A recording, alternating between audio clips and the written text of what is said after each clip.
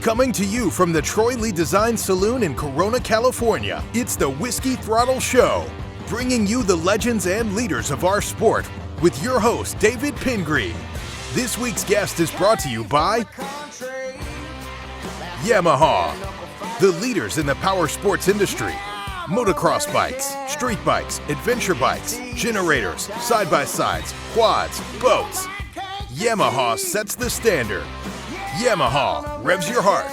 Today's guest is presented by Therabody, the world leader in human performance, wellness, and recovery. The pioneers of percussive therapy, Therabody changed the game with the Theragun device.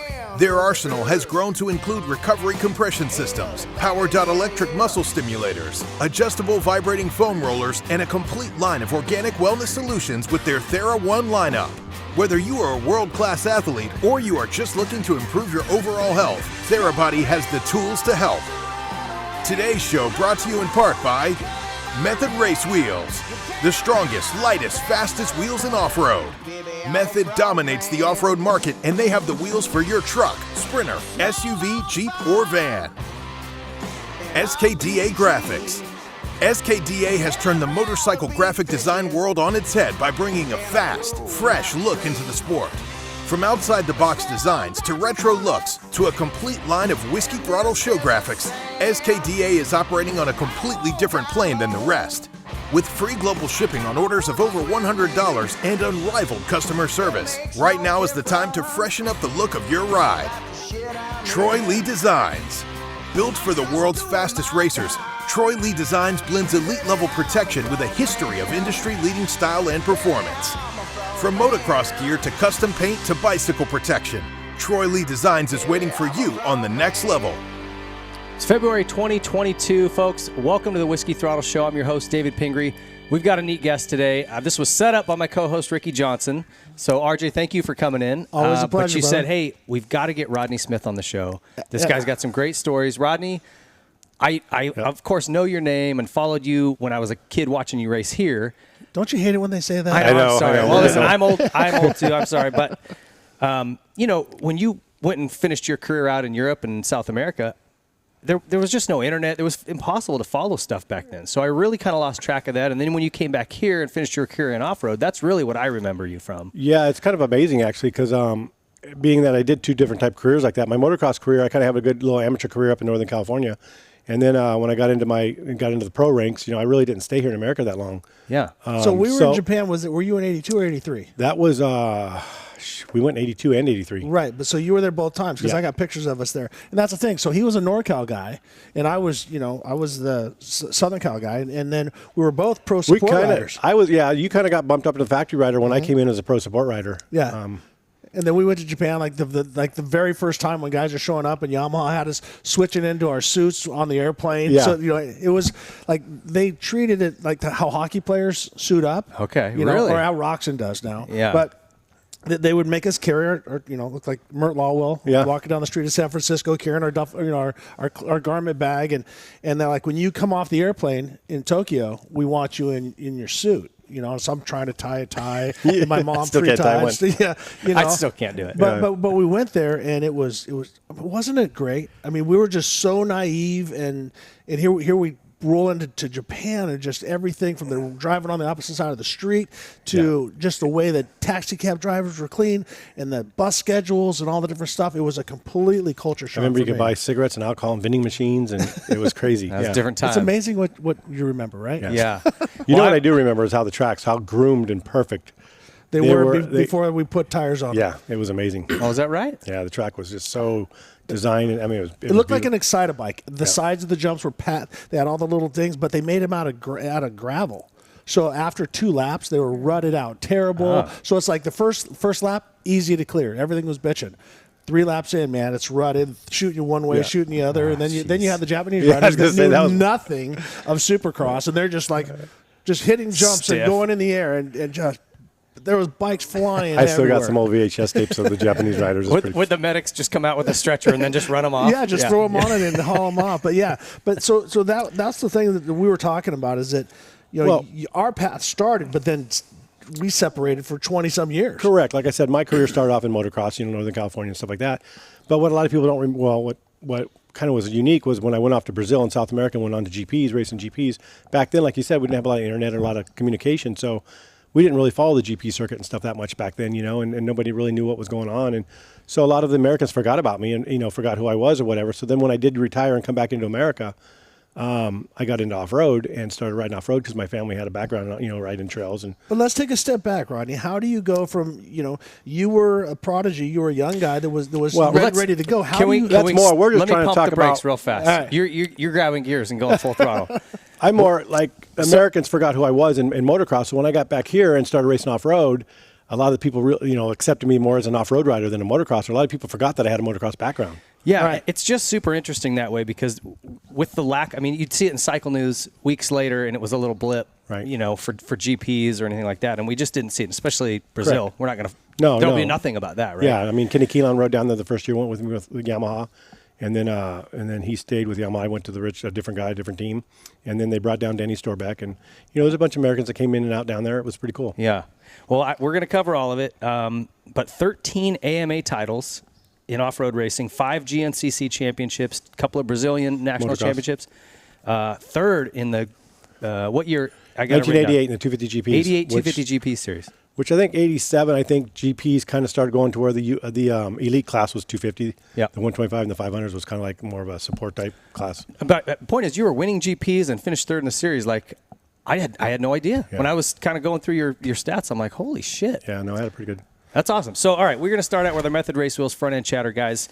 They bring you the lightest, strongest, fastest wheels in off-road racing. So whether you're actually legitimately racing some off-road, which Rick can speak to, or And I'm a method guy. yeah, well, tell us about them. So here's the deal. So when you're racing, a lot of different things are rappening right now. So everybody used to run the beadlocks and stuff like that, extra weight and stuff like that. And so we're up to 40-inch tires in trophy trucks. Now, between BFG and Method, now we're running an 18-inch wheel with no beadlock because once you get over 20 pounds, there's really no need for it. Yeah. So we're running a very, very similar wheel to what you put on what I have on my truck right outside, what you have on your truck outside, but we're not having to run a beadlock. So we're saving that weight, we're saving that cost, and Method is always trying to be better, and sometimes it's not just always stronger, like triple clamps and stuff like that. Sometimes you make it lighter and you gain the performance there because that's unsprung weight. That's when we're going 120 through the whoops. That weight. So if you can imagine taking 20 pounds off of that beadlock, every huge. wheel, Yeah. huge. So Method always leading the way.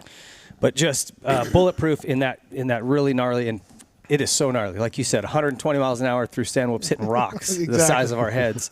Those wheels have to be incredibly strong.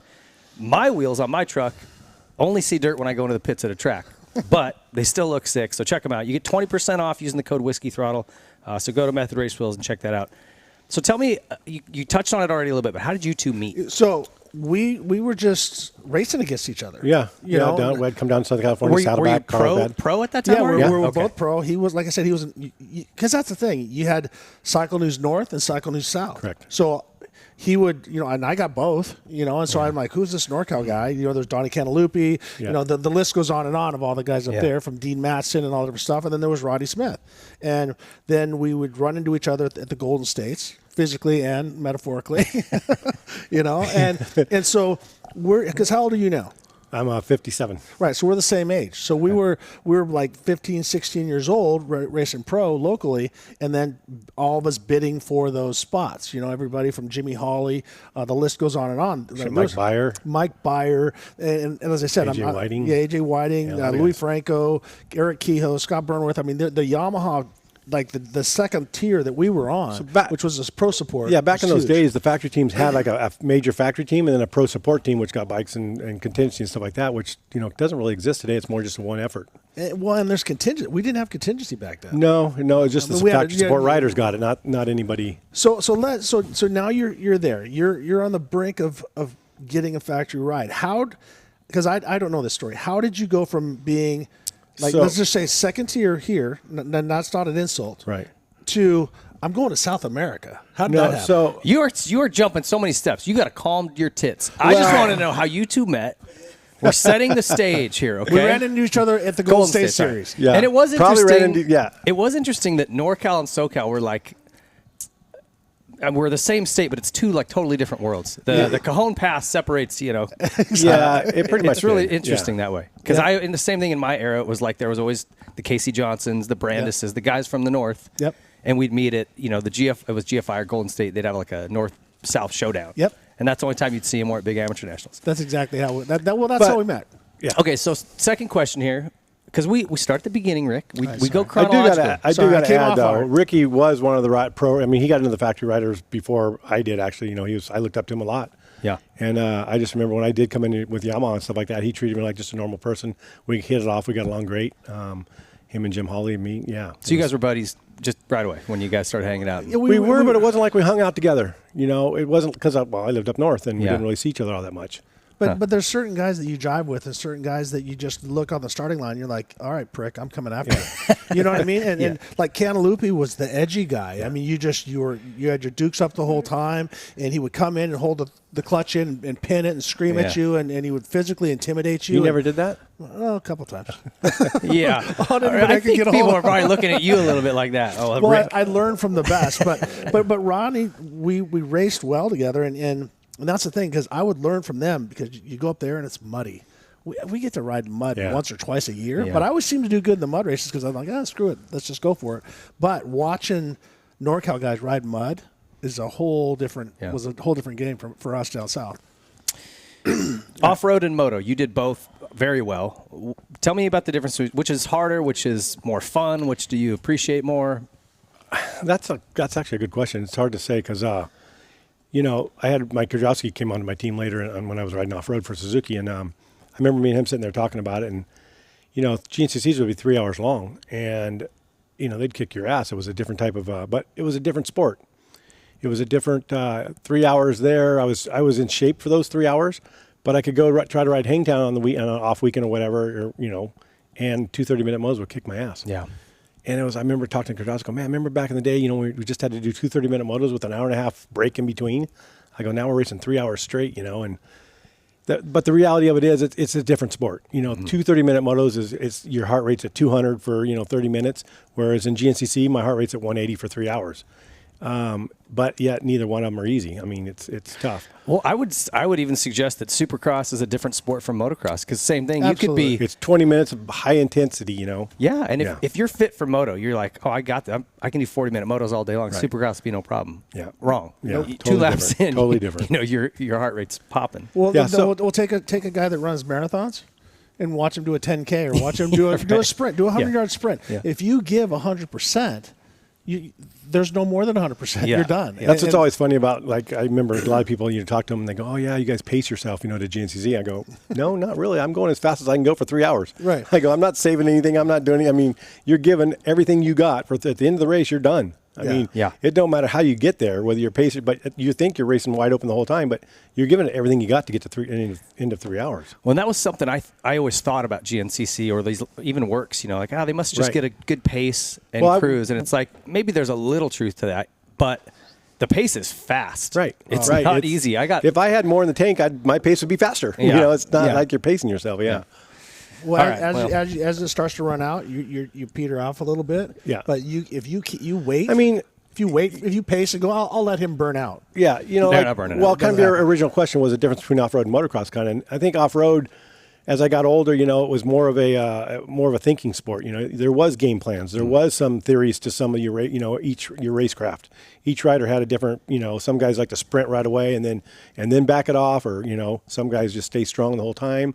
You could kind of have a race strategy at each race. So motocross is kind of just get a good start and do what you can and race wide open and you got a little bit of time to do it in. Yeah. Whereas off-road had a little bit more strategy. So the older I got, it was a little bit more of a game plan and different type of racing. It was fun. Yeah, the pitting for fuel and goggles and that Right. shit and gloves. Even if you figuring needed out them, when or- you're going to pit, Yeah. if you got to do 2 pit stops, if you can get away with just doing 1 and all that kind of theory and strategy involved. Even and we'll talk more about it, but even like the hydration, what are you putting in that, and what are you eating? Correct. You can't go 3 hours with nothing. Correct. No. You'll shrivel up like a raisin. Yeah. Wind up dead next to a palmetto tree or wherever you're riding. Yeah, it depends on where you're at. For your Florida. All right. Well, that was our Method Race Wheels front end chatter segment to get us started. Go over to whiskeythrottleshow.com. We got a bunch of merch, new stuff over there. Motul wash buckets, beanies, flasks, the whole deal. Cool stuff. And I want to give a shout out to Danny, I'm going to mess up his last name, Kagaris and Greg, a couple of Montana boys. We had one of our new sponsors, Custom Outfitters, have a 44-foot trailer stolen out of his lot. And I posted something and said, hey, be on the lookout for this rig. It was stolen, and you guys found him.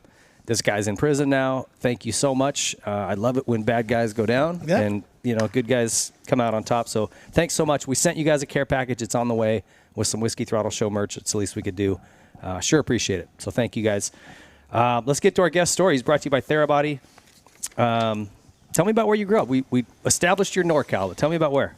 Concord, out in the Bay Area. Okay. Yep. I grew up there until I was like 13, 14. Then my parents moved out to Antioch, which is just over the hill from, not very far away. And yeah, Concord's, I don't know, I guess back then, but was there open area to ride and stuff around Concord? No, I don't remember much. I was pretty young then.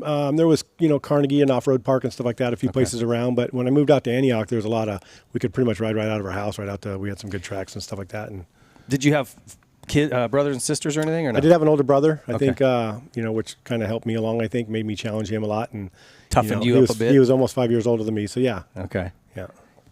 I like that. Do you have brothers? I have a sister, which was 4 years older, and she was a lot bigger than me. And the reason I don't mind scrapping is because I got my ass kicked a lot when I was a kid. By a girl. By a girl. Yeah. So how'd you guys get introduced to bikes? You said you have some off-road background.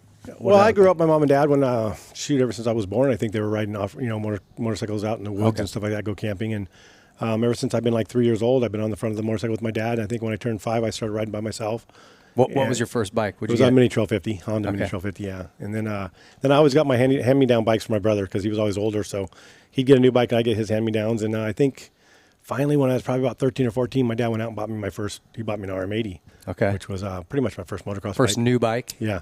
That had to be a pretty good feeling. Yeah, it was cool. When you get that new bike, man, and do you remember the smell? I'd go into I was a dealership in Montana, Sports City Cyclery, and I'd walk in and that smell of fresh Kawasaki's, I was just like, it was like intoxicating, man. I don't know. It's probably bad chemicals they use in manufacturing that I'm smelling, but did you guys have any memories like that of first bikes or dealership smells? Well, I can remember that I would go down to a place called Valley Honda in El Cajon, and so I would go and they have signs everywhere. Do not sit on the bike. Yeah. I sat on everything, and so I get yelled at and stuff like that. But I would just think, and I feel the grips and like the little tits on it and stuff like that. And I'd look at it and you roll it back and forth. It doesn't squeak, and just everything is so brand new. And I remember when my first bike, my first XR75 came back because it got to be new because I got a GT60 first. But it was used. Mm-hmm. But when you get a new bike, it just you're just like, oh my god! And then your first scratch, you're like just broken your heart. I was a short guy, so my boot would scrape the back fender every time I kicked my leg around. I'm like, damn it! Yeah, I think a different era, but I think we grew up in a great era of motorcycles. I think the best, just because of the evolution of the bike. How much it changed from time we started riding to today. It seems like. Today, my 2008 Suzuki is the same as a 22 Suzuki almost. They're not much different. But back then, there was so much more technology. Every year, you couldn't wait for something to come out new to see what was going to be different. And even racing involved. The different type of racing and stuff. When I grew up, back at the very beginning, I remember because up in Northern California, I do scrambles, rough scrambles, and that's kind of how motocross kind of got started here. A lot of the kids today don't realize that. But it came from flat track and scrambles to evolve into motocross and we got to kind of go through that and see it. It was a cool era. Well, I was the same way. I started racing TT. Yep. No front brake. Take the fender off and come in and slide that thing around. Here's another thing I remember being a kid: Preston Petty. We all had the Preston Petty front mud. You had to have that mud flap on little rubber. Yeah, and then we'd have the football crossbar bolted on our helmet. We didn't have full face helmets. Yeah. I just Troy's got one of Magoo's helmets over here that's got that plastic bolt-on piece, and I'm like. No, he's talking a football guard. No, the football guard. Like a football guard. The old football guard. And then we would put the tape. Exactly. And then you tape it so it wouldn't hit you in the teeth. No, that's what we did. That was like the main thing. Everybody did it. Watch on any Sunday for the 100th time. Yeah. And watch the guy with the dog. And he's got a bunch of the desert racers had that. That was the first open full face helmets. When you guys also had so much open land to ride on back then, and culturally motorcycles were. Well, just accepted. You know what I mean? Like they weren't though. Not until the movie On Any Sunday came out. Really? For me. I remember being 5, 6, 7 years old, and the movie On Any Sunday came out. We went and watched it and stuff like that. But I remember prior to that, like at school, I didn't tell my friends, that my family rode motorcycles because it Oh, was really? more like we were Hell's Angels. Yeah, You know, Peter if you Fonda rode- and all that stuff. If you rode Yeah. motorcycles, you weren't really accepted into the public. You're like, you were like dirtbags or you were Hell's Angels or whatever. Even though we were just average families going out in the desert, going up in the mountains, going camping and riding, for fun. It wasn't until actually, I think, for me, it was the movie On Any Sunday changed everything. Yeah, changed Wow. that completely. Well, that changed my life, and God rest his soul. Bruce Brown. And I told him he'd embarrass him. Like, the only reason I did what I did was because of your movie. I remember going to On Any Sunday. I'll be short here, but the Evel Knievel movie came out at the same time, and I was just pissed off. And my parents are going, "We're going to see On Any Sunday," and I thought it's like a Sound of Music or something. And I was just livid because we had to drive all the way from El Cajon down to San Diego. And the Evel Knievel movie's on. He's on a motorcycle doing this stuff, and I'm thinking we're gonna walk into this Sound of Music bullshit, and all of a sudden it starts off. The fat guy starts the mini bike, and I'm just like, Tuned was in. cool. I was standing on the seat, and it just like, that's what I want to do. I want to be Malcolm Smith. I want to. I didn't know if I want to be Mert Lawwell. But it was cool how he was added in like a business, like racing was a Yeah. business. Like we weren't just, Yeah. kids out there that were, weren't in shape or doing like that. I mean, it showed more that motorcycle racing was more of a professional sport. Well, and it also showed it wasn't a bunch of Hell's Angels, Correct. whether it was Malcolm or Harvey Mushman. Right, exactly, It yeah. was cool. It was fun. It was a freedom that you only get on a motorcycle. There's no Right. other thing really like it. Well, and that's, Sonny Garcia is a good friend of mine, and he would say, the best thing about motorcycles is you can go from 2 foot to 40 foot in any time you want. You notice I don't do it with this hand, but I do it on the other hand, it's like this. And it's true because, the difference I say between surfing and that is that the jump can sit there for a week, and then I can do it when I want. When that 40-foot wave comes, gotta I wait got for it, yeah. You gotta be ready for I it. got to just go. But yeah, the freedom of it, and in that era, everything from XR75s to two strokes coming into the scene. Right, And then, back to four and strokes now we're again. back to four Yeah. strokes again. So just the evolution of water cooled, upside down forks, suspension, linkage, all this Disc great brakes. twin shock, Yeah. brakes, and all the different stuff. I think we lived in the best time because. We got to see it all evolve. And it got faster. There was like Roger and Joel and Torsten Hallman and all those guys before us. They had to like land on the back wheel and float the front wheel down, or if they landed, boom, Yeah. things would blow up all the time. Mm-hmm. And so we got the era of race as hard as you can. The bike's not going to get tired. Unless Right. you're in Right. Colorado. Yeah. Well, then you jump a little far and you break a wheel. Thanks, man. I really appreciate Yeah. that. You want to just punch me in the face while we're at it? Hey, I broke a bike in half in Phoenix too, so It happens. So when was it on Any Sunday? 75-ish? Yeah. So I was when I was born was 75. So I guess that No, I don't know we're anything. talking different. like 73. Okay. I can't remember exactly. Because I was like 7 years old, and so I'd be 10 at 74. So he No, was you're like right. 70, No, it had to be 73 or 72. 72, Okay. 73. Well, Anyhow, such a cool area. if you haven't seen it on Any Sunday, go buy it. Don't rent it, buy it. Yeah, there's On Any Sunday 1 and 2. Yeah. 2, if I remember right, kind of showed more of a racing side of motorcycles, and On Any Sunday 1 was more of the family and kind of. But number one's the deal. One is It's better, the yeah. one. Yeah. Wardy's clip. Yeah, there's so much good stand-up stuff. wheelie. Yeah. It's all good. Do you play any other sports when you were a kid, or it sounds like you guys were I motorcyclists? did kind of grow up, playing baseball and stuff like that, but I think I played 5 or 6 years of little league or something. I just hated being on a team sport. Yeah. I remember playing freshman football one year, and I think I quit halfway through because I was sitting on the sidelines all the time. Because the other kid had a famous brother ahead of him, so he got favored more than me. It was, I don't know, Yeah. I think I was about 13. I started really putting effort into racing motorcycles. About 13? Yeah. Okay. So were you guys racing prior to that, or just Well, here and there? So I grew up riding in the mountains. My mom, my dad rode. Actually, my mom rode too. We'd go camping on the weekends and riding. And I remember cutting in and riding with my dad on a few enduros because I was too young. I was 12, but I would cut in after the start and ride with him. And I remember there's some pretty cool stories. My dad had a friend, one of my dad's best friends was a flat track racer, a professional. Okay. So we'd go to Sacramento Mile and San Jose Mile and watch him race and stuff. And he'd go riding with us on the weekends and during the week or whatever. And my dad brought up some friends from work one time to go riding up to this place called Stony Ford up in Northern California. And me and my brother showed up. We were with my dad, and we had our bikes. I think I had like a XL 125 Honda or something like that. And these other guys all unload their bikes, and friends of my dad's and them from work, and they're like, hey, they asked my dad's buddy to go, hey, what about these kids? What are these kids doing here? Says, don't you worry about those kids. You worry about yourself.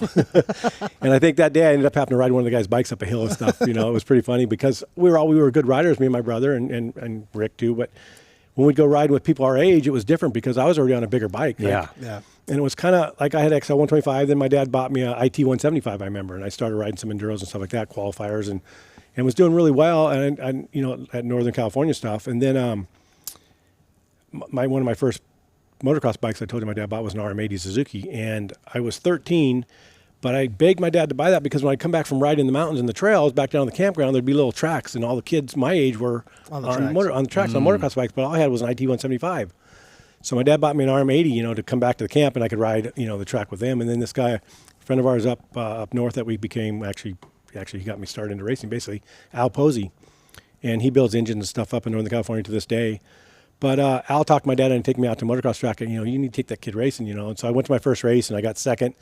Where was it? It was Sand Hill, Northern California. Okay, Sand Hill. Yeah, they still race there. I mean, they did. So there's a new owner. It's called Diablo. I think Diablo Motors. Okay. Diablo. El Diablo. Like yeah. But the original owner, Tom Anderson, passed away here a few years back. Me and Donnie Cantalupi and Brad Lack and everybody went out to his funeral. It was pretty cool. But so I was always on a bigger bike, riding in the mountains and stuff like that. So then I got this RM80 and went out. So for I think it was about a year I got to ride because back then, when you turned 14, you could no longer ride 80s. You had to ride Sportsman, which is bigger bikes, 125. Oh, really? It was even if you were a little guy. No, at 14, you were bumped up to the Sportsman class. And when I first right in that air, they had a 100 class at that time, but then the 100 class quit, so I never got to ride a 100. And how's a factory Yamaha on a 100? Yeah. Yeah. Did you remember a guy? I think it was Todd Provine. Yep. He was a top pro from the East Coast, and he moved out west. And he was going to the same school I was, and I remember hearing all this hype about him, and stuff like that. And then when Rodney's waiting after school, you want to race? Well, so yeah, it pretty much was that for a little bit when we got on 125 and stuff like that, and then I pretty much took over and went on, Yeah. But my story back. So when I had to bump up and ride Sportsman, all I had was my IT 175. So I started riding 250 novice class on a blue IT 175. I rode in the intermediate, 250 intermediates on the same bike.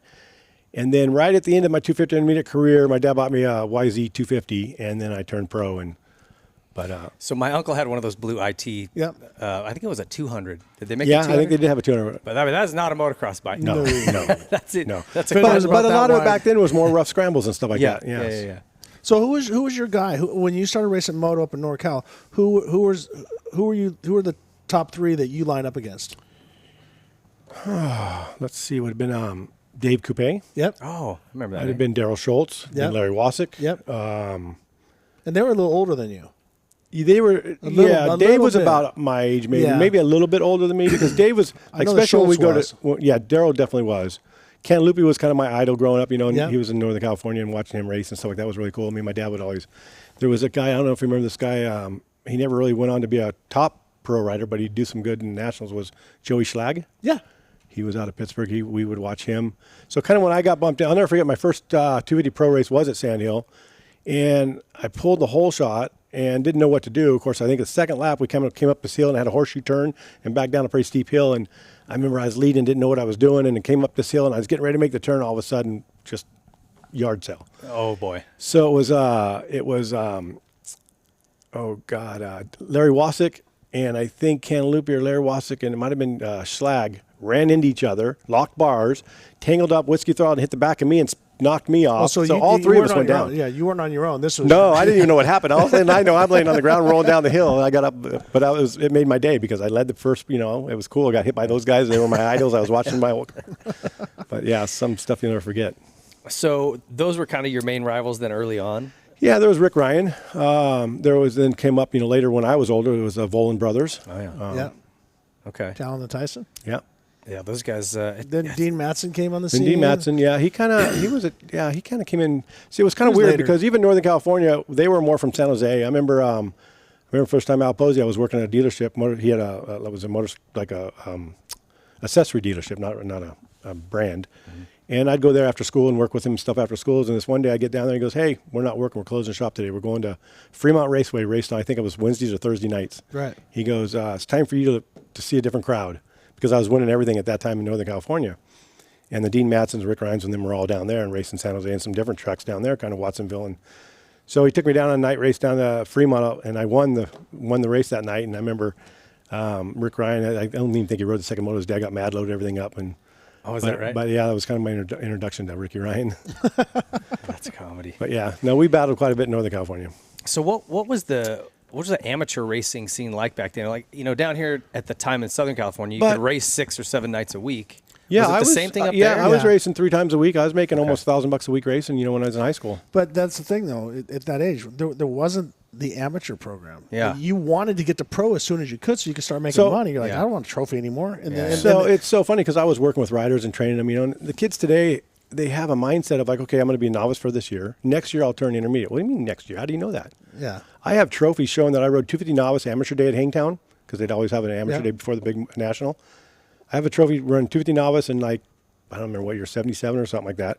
And I have a next year trophy in the 250 expert class. Mm-hmm. So I went from novice to expert in 1 year. Yeah, I didn't ride the intermediate. I did in 3 months. Well, I went novice, intermediate, pro in 3 months. And I pointed out because I was racing all the time, and I wanted to go. I was going to say, I used to call every week. How many points did I got? I need 2 more. Okay, Yeah, you couldn't wait to turn pro. I mean, that was your goal.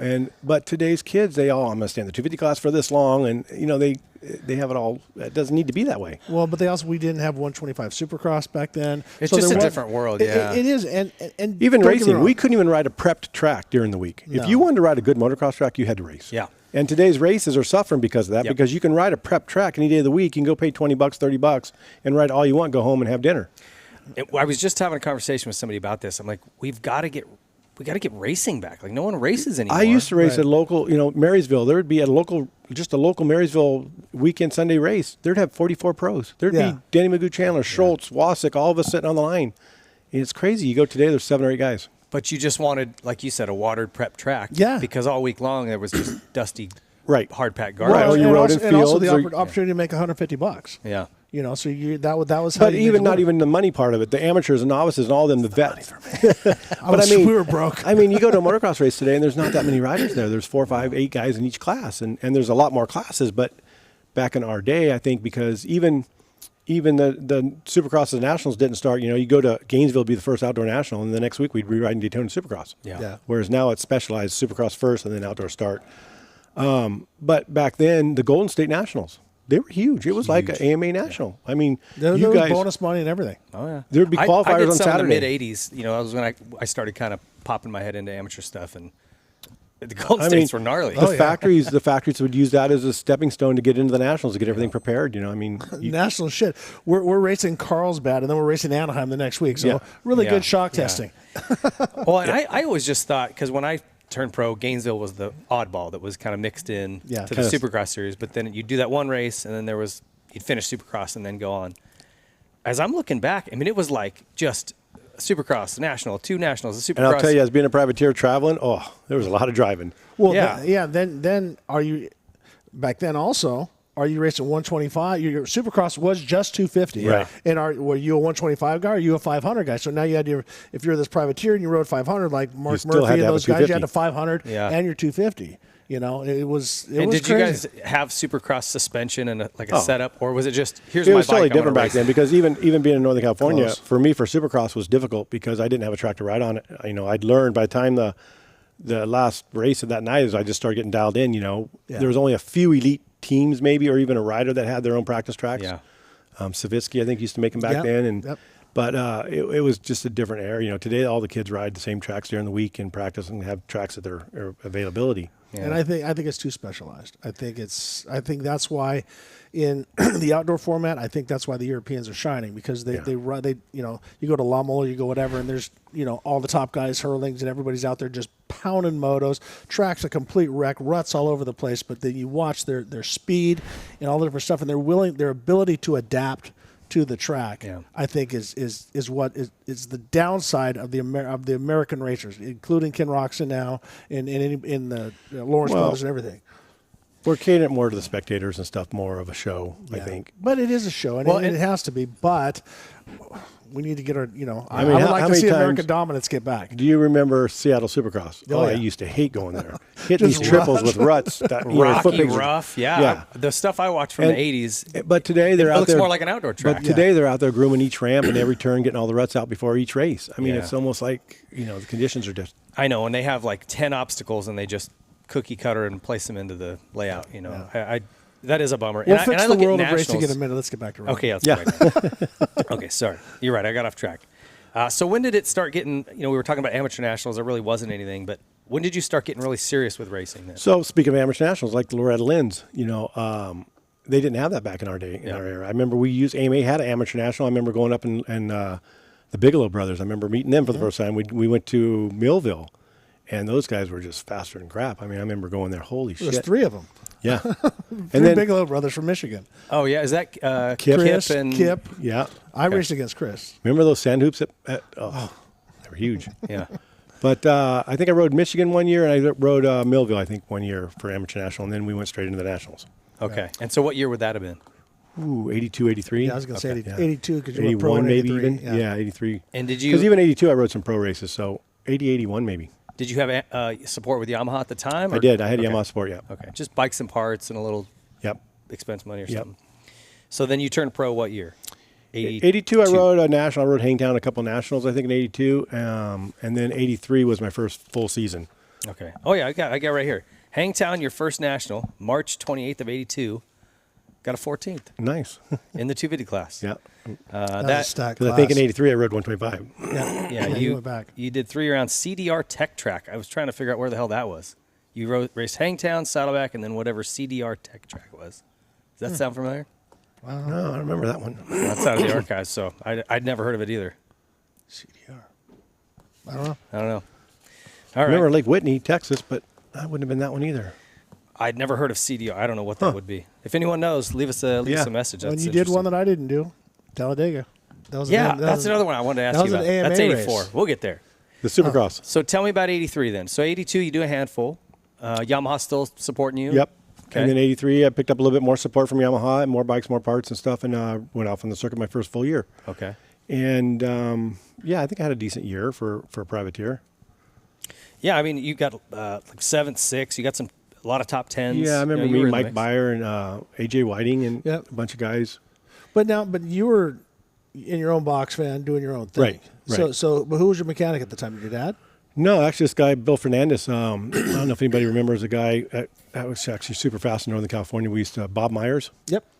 And Bobby Myers went off on the Nationals with a mechanic, his friend Bill Fernandez. And so Bobby had an accident, got hurt back in Texas or Oklahoma on his season and had his leg amputated. So that kind of ended his career. So so Bobby kind of mentally started helping me out, in Northern California. We live in the same town. So he come out and then he hooked me up with his old mechanic, Bill Fernandez. So Bill was my mechanic for the first year, went out on the Nationals. And so he had a little bit of experience and stuff like that. So yeah, it helped. So you got to think about that, where you were 17, 18 years old. Yeah, 18. So he's 18 years old. Been to Japan twice. With a mechanic. Yeah, already been to Japan twice, racing over there, and just go.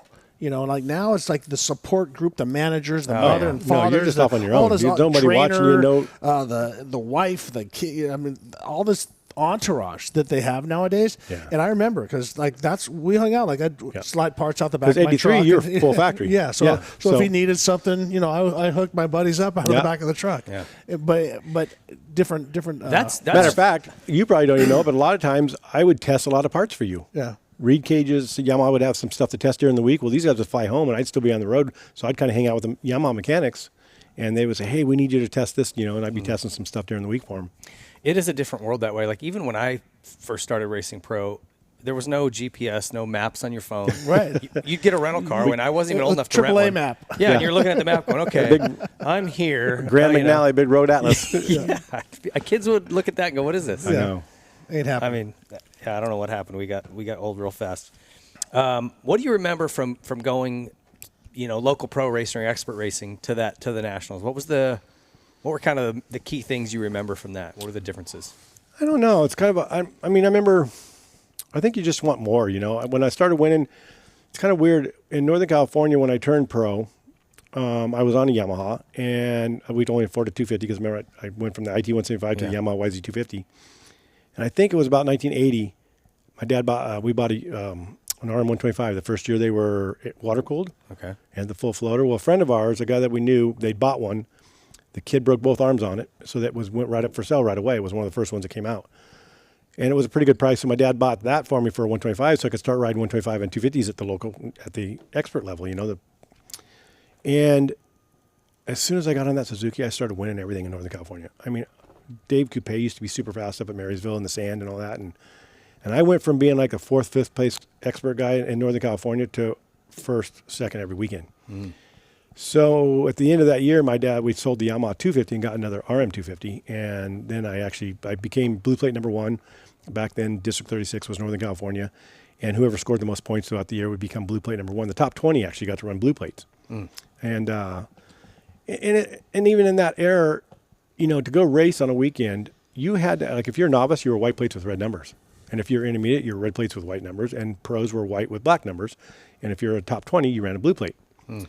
And I remember you had pride. Like if you're driving around through town with your bike in the back and you had white numbers with white plates with black numbers, everybody knew you were somebody. You were an expert. Mm. Today it don't matter. Today everybody runs whatever color they want when they go to a local race. I put red on like I'm a champion. I just screw it. Points later. but it was just like we said. It was a different era. But what? And that's the thing that answering your question about that is.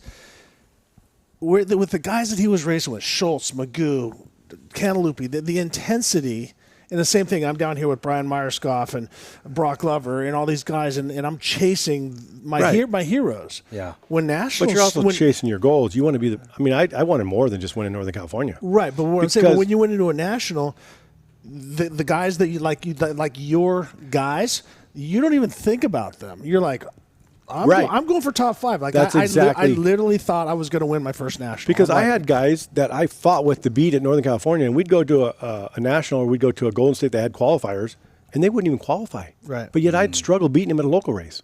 Because it was a different mindset. Yeah. Do you see yourself up front, or do you see yourself, hanging around in the back? And he was one of the guys that, like I said, to get invited to Japan when he's 17. Obviously, Yamaha saw something that he's not just, I'm just kind of screwing around. Yeah. Well, tell me about those Japan trips. We kind of glossed over them, but they used to do a lot of those, and that's one of the biggest regrets. I never got to go. Well, I even got to do a lot of Fukuoka and Tokyo and Osaka, and I just never made it over. I even got to do a lot of stuff with Stu Peters, CMC. He did a supercross in Hawaii. We went to Martinique and St. Thomas and did a bunch of races down there. So he was exploring and doing some races outside of the country. It was pretty cool. But the Japan thing was great because everybody went there full tilt. Yeah. Because Honda had their guys, Cowie had their guys, Yamaha had their guys, Suzuki had their something guys. else I remember that I never knew, and we would take our suspension with us. Yeah. Because even though it might even stock suspension was different than stock suspension from a bike in Japan. Oh, is that right? The bikes in Japan, springs, different. they were all different rates. Probably lighter. And I never knew that back then. You learn, Tracks were slower, guys are smaller. Yeah. I mean, that they had was different settings. Different settings. Huh, that's interesting. Unique. But you would go there and were you guys treated like royalty, like superstars? It was awesome. And Japanese fans, I'll never forget. Shoko, who works here, who was like my biggest fan. She shows up and she has a gift for me. And if you know anything about Trailer, you know who Shoko is. She does all the jerseys and everything. And she's like, she can't speak very good English. She hands me this gift, and I'm like, wow, someone's handing me something. It's not like, give me your jersey, like America, give me your jersey, give me your goggles. She hands it to me, and I open it up, and I'm like, do I open it now? She's like, yeah, please do it. I open it up. I'll never forget. It was a Godzilla toilet paper hanger.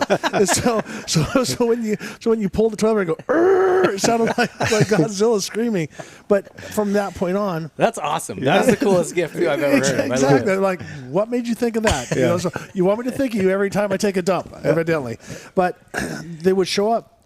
And then have these bitchin' poster boards, like just all dialed in, and they would have the pin ready for you, and you sign it, and then they would on to the next one. That was the same thing when I rode GPs. They were all like all the fans and stuff. It was crazy. And they very polite, very professional, right? Like they would rush you, but they wouldn't touch you. Yeah. And it was trippy because the wave started, man, and they were like meticulous with it, but just the politeness and the crowd would come up, the crowd would come back down and stuff like that. So it was for me. Just the culture, because you grew up in NorCal, there people are a certain way, SoCal a certain way. Japan to this day is probably the most unique country still that I've went to. Is that right? I think so, yeah. I agree. It's not a country I look at to go there for vacation kind of, but if I want to say it was like totally unique and different, Japan was pretty Now, different. and I wanted to ask you this. You've been to Japan. You lived in Brazil. Lived in Italy. You lived in Italy. So you've been all around. Yeah, I think one time I kind of counted, I raced over 50 countries. Which culture was the most difficult? Which one do you enjoy the most? Like the food, I'm a super picky eater. And that's the one thing about Japan. I always go, man, I'd probably struggle. Yeah, Japan was food. tough with me too because I didn't really care for a lot of fish. And Brazil was the best for me. Brazil, definitely the culture, the people, the South America. They wanted to be more like Americans. The lifestyle and everything down there was really neat. Italy was the toughest for me. Really? Yeah, it was just an older lifestyle. I think people my age, I was 25, 26 when I was over there racing GPs, and I was kind of stuck in a small town. And I rode for Rinaldi. I was his first rider. He retired, so it was right when he started, making, satellite team, Michele Rinaldi. But, Who was a god in Italy for sure. Oh, yeah. I mean, Yeah, he was the greatest person to ride for. It was a good story to talk about because it was difficult for me being, the first year on his team, and it was more like I had to ride the bike like he rode it, and so we can get to that a little bit later. Yeah. But Italy was just tough because it was, like I said, I was stuck. Everything was expensive. bored? It was like it was boring. Yeah. It was gas I think was $7 a gallon back then, and I lived in a small little town. And I'd go down to the local corner bar or whatever on a Friday night if I had a weekend off or whatever, and I met a few friends my age, but they'd go down there and they'd drink beers on one side, and their dads would be smoking cigars, playing cards, drinking on the other side. It's not like you go to the beach or you go to the movies or you go bowling or, you go out mountain biking and stuff like that. It wasn't like that. People my age were like already 40 years old, and it was just real slow and real kind of an older lifestyle. And you learned Portuguese. Yeah, I actually learned Italian too, but I've kind of forgot most of my Italian. so let's take a step back. You're on the fast track, crushing everybody in NorCal. You're doing the different stuff. You're Yamaha B team. Yep. And now, boom. Where'd the call come from? How do you end up in Brazil? So You're skipping steps. No, You got- not I'm really. not. Not Wait a really. second. He's You kind of just got. asked him about We're in Italy. 1983. I know, but we were just talking about cultures. We'll get to where you're going, and you can ask. I'll let you ask that question. Can we step This back? is twice you're stumping me. 83. Tell me about the 83 season, and because you raced at some cool places. Some of these are the normal Spring Creek, Gatorback. Yeah, there's only a few that aren't on there, like Troy, Ohio wasn't on there no more, and I think Binghamton, New York. But what the hell was it Talladega? Inside the Speedway? So it was a supercross. It was a one-off or something. I don't remember what it was about. So that in 80, You didn't go? No, I didn't go because it was an AMA event. David Bayle went there with his own bike. Remember? Yeah, he won. So I he do had- remember something about it. Yeah, because the Supercross was separate from it wasn't AMA at that time. Oh, okay. So it wasn't, but this event was just an AMA event. So there was something different about it. Yeah, right. So David, I think there was two of them, maybe. David had to show up. Yeah, I think it was Talladega and somewhere else. Is that David had to show up with his practice bike, stock suspension, because the between the promoters and the agreement that they won't branch off. And so I never raced Talladega. So that was a total one-off event. Was it a fun event? Cool. What do you remember about it? Daytona, I basically. actually think I like Daytona. Like Daytona. Yeah, it was pretty cool being inside the Talladegas, and we'd never been in there. Yeah. But yeah, no, it was cool. I remember. I think I had a pretty good result there. And you got a top 10 at Daytona. That had to feel good. Is Washington, was that Washougal? Probably, yeah. Yeah. Or no, it says Supercross. So Oh, Seattle. Kingdom. Seattle. Okay. That was when it got rough. And Yeah, that's beat one up. of. And rocks and derail chains and all kinds of crazy stuff. So what do you recall from that 83 season? Who was the guys winning that year? I think it was Barnett and Johnny O'Mara. Okay. And Hannah was fast. Yeah, but I don't think he was in No, 125s. Actually, 125s. I no, think Barnett was almost winning every moto back then. Yeah, Barnett was crushed in 81. Well, and then Lachine was on that rotary valve 125. That's Lachine what. was the Yeah, guy. exactly. Lachine, O'Mara, and Ward. Yep. Oh, Buffalo. That was the other one I thought was odd. It was 250 Supercross in Buffalo. Yep. I don't think we've ever been back there. No. I mean, I think I went the next day and rode Budds Creek before it was a national. oh yeah. Budds Creek, Maryland had a big money race. It was $5 a class for me. I went there and won all three classes on Sunday after that Saturday night race. I think I didn't do no good at the Supercross, so I went there to make some money. All right. So what about the following year? So Still in Yamaha? 83, I had a pretty decent. What did I end up overall? I don't have the overall in the Okay. championship. So I think I but, ended up top 10 in the 125 class Okay. overall or something at the end of the year. I had a pretty good amateur career, So for 84, I'm thinking, okay, now I got to start. Now's the time for results. I got potential in 83, so Some 84. experience, yeah. Right. And Lachine was racing that rotary valve 125. It was super fast. And so I was hoping for 84 we'd get a good bike. And, 84 came around and the Yamaha 125 we struggled. We struggled hard. And I actually got a little better deal and stuff with Yamaha. And I was doing more testing and getting more parts and stuff like that. But we were struggling so bad with that 84 125, and I remember Bud Ashland up in Northern California is building all the factory pipes, and so I'd be getting new pipes every week, trying different things and cylinders and heads, and we were just struggling. It was tough, and I got an 84. I had an up and down year. I had some good moto finishes. I was top 3, and then at DNF the next moto, the bike would blow up or something. We'd have trouble, and it was just a long year of just testing and struggling with trying to get the bike we never got it good. So 85, Yamaha just kept telling me into 84, they just kept, hang on, just wait. We got a whole new bike coming out. Just stick with us, through this year. So the 85 comes out, and I'll never forget. It was white. Yeah. That was the big. That was the big change. You're right. You're right. 84 to 85 did go white. Yep. It just went white plastic. But it went downhill. I mean, the 85 Yamaha 125 was the slowest bike I've ever ridden. Is that right? It struggled. It was worse than the 84. And we show up at Gainesville, and it was me and Keith Bowen were the only two guys. And he was factory 125, and I was factory support, and the bikes were so slow. And that was a time when Hondas were bikes. They were really good. So, and then that's when Ronnie switched over to. So here's the reason I went to Brazil. 85, we went to Gainesville, and the bikes, it was just so bad, and I'm like, okay, I can't have another year like 84. It'd be done, Mm-hmm. I went to Daytona, and I think ended up 9th or something like that. Daytona Supercross. Look it up. In 85 somewhere, I did pretty decent. 85 Daytona was 13th. Okay. Oh no, 13th and a 9th. You must have raced there twice. Well, no, it was a 9th and 87. Sorry. In 85, you were 13th at Daytona. Okay, so did have a decent, right? 40-man field. Yeah. Right, which 125, 250s, and 500 riders all together. So it wasn't, I had, showed pretty good there. And I remember in the off season that year, I rode a couple of Golden States in the 500 class, and borrowed my dad's YZ490. And I beat Larson's. Yeah. Phil and Mike Larson's were real fast.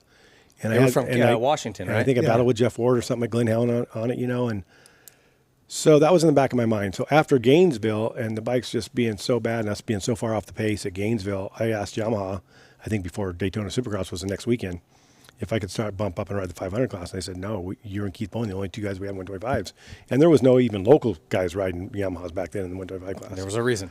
So after the Daytona Supercross, there was a couple of scouts down there looking for riders to go to Brazil. And so that was the reason I ended up going to Brazil. I just didn't want to stay in the States again on a 125 Yamaha and be forced. To me, it would have ended my career. But was there nothing on any other teams? Like it was just everybody was Well, I full? couldn't switch. I was locked in with Yamaha. I was either, and then I actually went to Brazil on Yamaha for Yamaha Japan. So it kind of stayed connected. Okay. I couldn't have done it if I was on any other brand, I'm sure. But you were able to ride a 250 or 500, or what were you riding down there? Same story. We get to Brazil, and they took me and Kenny Keelan. Kenny was, I think, Honda at the time. Honda factory, maybe. What year? 85? No, 85.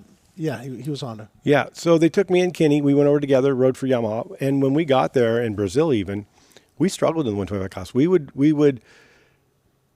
We'd have to have a good day to win. I mean, there's a couple Honda riders down there that were fast, but in the 250 class, we would win easy. It wasn't even we were struggling with the bike.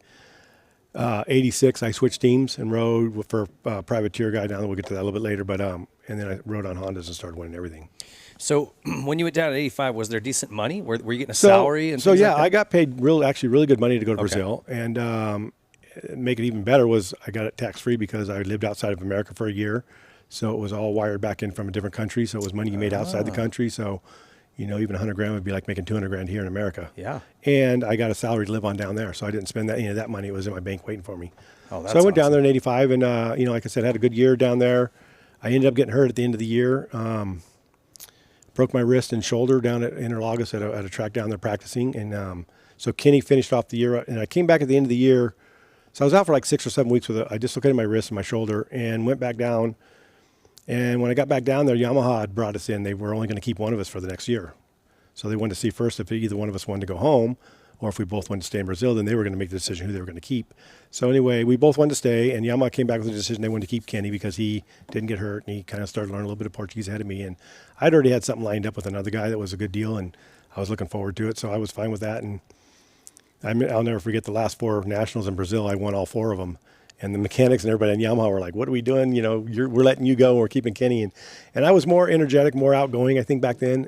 Kenny was more kind of a serious guy and more set in himself and didn't really get out and learn the language and learn the lifestyle of the Brazilians, which I was, which I learned Portuguese real quick. And then I lived with a friend of mine called Cacau, and he just kind of like picked up their lifestyle, and Brazilians started loving me, and my career took off down there. It went really good. Well, you guys were based in Sao Paulo? Yeah.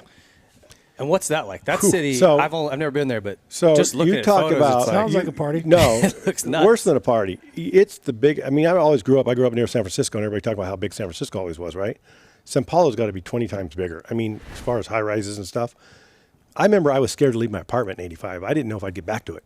You just get lost. You It get was lost. so in it. massive. Yeah, it was crazy. So many people, so many cars, buses, and down there you didn't have the right of way. If you're walking across the street, they'll aim for you. I mean, you're a target.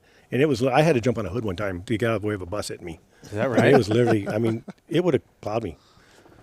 Yeah, third world countries, they're still like that. Yeah. I mean, shit, in Paris, they don't You care. know, They'll run you over. even driving cars, like at night, you don't stop at red lights. I mean, you kind of cruise up through them. If it's clear, you keep going. Yeah. And I found out reason why was up in the big city part, if you stop at a red light, you'll get robbed at Yeah, gunpoint. yeah. So crime is pretty gnarly. So there was times me and Kenny would be driving through the city going somewhere to get something to eat or whatever, and the red light would turn red, and he'd go to stop. There'd be cars and buses behind us. I'm like, go! Or, I mean, they'll plow you. yeah. They're not stopping.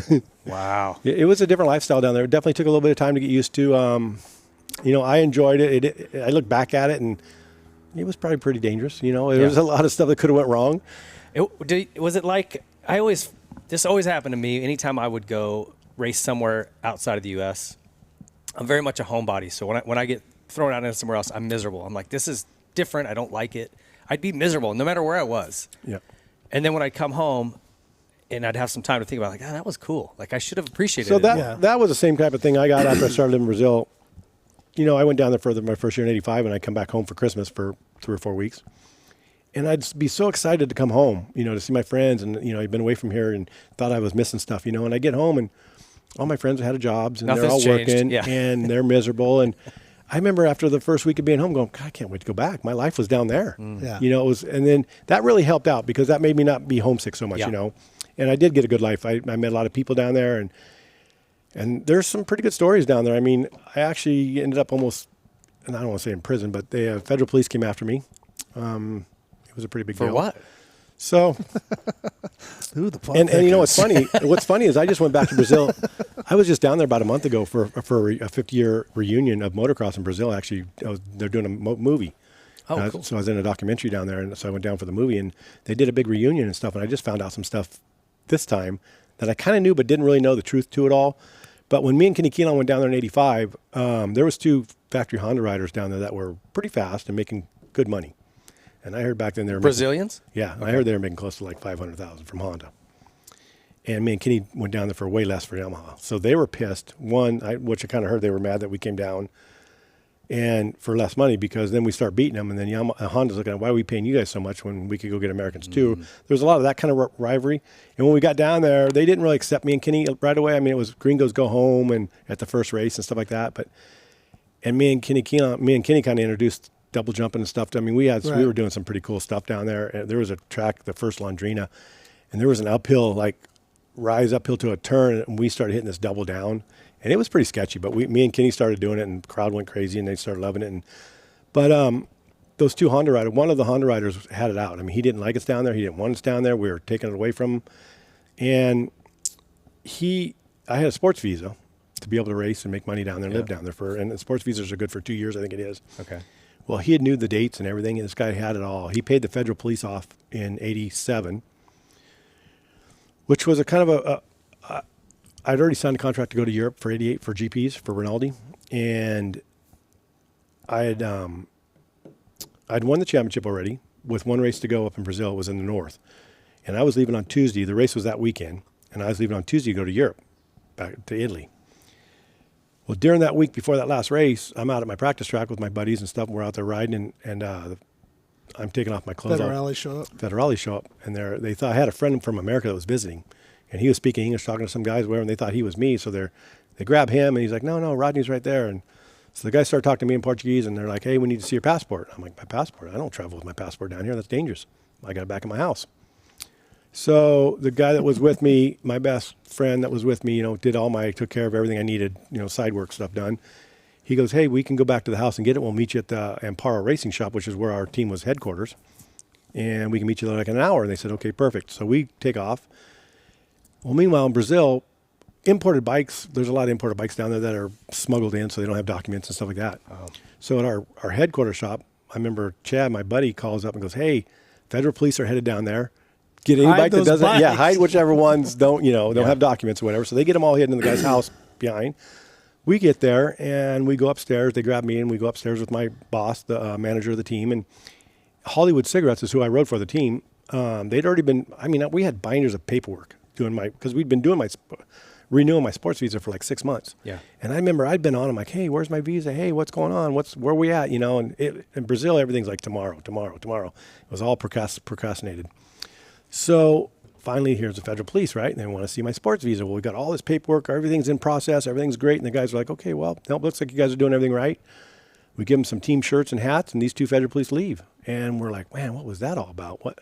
That was weird." They show up out. How do they know to come here?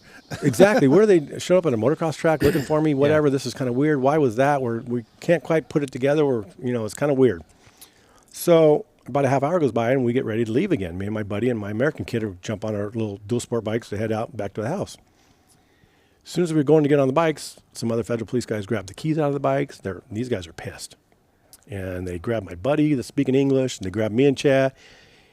Same thing. We have to go right back upstairs with the manager, and there's two young kids and a bigger guy, the main guy of the federal police. And this guy I found out later was the head federal police, and he's the one they paid off. So he takes me upstairs with the manager, and now we're showing him all the same paperwork and all this stuff. And the guys downstairs are going through all the bikes and documents, and they got my buddies. These guys are roughing them up. And at one point, the head guy upstairs tells me to go down to do something. So as I'm coming down the stairs, my buddies are handcuffed to chairs. Oh, no and shit. The guys look at me and go, "Who told you to fucking come down here? Get your ass back up there." And I'm like, "Holy fuck, here I'm 22, 23, and my buddies are all handcuffed, and federal police guys are pissed." So long story short, I'm upstairs with the guy. We have all the paperwork, everything in process, but I'm illegal there without having the sports visa because it's expired. So without having the new visa, I can't be there. So they have to take me up to the headquarters, federal police building up in Sao Paulo, third largest city in the world at the time. I mean, it's huge, and it's 5 o'clock rush hour. So they have to put me in their car, and the siren's on, the whole bit. They're cutting people off, trying to get there. It took us like an hour to get up to the head building. Well, meanwhile, they have my buddy Chad follow because he can take me home. And I'm telling the head guys, I'm talking to the head guys, and I'm like, you guys are doing me a favor, kind of, I didn't want to have to go do this last race. And they kept making it a point I couldn't go to that last race. Whatever you do, you're not, that last race. I go, I don't even want to go. I've already won the championship. I don't need to go to it. I'm leaving Tuesday for Italy I'm racing in Europe next year, so I'm done here. I go, you guys are just making it easier for me, and I'm talking to the guys, having a good, they were nice to me. They didn't treat me bad. And so we get up to almost to the federal police building, and we're cutting through a crosswalk like you'd see on the movies, like 500 people walking across the light, and we kind of cruise through the people with the sirens on. And somebody smacks, bam, and then scared the shit out of me, but scared the cops too. The guy smacked the back window of the car. And I'm like, fuck, what was that? Meanwhile, we pull over at the building. Me and the head guy get out. The car turns around. I don't know what they did. I go inside. He goes, have a seat there. And these ladies are there, the secretaries or whatever. Well, they got to fingerprint me and all this stuff. And they all know who I am because I'm on billboards in the city. So they're booking you in? Like you're being arrested? I had to be fingerprinted, all this shit, in my passport, everything. Yeah, I had to be fingerprinted. I had a 7-day note I had 7 days to leave Brazil, right? And meanwhile, there's billboards. Hollywood Cigarettes has billboards of me up in the city and everything. I was pretty famous down there. Everybody knew me. Well, I'm signing autographs as I'm getting fingerprinted. I'm like this. I'm 22 years old going, oh my God, these people know I'm a hero to them, and I'm signing autographs, but yet I'm getting fingerprinted to go to jail, right? Well, about that time, these two head federal police guys come walking back in with this guy handcuffed, the guy that hit the back of the car. And they go, oi, Rodney, tudo bem? This aqui é cara que roubou sua moto. Yeah. And so in Portuguese, they go, hey, Rodney, is this here the guy that stole your motorcycle? And I'm looking the guy straight in the eyes going, yeah, that's him. They go, see there, you motherfucker? Sit down, you're going to jail for the weekend. You don't mess with the federal police. You have to have respect for us and this and that. And I'm sitting there going, God, just sent this guy to jail. But I'd rather be on their side right now than his. But he's going to come after me, when he gets out. So it was pretty, being 22, and it was pretty. I didn't even tell my parents this story until like 2 years ago. Is that right? Well, it's a good thing. Good thing you spent the money on the police and not some bad guys to have you rolled up. I'm serious. No, so it gets worse than that. No, in those big that's cities. what I'm saying. No, so it's so bad that the head federal police guys. We had a friend that was smuggling in back then fax machines from Paraguay or Uruguay, right, different country, and he did a bad deal with the police. They set him up a sting. And they almost killed our friend. I mean, they took him out and electrocuted him underwater and stuff like that. They almost killed him. Wow. And it was the same guy. Wow. So more to the story. So I get done being fingerprinted. I get let go. Tuesday, I leave and go to Italy. I'm in Italy for 4 or 5 months, and we on the GP season. And there's a 2-month break in the season in the summer. My my boss, the rich guy that had the team, he calls me up and goes, "Hey, why don't you come back to Brazil for the vacation? I'll pay for your flight. You come in here. You can go to a couple races, sign autographs, hang out with it." Because I still race with the Brazilian with his magazine. He was a publisher, so he had a bunch of magazines in Brazil. That's what made me famous. Was he had Car and Driver, he had team magazines. I was actually in Playboy magazine down there. Oh yeah, they did an article on me. Yeah, it was not Playgirl. It was Full Playboy. full frontal nude. Spread your butt cheeks like Mike Honcho. Yeah, no, it wasn't Playgirl. That'd been Playgirl. No, I was actually. It was me, a hang glider, and someone else. And I wish I actually had a copy of that magazine, but I don't. So anyway, I said, yeah, I'd love to come back to Brazil because I was hating Italy anyhow. It was slow and had nothing to do. So I flew back to Brazil, and I landed in Sao Paulo, and I'm in the line, passport line, and I get a tap on my shoulder. And I turn around, and it's the head guy. "Oh, yeah, do you remember me?" He go, "Hey, Rodney, remember me?" The same guy that picked you up in the field? Yeah, the head guy. No, not the guy that picked me up in the field. He was picked you up. He was the head federal police guy, and he taps me on the shoulder and goes, "Hey, Rodney, remember who I am?" And I'm like, "Oh, yeah." He goes, "Well, don't worry, you're part of the family now."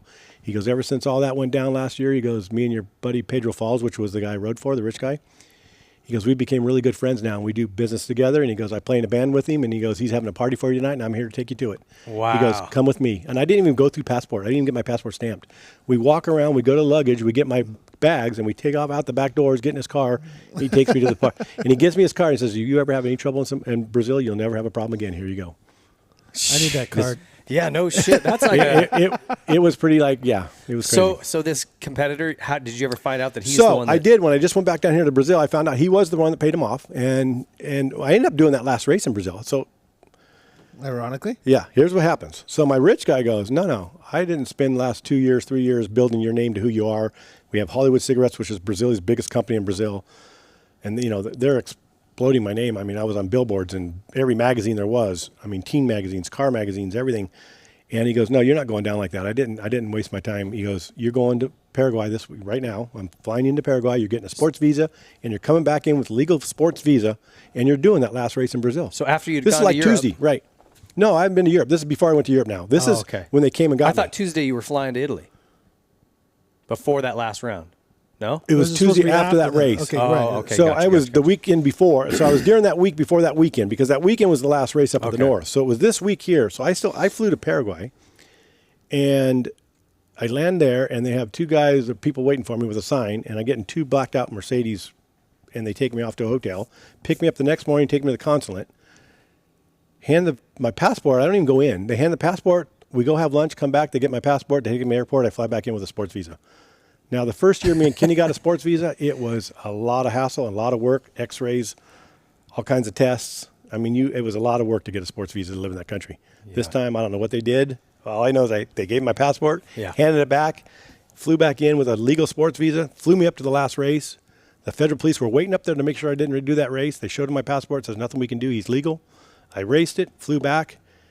Tuesday, flew to Europe. Tuesday, the federal police were at my house, and they arrested my buddy that was still there on vacation that was flying home that week. And, yeah, a lot of stuff went down then. But everything got kind of, they said, "Hey, did you win that last race?" I did. It's a nice little FU to that guy down there. That's right.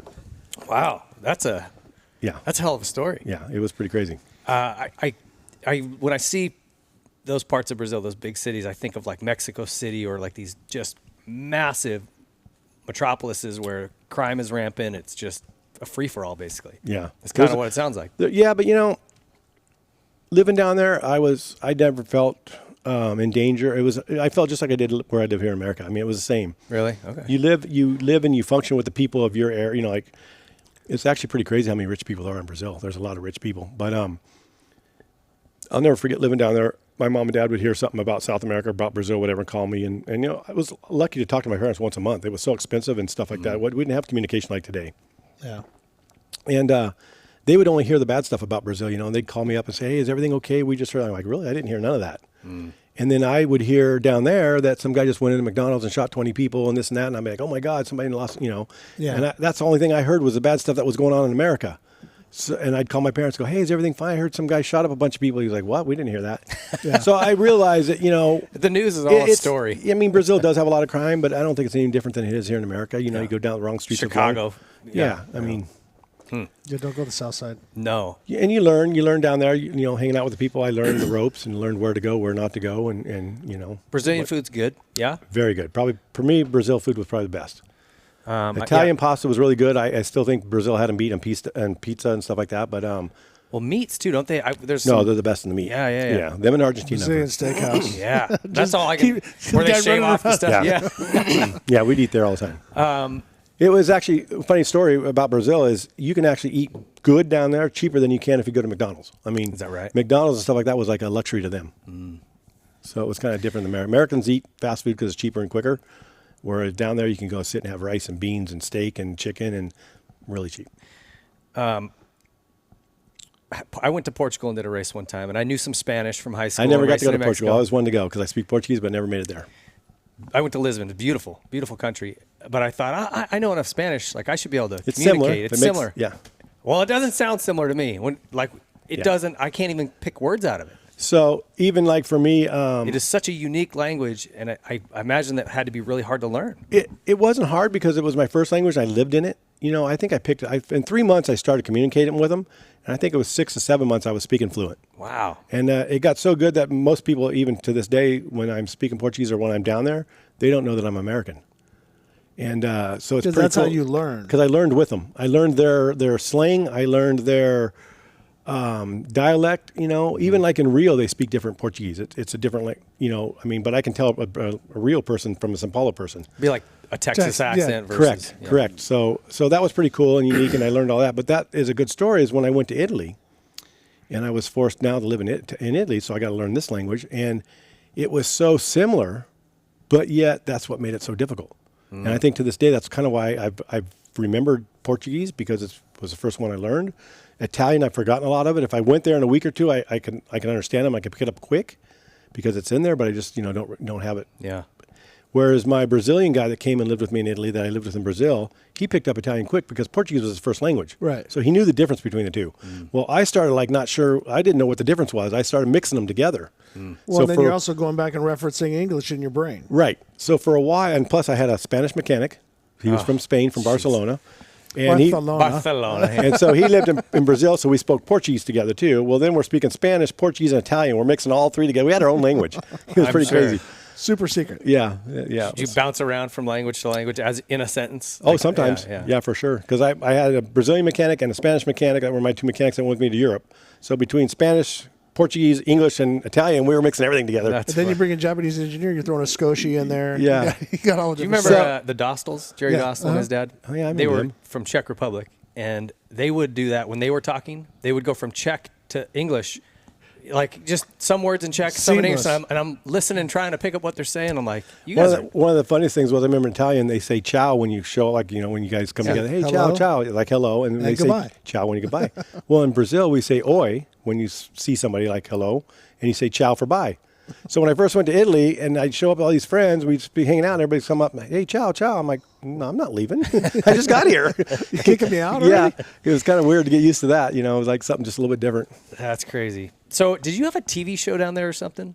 Or you did something with Senna? Did I hear that right? No, but I did do a lot of stuff. I was on Global Sports, which is a sports channel down there, and I would sit at the news thing with them like almost once a week sometimes. I'd be down there going over sports and stuff like that. It was pretty cool. Okay. And was motocross pretty big? Motocross was big, yeah. The GP down there was over 82,000 people. I did a beach race, had over 100,000 people on it. Wow. Matter of fact, I'll send you some of the photos and stuff. It's pretty crazy. Yeah, I would love to see that. Yeah. 100,000 people on a beach race. Yeah. And guess what? They're not sitting in the ocean. They didn't have tankers outside there for them to watch. So they had them. They were huge back then. You had the Bob de Jong ones in Holland and France. I did one of those. Yeah. They tried to get me to do it. I'm like, hell no. I did that one in Holland before I did the GPs because Ronaldo wanted me to get some practice in the sand, and they're all on big 500s and stuff like that. Wide open down the beach, and the waves are coming in, just blowing guys off of bikes. There's over 1,000 riders too. Yeah. I mean, there's a crazy amount of riders. Yeah. So they put the front 40 on a gate. and then everybody else behind them, right? So the ones they think are going to win, the head guys Right. in the race. So I'm on the front gate on a 250. That ain't going to go nowhere. But I'm just down there to get practice in the sand. Yeah. And I'm looking behind me at 1,000 right. I'm Don't crash. I lined up on the inside because if I crashed, I could crawl off the track. Yeah. Did you ever do any of those? No, they tried to get me to do it. And I'm like, it's just nuts because they were on 500s and they're getting as close to the water as they can. Because that was harder sand. Because it's harder sand, and then they just build these jumps, just like these mounds, and you're watching. By the time the race is over, whew, the whoops are as big as those jumps. yeah, You don't even see the jumps no more. And the guys are stuck everywhere, and I'm like, nah. Yeah, it's like when I see those, I go, that looks cool. Then I'm like, no, I'm not. You start to really think about the logistics of it. Well, did you ever do hard cross over in Europe? No, never did that. Yeah, so they started Did you? that too. No, Louis Franco, Mike Byer, AJ Whiting, Yeah, all those I think guys did Boland's that. even did it for a while. And it was straight up TT tire with wooden jumps, like Yeah. wooden whoops, Yeah. And on a velodrome, and it was crazy. That looked really fun to me too. But Yeah. then I just thought, wow, if you come up a little short or something. the casing is a whole different level. But yeah, crazy Was it? times. Yeah. What are they? La 2K? Isn't there one in France Yeah. too? Beach Yep. race. Yep. And Never did that one. yeah. The Anyway. Holland and La 2K were the two biggest ones, and then obviously the one in Brazil, as far as people. Okay, so 3 times you won the championship in Brazil all 3 years you were So I there. won 5 motocross championships down there. Won 4, 125, 250 twice. And then they have what they call a Hollywood Championship, which was a championship on national bikes. So bikes made in Brazil. Oh, So you couldn't ride imported bikes. what were you riding? An Agrili. Yeah, so I rode a Never heard Agrili. of that. Have you? You haven't? Never Yeah, I heard haven't of heard So Agrili was a factory in Brazil that made motorcycles. But you know what they were? They were Kajivas. Oh. They used Kajiva engines. And I think they built the engines for Kajiva too at the time or something. Honda also in Brazil makes bikes in Brazil. So, Okay. and to this day, the 230 Honda here now, it's made in Brazil. The 150 is made in Brazil. So in Brazil, because of import taxes, 100% import tax. But if the factories build certain percent of the bike there, it was legal there. Oh, okay. So Yamaha, they had a 180 two-stroke. That's what the Yamaha imported. That's what the national bike was for Yamaha in Brazil, was a 180 two-stroke. Okay. And it looked like an MX 180 is what it's called. But yet it would have a 2000 front number plate on it, off a YZ 250 or whatever. Right. Honda had the XR 350s, I think at the time, was their bike they would race in national. And Agrili had the 180. It was like a 200 Agrili. Two-stroke? Yeah. That had to be. Those Was were it a national. fun bike? So actually for me, it was fun racing because it was almost going back in years. You didn't have good suspension. You didn't have good brakes. So it was kind of like more battling and racing kind Almost of. vintage racing. Exactly. Kind of more like vintage, yeah. Yeah. Wow. You ever had any So I won that catastrophic championship. failures with those things? No. No? They were decent? Yeah, they were decent. Okay. I actually broke a KTM in half down there, but in a Brazil pre-GP race. So, Oh, we have that in common. yeah. Okay, so originally got the attention of Rinaldi. Rinaldi. Right, because the from a GP's down GP there. down there. Yeah, Tell me I about actually. that. So in 86, I rode a GP at this place called Campo Jordão, which was up in the hills of São Paulo. Beautiful town. Neat, to this day, probably the best motocross track I've ever been on, up as far as uphills, downhills, natural terrain. Super cool, super rough, super technical. In 86, I was on a Kajiva, 125. So when I left Yamaha, we can back up just a minute. When I left Yamaha in 85 to go to the rich guy in 86, when I signed the contract and stuff with him, money and everything was the same as Yamaha. Everything was the same, my contract. But when I signed it, I didn't know what bike I was riding. So before I came home from Christmas, he says, okay, here's the deal. You're either going to be riding a Kajiva 125 and a KTM 250 because Kajiva didn't make 250s. So they were going to import some KTMs for the 250 class, and my rich guy was importing them for the Agrili factory team too, because in Brazil, Agrili factory had their own factory team. Okay. So I was on a support team basically with this rich guy, but we became the biggest team down there. He says, will you be riding Kajiva 125s or KTM 250s, or we'll be on Hondas? That was my two out, but I didn't know what I was going to be riding until I came back. You're like, please, please, please. Yeah, that's what I was gonna say. Were You know what? spraying At for that point, Hondas? I didn't care. At that point, Okay. and when I came back and it was on Kajivas, I wanted to show everybody I could win on anything. I was going to make it was actually a challenge. Okay. And believe it or not, to this day, that 125 Kajiva was my best 125 I've ever had. It was I took third in the GP down there, right, against all the factory bikes. Okay. Mickey Diamond came down after he won his second championship with Honda here. Yep. So up in '86, Mickey Diamond came down there. Him and who was his mechanic? Chris Haynes. Chris Haynes with that Honda that was unbelievably. I mean, it must have been a 250. It was I fast. remember watching them. The It was sound great. of that thing for about alone. 4 or 5 years. Honda, when Lamson won the 125s, and then Mickey Diamond, that bike was so good. But they had all the factory Cagiva teams down there, factory Honda guys from Europe, everybody were down there. I take second. Eddie Warren went down there from Kawasaki. They sent him down. So I take second the first moto in the GP, and Cagiva comes up to me. So Mickey Diamond wins it, hands down, gone. I get second. Pekka Vikonen, someone in third. Also on a Cagiva? Pekka was on a Cagiva, and then there was Vandenberg on Yamaha. Eddie Warren ended up seventh. Strybos was still there too, wasn't he? Strybos was there. I ended up third overall that weekend because Cagiva came to me and asked me if I was in position to let the Cagiva guy buy for second or pass me for points because they were battling for the championship, him and Vandenberg, I think. Yeah, Vandenberg was on Yamaha. And Strybos. Strybos and Pekka Vikonen were both on Cagivas. Right. So second moto, I'm locked into second again, and I get the pit board sign saying let Pekka buy. So I had to let him buy for second. I took third. I ended up third for the day with a 2-3.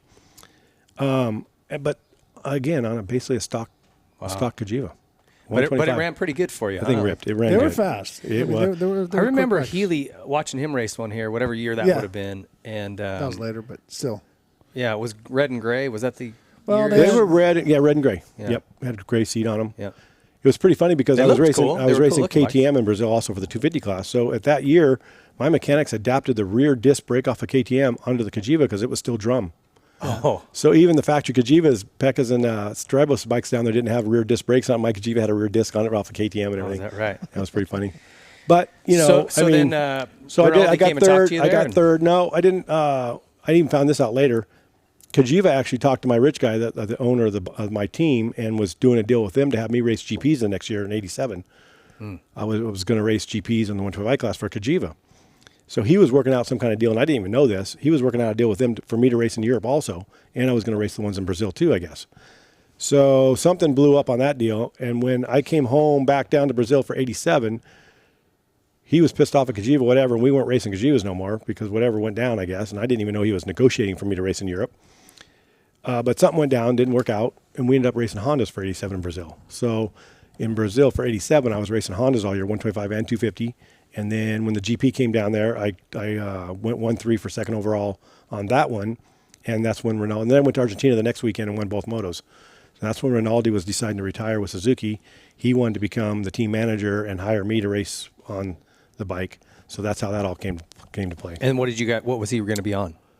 Over there? Suzuki's. Yeah. Okay. So for Rinaldi, he ended up being on Chesterfield, wasn't it? Yeah, Chesterfield Suzuki. So I left Hollywood cigarettes for Chesterfield cigarettes in Europe and raced on Suzuki's there for a couple years. But then Schmidt was your teammate, right? No, he came in after me. He came in right after I think I don't even know if Rinaldi switched from Suzuki to Yamaha somewhere in there. Yeah, you're right. No, but I think Schmidt was still on Suzuki. Could have been. I'm not sure what year. Puzar also. Yeah. Yep. Because Puzar was there at the end of my career. Puzar was racing 125s when I was on 250s with Rinaldi. And then I retired and came home. Yeah. And then I'm not sure who. Then Donnie Schmidt, I think, took over because Donnie Schmidt was there for like 90, like 89. Well, Donnie he was on a Yamaha there though when he won his world title, right? I can't remember. I thought it was Suzuki, but maybe I'm wrong. I'd have to go back. I could be wrong. We'd have to I'm look. not But sure. I remember he did a phenomenal. All you guys did a phenomenal job. Yeah. And that I mean for Rinaldi. Racing in Coming Europe in. was just different. Well, before we get to that, tell the story we were talking about before we started the show from that track up in the hills over there. Well, so about the bikes and stuff. Yeah. Yeah. So here's something I just found out a couple of years ago. I did a podcast for Brazil, and they brought on the old team owner, the rich guy, and we were talking to me. And I want to be referenced as the rich guy. I do too. At some point in my life. Okay, go ahead. Well, yeah, he had quite a bit of money. Anyway, so he tells me that after I win in '87, when I win the first moto in Brazil on my Honda, and then I go to Argentina. Well, what big deal was in the box then, I had fastest lap time in practice. I was 3 seconds faster than everybody. And then in the final time practice, I was a second half faster still. And all the Europeans were saying, well, he knows the track. Well, this is Gabor's. This Gabor's, is but yeah, all the Hurlings. Yeah. Yeah, all the fast Europeans, all the top Europeans are there. And, and all the team owners are going, hey, this kid in Brazil is kicking your ass. What's going on? And they're like, wow, he knows the track and he's local here, whatever. And the truth of the story was I raced on the track once a year. It wasn't a practice track I ever went to, but it was a good track. Of course, I was local, had all the fans behind me. But I'll never forget. So after that weekend, my boss, the big deal was I lived there and I knew the track. So when the race was over and I ended up second overall, they're saying, hey, so have you ever been to Argentina? I said, no, because, well, we're going next week. Because the GP went from Brazil to Argentina for the next weekend. Mm-hmm. So that was another long story. So on Sunday after the race was over in Brazil, and I take second behind Gabor's, I'm going to Argentina now, right? Wasn't in my plans, but now I'm going to Argentina to race. So on Sunday night, we're going to Argentina. On Monday, we're not. We can't get my bike in the country. We don't have documents to get it in the country because we flew it in from Miami without documents. So it's in our country illegal. So Monday, we're not going no more, right? So now I'm back with my buddies, partying, having a great time, relaxing because I just did good in the GP. I don't have a race in Brazil now for another month yet or something. Wednesday, we're going to Argentina again. We're back on. We got a whole new plan. We're flying the bike to the border. We're putting it in a Kombi, which is a Volkswagen bus. They're going to drive it across, pay off the border patrol, pay them off, and your mechanic's going to drive it on into Argentina, right? And you're going to race a world GP. And you're going to fly in. So me and my boss and some head guy from Honda in Brazil at the time, we fly into Argentina, stay the night. Next day we go to Cordoba, where the race is going to be on Saturday morning. And time practice starts, let's say, like at noon or something like that. Well, my bike's not there. And we have no cell phones ready. We have no nothing. We don't even know what's going on. So we're there, and I'm waiting for my bike. I'm waiting for my bike, and it's not there. First practice goes off. Second free practice goes off. You have to ride the third final time practice, or you can't race the GP. You have to be in the third practice. So after the first two practices, my bike's still not there. Steve Whitlock comes over from HRC. And Steve Whitlock, the old AMA leader here. Right. Prior to that, he was head boss of HRC Honda. Yeah, he was European. So he comes over, and everybody knew what was going on, that, my bike hadn't made it, and I'm sitting there. And so he comes over and goes, hey, we brought 2 bikes for Gabor's because he's going to win the championship down here in South America, so we had a backup bike just in case. This is the last race. You're welcome to ride our spare bike if you'd like, but you have to. My only things I had to do was if I was leading and Gabor's was second, I could win. If Vandenberg, who he was battling for the championship, was leading, I was second, Gabor's was third, I had to let Gabor's by. So I said... Seems fair. Yeah, I said, no problem. I think so. So I said, okay, so we get the bike out. I had a spare pair of handlebars I took with me on my plane, and I put those on. I run it through tech inspection. Third practice, 5 minutes before the practice is getting ready to start, and I'm nervous as all get up, right? They told me the bike was like $100,000 works, but the clutch lever alone cost $300. It was made for Gabor's. Yeah. And I'm like, fuck, I'm nervous, right? I'm like, fuck, it works Honda. Are you kidding me? This thing back then was exotic, And about that time, here comes this Kombi down pit road, beeping, beep, beep, beep, beep, beep, beep. They come flying in a Volkswagen bus. And what had happened was it's air cooled, and it'd been dirt roads. For 22-hour drive in dirt roads, the air filter kept plugging up. Oh, my So they have to stop every hour and shake the air filter out. So anyway, my bike gets there. Whitlock comes over and goes, hey, I know your bike's here, but you're still welcome to race our bike if you'd like, or you can ride yours. Your choice. I go, man, I think I'd rather race my own. Really? Unloaded my bike, ran it through tech, went out there, and I set third fastest time. I hadn't even been on the track yet. Third fastest time was my time for tomorrow's starting position. And then the FIM came over and says, hey, look, everybody over your circumstances, everybody's agreed to let you have another 30-minute practice of your own. Everybody else went back to the hotels. It's not official, nothing like that, but you can go out and use the track. So I went back out and, got to dial in whatever, just get to learn the track. But you never got to ride the Works Honda? I never did. I was nervous. I didn't. So this was 86? 87. But it wasn't Works Honda. It wasn't full Works. No, it was full Works. Oh, yeah. Because they were still running them. It was full Works. So, I was nervous. I wanted to bad, but I was so nervous. You'd probably. So here I am. I got a stock Honda that's got an FMF pipe on it and a white power shock, and that was it. Because a stock Honda shock wouldn't last 30 minutes. It'd get too hot. Yeah. And I go back out on, so I got on that my own practice, and unofficially I set the fastest time. My mechanics told me, whatever, I don't know. I go out Sunday and I win both motos by 13 seconds. Over Gabor's, everybody just cleaned them up. It was easy on my own. And so back to your story, what we just found out was Steve Whitlock had came to my team owner and told them that no matter what, the word could not get out that I was on a stock Honda, because if they had been known that I'd just beat his factory works Hondas on a stock Honda that we bought out of a dealership in Miami, he goes, he would lose his whole works budget. I mean, it was just unheard of. Yeah. And I never Rodney was thinking more, but think of all that money you could give me. But back in that era, I never once even thought about it. And like I was just telling you earlier, I said, this year, basically, I just kind of thought about the reality of what I did. Yeah. I mean, taking a stock bike, going out and winning the GP. Would a guy do that today? Could a guy buy a bike right now and go win San Diego Supercross tomorrow night? I doubt it. Maybe Rodney Smith. No, but maybe. I mean, it was just. I mean, that's kind of. It's awesome. It's like Bayle when he came over here and Mitch, dialed in. That's right. That is another. Yeah, exactly put it right. together and was right there. Yeah. You told another part of that story too, where you were. I don't know if it was this race or the one before, but where you were leading, and cleaned house the first moto. So that was Brazil the week before. Yeah. That was my first big. I mean, I took third the year before in the 125 class. That was cool. Mickey Diamond won it. Eddie Warren was there with the Americans. That was cool. That was a good step for me, finally, because here I am. I left America before I really proved anything. Yeah. So now I'm down in Brazil, and in 86 and 87, I became dominant. I mean, I think I lost 2 races in 87, 2 motos. And one moto I crashed on my own after I was leading, and then the other one, my shock went out. Okay. But other than that, I won every moto down there. And were you still developing as a rider? I was. Yeah. I was. I developed, and I think getting that extra effort of being a factory rider and being on a team and everything taken care of for me made me, and being able to go to the gym and train. So now I could focus on my part, and they focused on this part, whereas before when you're a privateer, you're running everything. You don't have time to train. So I think all that came into play, but I really evolved down there, but I never got to prove it to anybody here, kind of. Right. So in 86, when I took third, Mickey Diamond won it, but still I don't think a lot of Americans really got to see that, here Eddie Warren did really good in America, but yet he got 7th down there and I get 2nd. When I won the GP in Brazil and then Argentina, I think that really for me, it was satisfaction. Mm-hmm. It really showed that I could have been as good maybe here in America, but I never did anything here. Yeah.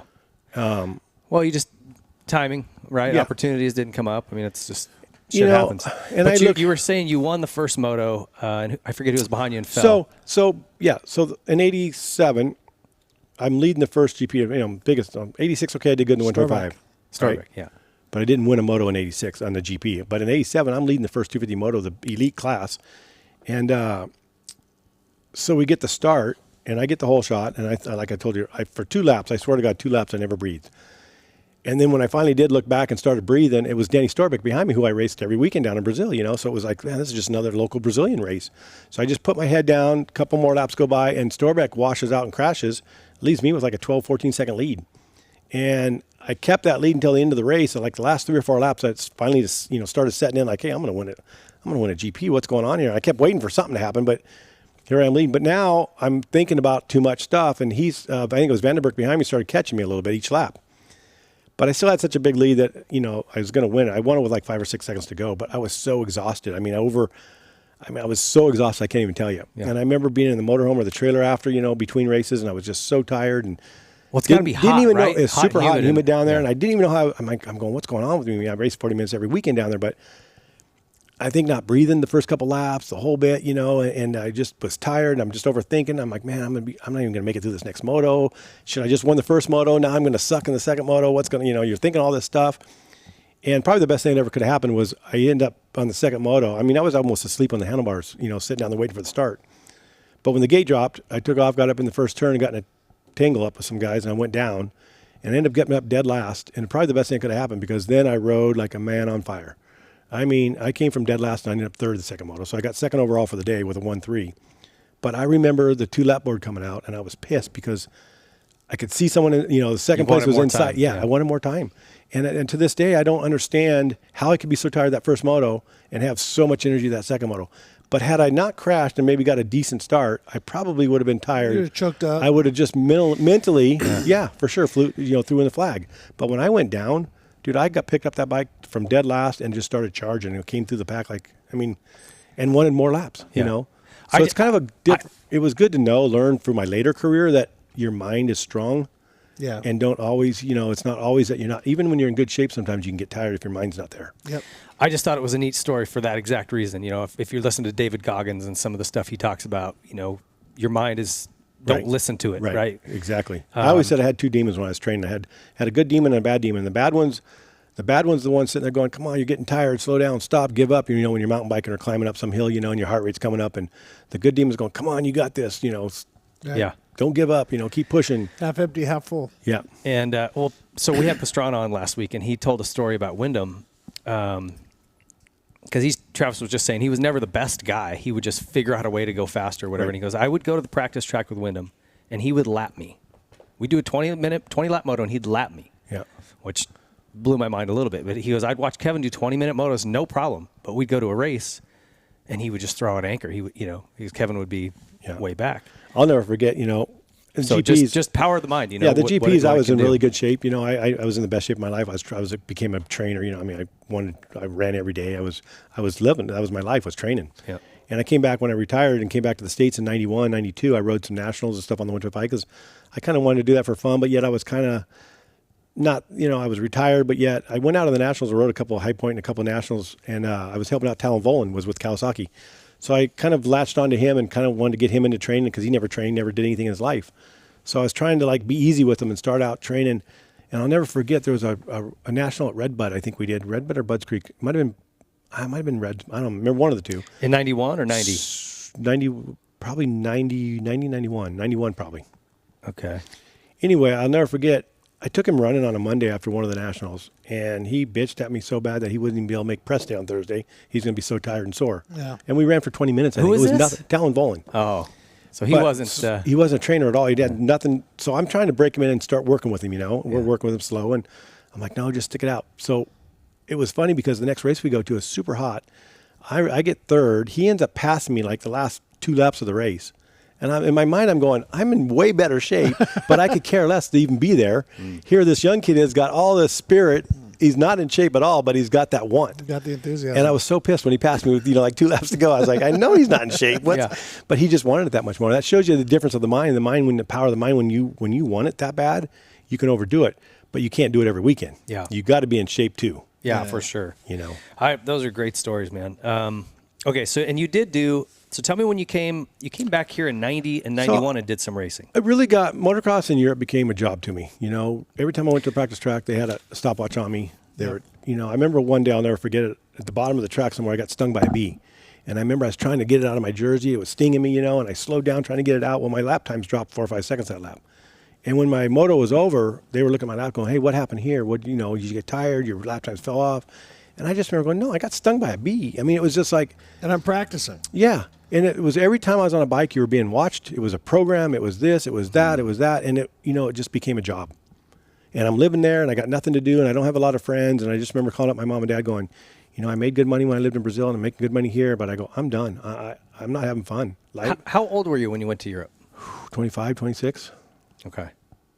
So still pretty young. I mean, you were in the prime. Yeah. And it just, it wasn't fun. I remember waking up, in my apartment going, what time do I have to go ride today? What time do I have to go ride? Right. What about wanting to go ride? Yeah. I didn't want to go ride. It was something I had to go do.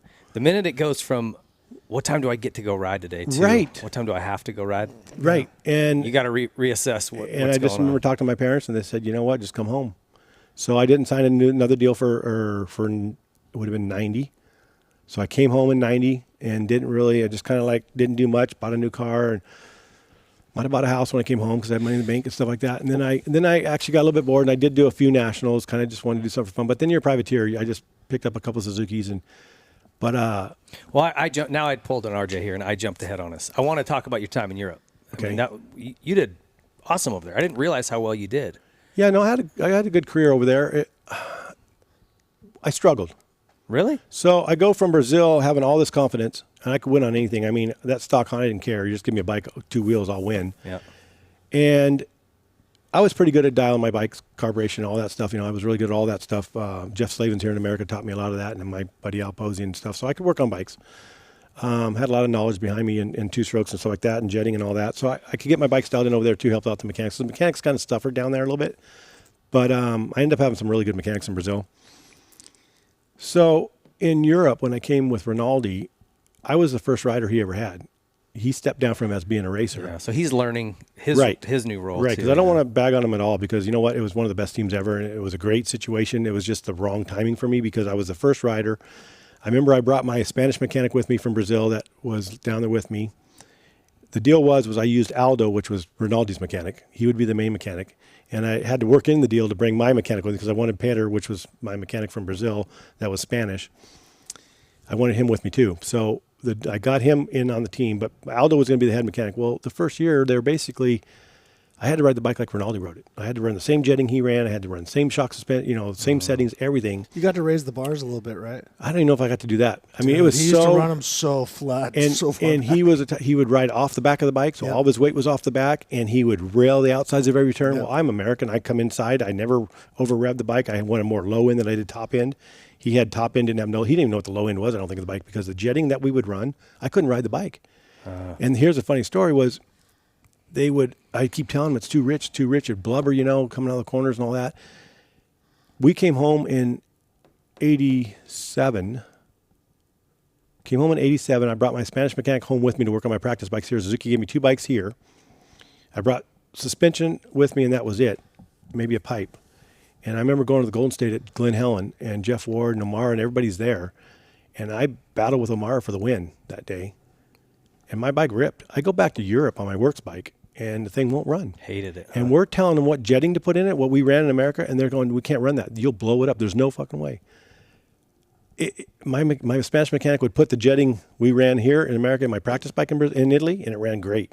But they wouldn't listen to us. And then the shock settings were wrong. I mean, he ran with all the weight off the back where the thing would just kick me. And so it just basically it was, I went from having all this confidence and knowing what I'm doing to being told what to do and how it has to run, and it wasn't working. Right. I remember there was a race I wanted to run a different Pirelli tire. I go, no, I don't want to run that one. I want to run this one here. And they go, you have to run that one. And the thing was bald at the end of the race. And I was so pissed. I got second or whatever. I'm like, see, that tire didn't, you know what I mean? Yeah. I just remember I lost, I was still young and still learning too. And I just lost all my confidence. I still had good results and still was doing great, but I wasn't who I was in Brazil. Yeah. And that was hard. That was hard not being able. I think over the years after, because my Spanish mechanic stayed on Rinaldi's team for the next 10, 15 years, and it all changed. He finally started, letting the riders set the bikes up how they wanted, because everybody rides different. Yeah. Even after I learned, when I came back here and rode off-road and stuff, me and Kadasi, here we are the same speed, but we run 2 different settings. Right. Each rider's a little bit different. Well, like you said, a guy, if your height is different or you ride further back or further forward, that's going to completely throw off how you want it to set. I mean, it was so bad that even Rinaldi's trying to tell me what I had to eat before races and stuff like that. And what works for one don't work for the other, Yeah. And the timing, Rinaldi's time was old school GP, flat tracks, really fast. Right. And bikes had a lot of head shake. And he comes from knowing supercross and getting forward and landing on the front wheel and doing that. It was a completely different era. It's like TT or hair scrambles in moto or in the supercross. It was like a completely different background. And in all fairness, he was learning as a team manager and building the team, and here I am fresh and young. And so it was just, I don't want to say wrong timing, but that was tough. He's trying to do his best, but it. But it's funny. We still see that here. When RV was at Kawasaki, there's a guy who rides completely different than anybody else. Slides the back end around. I always told that when I was teaching riders. There's so many old school guys when they taught riders. It was you had to do this, you had to have your elbows up, you have to do this. And I'm so not that. Everybody's different. Yeah. And I always said, look at Villapoto. His bars are down, his elbows are down. Look at McGrath, his are up. Everybody has a different style, and they're all champions. So there is no right or wrong. Yeah, it's just what works for you, and try something until you find what works for you. But they would kind of get stuck in that way. Well, RV want it like this, so you want to try this, but that isn't. This is what works. And it's like, well, that worked for him. That's exactly how it was for me. Yeah. And not only that, not only are you not having your bike set up, you're losing your own confidence inside yourself. And that's what really. That's wild. They wouldn't even listen to jetting specs. Yeah. Like you couldn't go listen to my practice bike. They'd say no way. They'd say it'll blow up. You can't run that. It'll blow up. Wow. Okay, so take me through those. You did 2 seasons there, right? Yeah.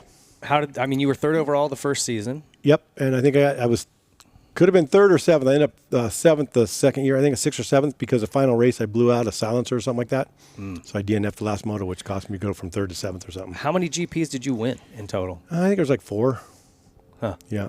What's your most memorable? What was the one? Probably Argentina or Brazil. Brazil, I got second. One? Yeah, Brazil was the one I won the first moto and got 3rd the second moto. But there was 82,000 people there that were cheering for me because that was the difference. Was in '86, when I was racing down there, I was still an American racing against the Brazilians, right? And then when the GP came, you were there. You were their boy. Now the Brazilians are going. Wait, we have a chance. Our Brazilian guys are going to race the GP too, right? But they never do any good. But now Rodney's a Brazilian. He's living down here. He's one of us. So they all started rooting for me. And kind of a long story short is they came up with a nickname for me. The guy that built my pants was Brazuca. And that was basically American with a Brazilian heart. And that took, that's all. I'm more famously known as Brazuca in Brazil than I am Rodney probably. Is that right? But I have met 4 people named Rodney in Brazil after me. Blazuca? Yeah, well, not named Brazuca, but but that's your nickname. Yeah, Brazuca, because what it was now the Europeans, the gringos are coming. Before it was gringo, hey gringo, hey gringo, because I was the gringo down there. But when the Europeans came, They were the gringos, and now I live in Brazil, so they want to make me part of a Brazilian. Yeah. And then when I won the first moto, the country went crazy. Went bananas. It was. I mean, I've never seen anything like it. I just went back down there for a reunion. It was so emotional. But what about when you were with Rinaldi? Like what was your most memorable moment there? Because I mean, obviously that had to be unbelievable. Because I remember winning the Carlsbad GP when I was 16, the local guy, and every arm is out cheering for you and stuff like that. Those kind of things, it just gives you in Europe. Skin. What was also different in Europe that I didn't understand at first was when I got to Rinaldi and signed the contract and did all the thing and got all the, I was in the team. We made this team. You have team supporters. Yeah. And a team supporter, they had like 20, 25 people that were called team supporters. And they were fans. They were your number one fans. Okay. And they root for you no matter what. And they get team shirts. Rinaldi gives them a kit. And they go to every GP pretty much. And they're your supporters. It was something I'd never even heard of. It was kind of weird. He just finds super fans and then Yeah. signs them up Each team as... yeah. Huh. That was pretty crazy. And did GPs were it was cool because you're racing for your country there. I still race under American license. I didn't get a lot of guys got Italian license and stuff. So I still raced under American license the whole time, and being able to race in all the Czechoslovakia and Yugoslavia and a bunch of different countries was all just the different cultures and stuff. I'm sure the stuff you see. And even back then, the money currency was all different in every country, whereas now it's a euro. Yeah. So that makes it a little bit easier traveling. Back then we had to have visas and we had to have different money and. Well, I had the MERS, man. I had the different because I go from Italy to England to I still got all the different monies. I mean. Yeah. But here's another thing in Brazil people don't know about. So when I'm living in Brazil, 21, 22 years old, the inflation rate's 20%. Oh, a month. Really? A month. So that means down there, everybody had checkbooks, right? I mean, you bought lunch, you bought everything with a check because you had to keep your money in the bank. If you had $100 of American dollars, let's say, but it'd be their money. If you had $100 in your pocket, at the end of this month, it's worth 80. And if you keep it another month, it's 60. What? Yeah, the inflation rate is 20% a month down there. And when I lived there, how's that sustainable? They went from It's not.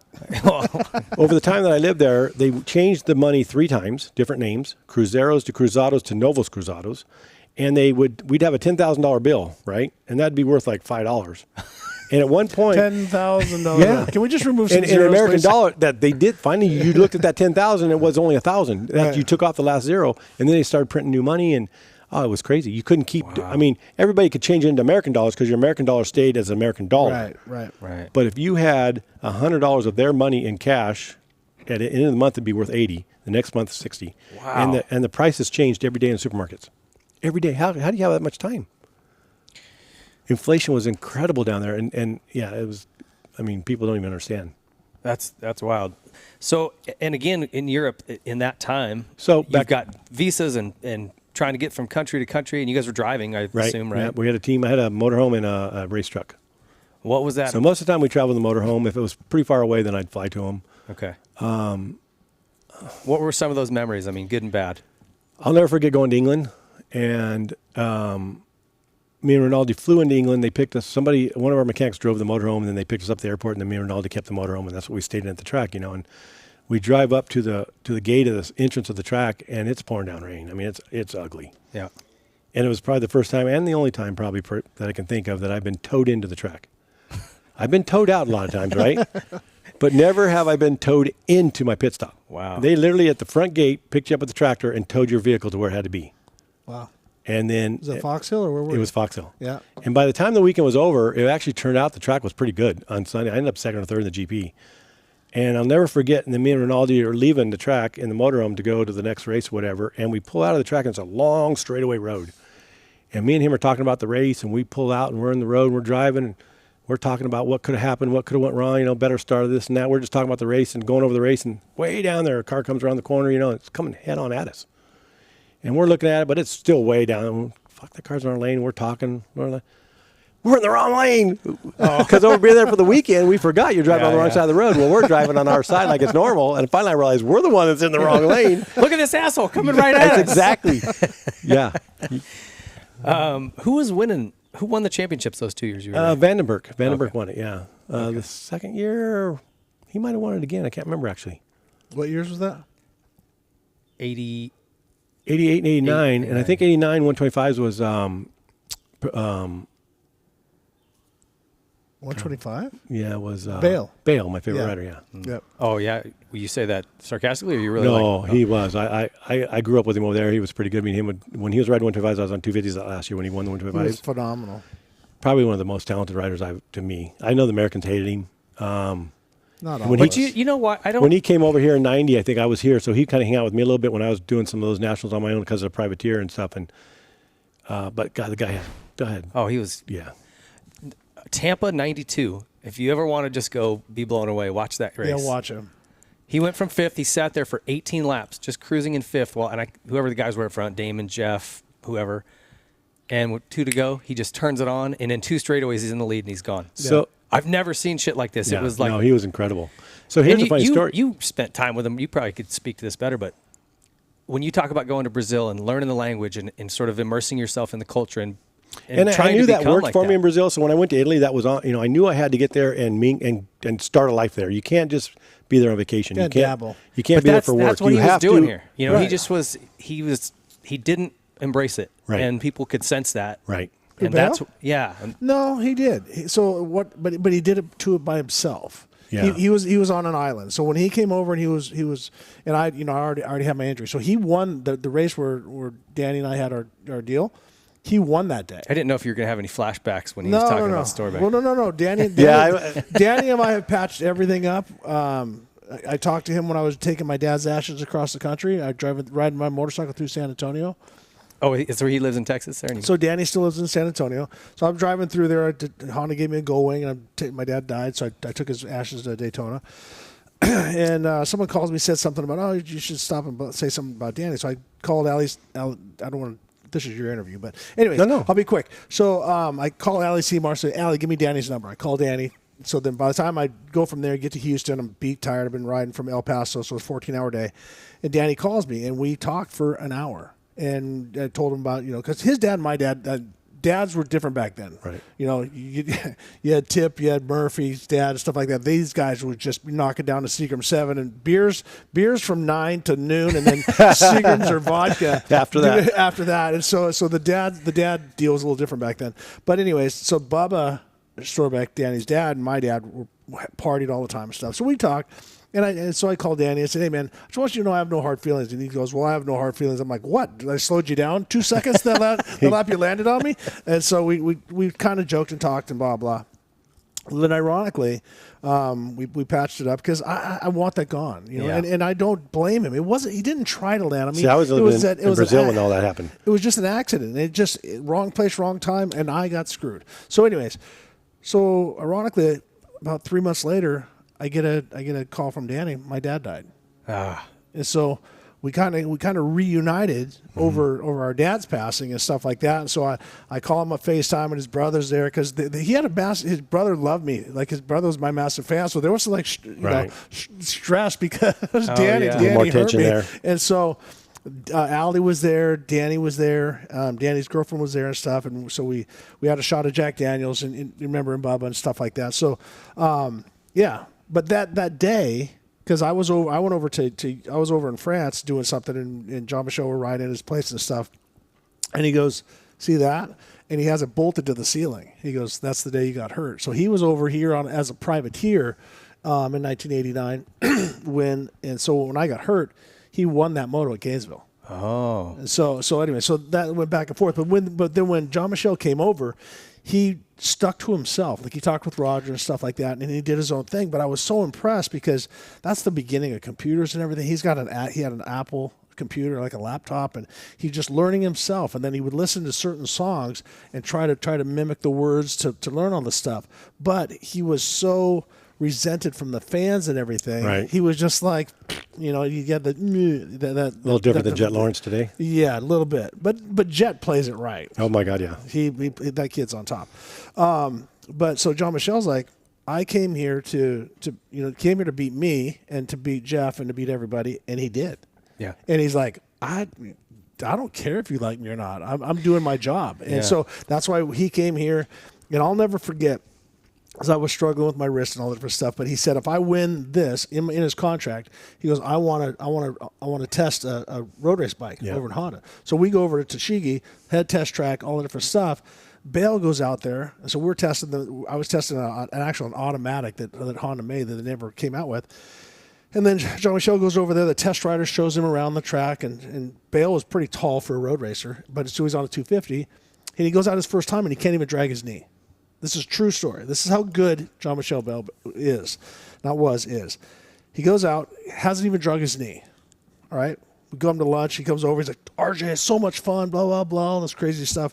He goes out.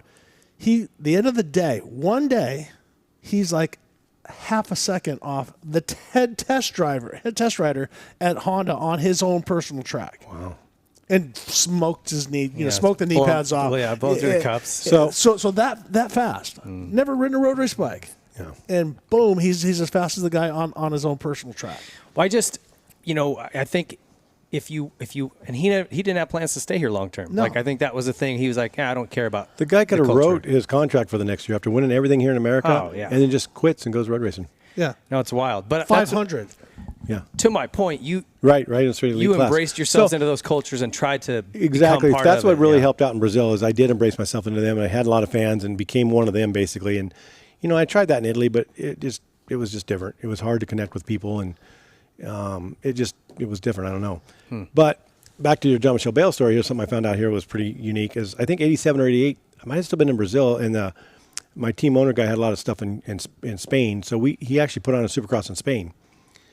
And I remember I flew over and I was doing this race in Spain, a supercross, and everybody kept talking about this young French kid that's coming. There's going to be a really fast young French kid. And until about 5 or 6 years ago, I didn't realize this until I was going through all my magazines and stuff when I moved up to Idaho. And I found the magazine, I did win the supercross in Spain, and that kid got second. And what was Jean-Michel Bayle? And that makes so much sense now because of how they were talking about this young French kid. Well, he was probably 16 then. Yeah. And I'm like, oh, that was that young French guy that was Jean-Michel Bayle. Yeah, I he didn't even ended know up it. doing okay. Yeah. I met Valentino Rossi at the Geneva Supercross in '95. Wow. And somebody introduced me to him. Oh, this kid is going to be a really good road racer. I'm He's like, just hey, this cool. little Yeah. weird- I'm like, give him a high five. Right on, dude. Cool. And I'm not really a big road race fan. And now I'm like, God dang it. I wish I would have. I wish I would have embraced that. I wish I wish I would have given him a jersey or something so I could pull something. that card back. Jeez. Okay, so two good years over there.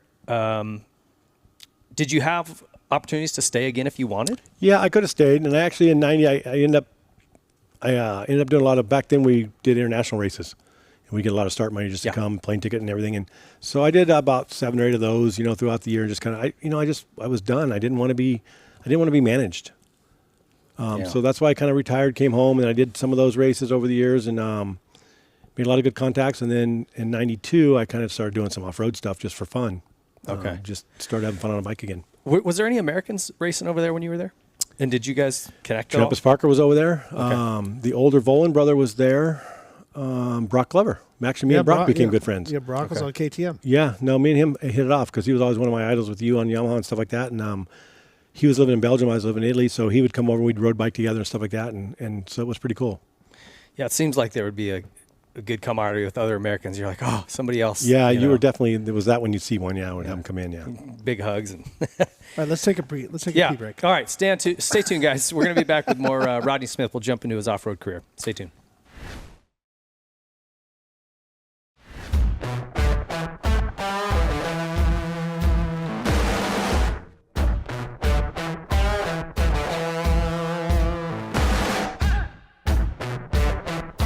Dunlop. There is a reason every AMA championship in the past decade was won on Dunlop tires. They are the best. Choose the best performing tire and a brand that has never wavered in their support of our sport. Choose Dunlop. Pro Circuit. Pro Circuit products are designed with one goal in mind: winning. Through passion and hard work, Pro Circuit has operated the most successful 250 team in the history of the sport. They use that same formula when developing exhaust, engine, and suspension parts for every brand. When only the highest level of performance is acceptable, trust Pro Circuit. Since 2009, Seat Concepts has been dedicated to making the best aftermarket seats. More comfort, more grip, more riding. For 10 years, we've continued to raise the bar. Innovation and American craftsmanship makes Seat Concepts the world-leading manufacturer of power sports seats.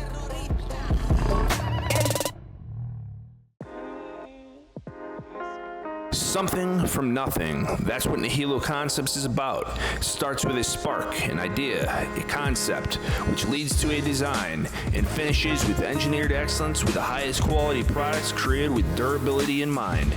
All our products are made in the USA at our state-of-the-art facility in Stuart, Florida. Whether you are a weekend warrior, ride for fun, or at the highest level of competition, Nihilo Concepts offers innovative titanium, aluminum, and carbon fiber parts for your dirt bike. We offer a wide variety of products that you can customize to your liking. Browse our site for foot pegs, brake tips, engine components, specialty tools, frame grip tape, lever grips, carbon fiber components, motor stands, our secondary on-switch, plus much more. Head to NihiloConcepts.com and see for yourself why factory teams like Red Bull KTM, Rockstar Husqvarna, Troy Lee Designs Gas, Orange Brigade, Club MX, KLM Gas, and some of the fastest riders in the world choose Nihilo Concepts.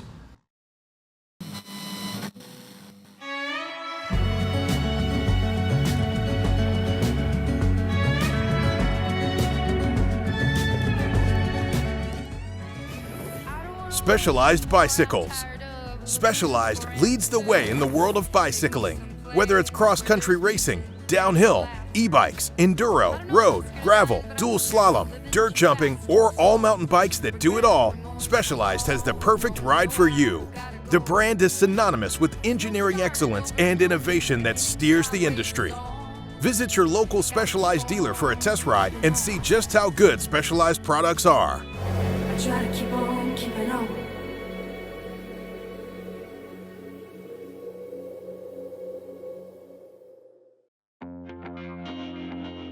OGO Power Sports. OGO has perfected the carrying case. Motocross gear bags, helmet bags, boot bags, hydration packs, backpacks, and travel bags, to name a few, have all been meticulously engineered to maximize space and surpass durability standards that would make NASA proud. Simply the best. OGO Power Sports. Connected. Mesh intercom on. It's cool to be able to hear what they talk about and how fast they go, throttle control, braking. Really cool. Extend your leg out. There you go. Good job. Good throttle control, Lonnie. That's a great training tool. It was a lot of fun to be on the track with them. Hey, Lano. What? Can you pull off over here when you get to me and your brother? Okay. With a rich history in motocross, ProX has been dedicated to supplying quality components since 1975. Whether you're rebuilding an engine or just need a new chain, ProX Racing Parts aims to bridge the gap between OE quality and affordability. ProX has over 9,000 part numbers and over 60 different product types that are manufactured by highly reputable or even OEM suppliers and are offered at affordable prices to help keep riders on the bike instead of in the garage. Visit ProX.com to search parts for your bike or check them out at your favorite online or local dealer. Audio Jungle. The guys are just breaking in their race bikes, which will leave on the semi this Saturday to go to the first Supercross for our coast in Orlando. So the guys are just be goofing off a little bit, do some cool photos, do some cool videos. When you go racing, you want to do well, but a big key is keeping the bikes on the track. That's why we chose to work with Motul. Expectations coming in as a rookie is just to try and get my feet wet and honestly just send it, see where I end up and do my best out there, but just ride aggressive and ride like myself in practice and I should have a good time. Challenges of this sport, I believe, is just simply staying healthy. With how fast we're going and what we're doing, your margin for mistake is really, really small.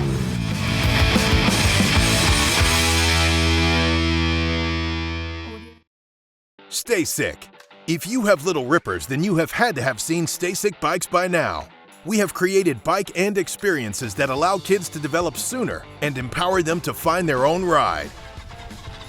From learning to ride to sharpening skills, the Stay Sick promise is accelerated growth.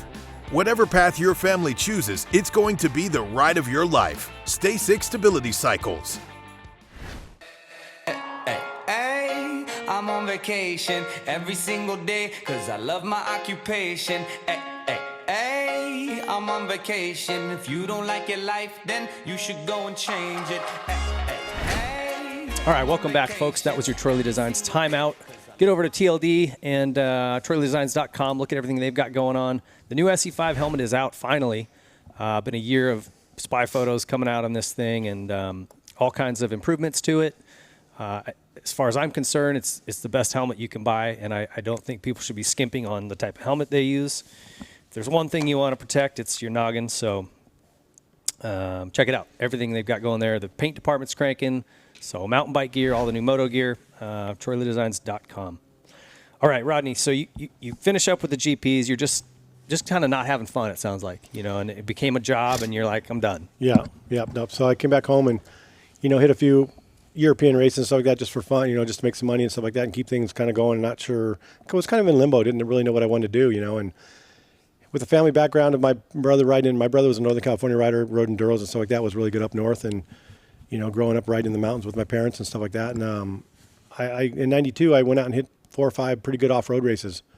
I always kind of wanted to do Virginia City Grand Prix. Was a big race. My brother, my dad, and them all, we went up. And so Virginia City was coming around. And I remember in 92, I told my dad goes, hey, let's go do it. I went, okay, let's go do it for fun. And so I had an 89 RM 250 sitting in the garage that I built up for it. And we went up there. And Larry Rossler, I think, had won it like 9 times in a row. And I went up there and won it. Is that right? Pretty much killed it, yeah. So I went and did that. And then I did 4 back then they had a qualifier series for 6 days. Okay. And it was actually a national series. They'd have like 9 rounds in America and for a champion and stuff like that. And that also was qualifiers to go to 6 days. So I went and there was one in Minden, Nevada I went and did, and I won both days there. And I went to Idaho and did one up there in Idaho City. And I remember it was just like trail riding in my backyard. It was like Stony Ford, like where I grew up riding. So I won that one really easy. But I'll never forget, I think prior to that event, Dave Bertram was always on the factory 6-day team here in America and had a lot of connections where I rode for Suzuki. And they were kind of in limbo of not having a manager at that time. So he was kind of like taking care of that a little bit, and he kind of came up to me and goes, hey, why don't you ride Idaho City? I think I can get you on the American 6-day team, as to race, because he knew my background. He knew that I'd trail rode, and he knew I could work on a bike. But so you did a lot of your own wrenching and tire changing, that kind of stuff. Yeah, so I could split cases and do whatever I needed, But I'll never forget going up there to Idaho, and I had to learn how to change tires with mousse in it. So I'd never done that, and it was kind of a lot of pressure. I remember I won the first day Saturday really easy, but then at the end of the day I had to change a tire under pressure, and I could lose the whole race by by not getting the tire back on or something like that. But it was really cool to get it done. I had no problems. I got through it, and but it was a good lesson and good that I did it before. So I ended up winning 4 of the qualifiers that year. I did 4 and won all 4, and I won Virginia City Grand Prix. So then they got me on the 6-day team for Australia that year. And I went for what manufacturer? For Suzuki. All right. But it was kind of like a backdoor deal. Bertram had put me on one of his bikes for it. He built it up for 6. I'll never forget it. He brought it to, I actually went down to Brazil for something.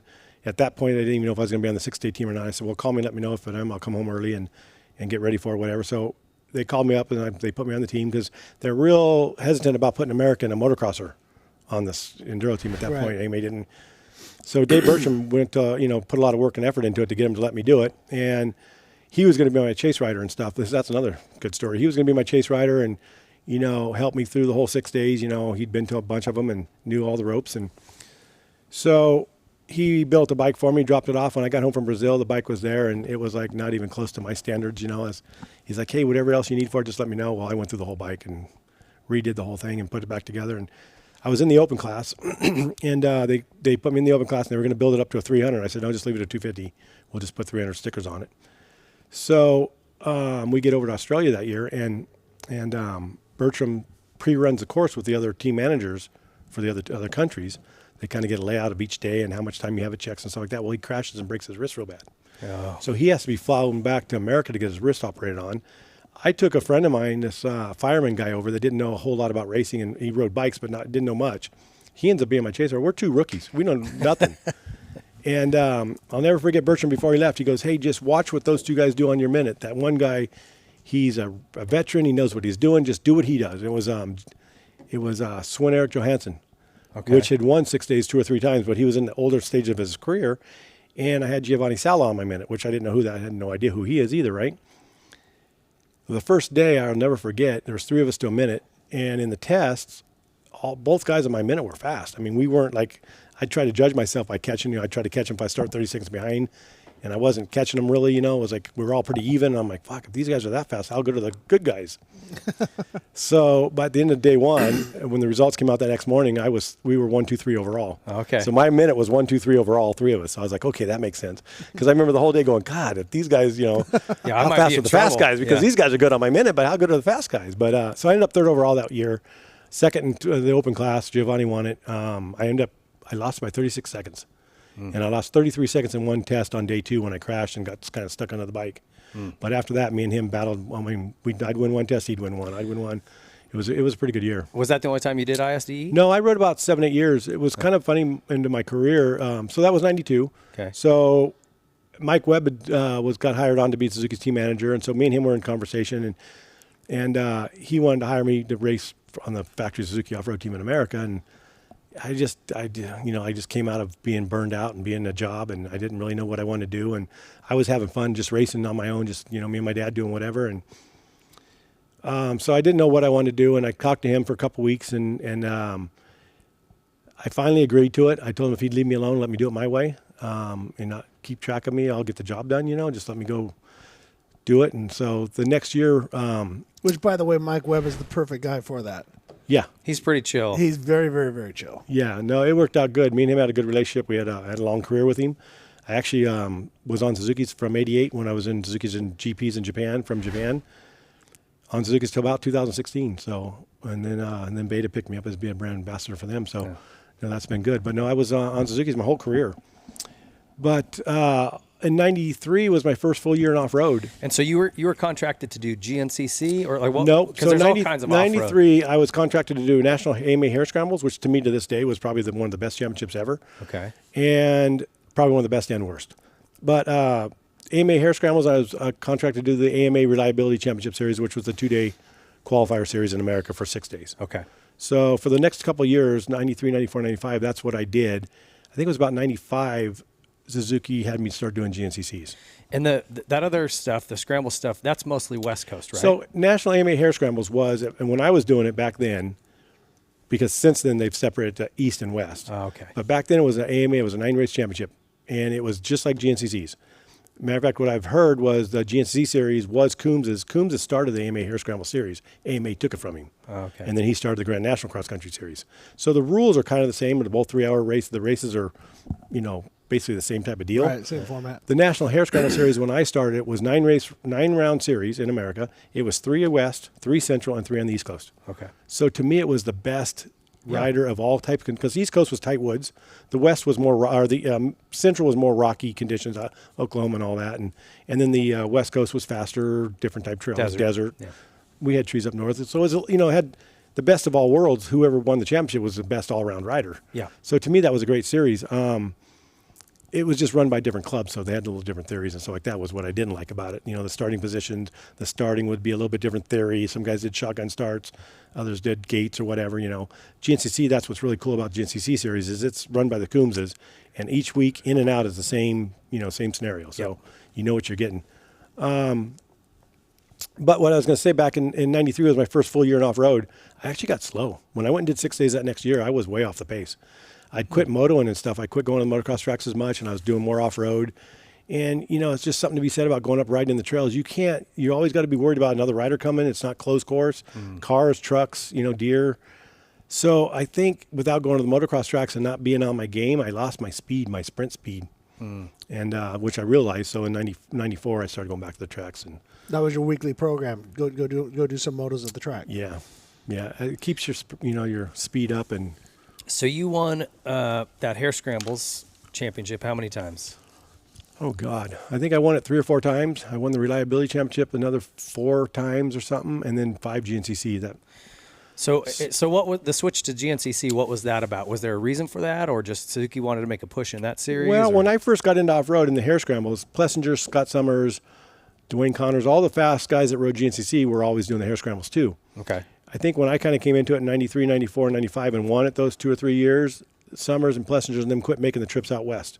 Okay. Because I didn't think, once I started winning it, it took some of the money and stuff away, and they So the GNCC kind of became the big series. We all started everybody concentrated on just the GNCCs. I actually was dabbling in a few of them when I was doing the other ones. Mark Hyde was my mechanic with Suzuki, and if they'd have a weekend off and there'd be a GNCC back there and I was back east, he goes, "Hey, just stay back here and do this GNCC this weekend, that way you don't have to go home." And God, I got to be honest, I didn't really like them at first. They were different, they were tough, they were tight woods. But now, and talk about that for a minute. The competitors. Scott Summers was on an XR600. Yeah, and in the woods.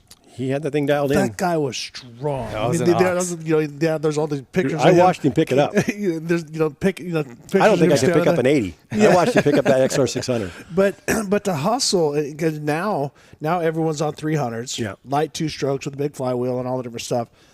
He was racing a 600 XR. Yeah, that air cooled. Was that thing like a for most special build for a lot of the him, conditions? No? Yeah, that thing wasn't a regular 600 Honda. Okay.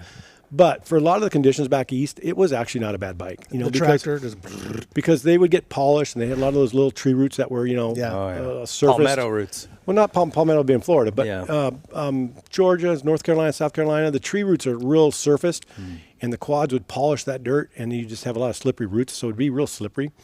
That XR600 worked pretty good there. I mean, he had it working good for him. What impressed me was I did a hair scrambles against him out in Arizona.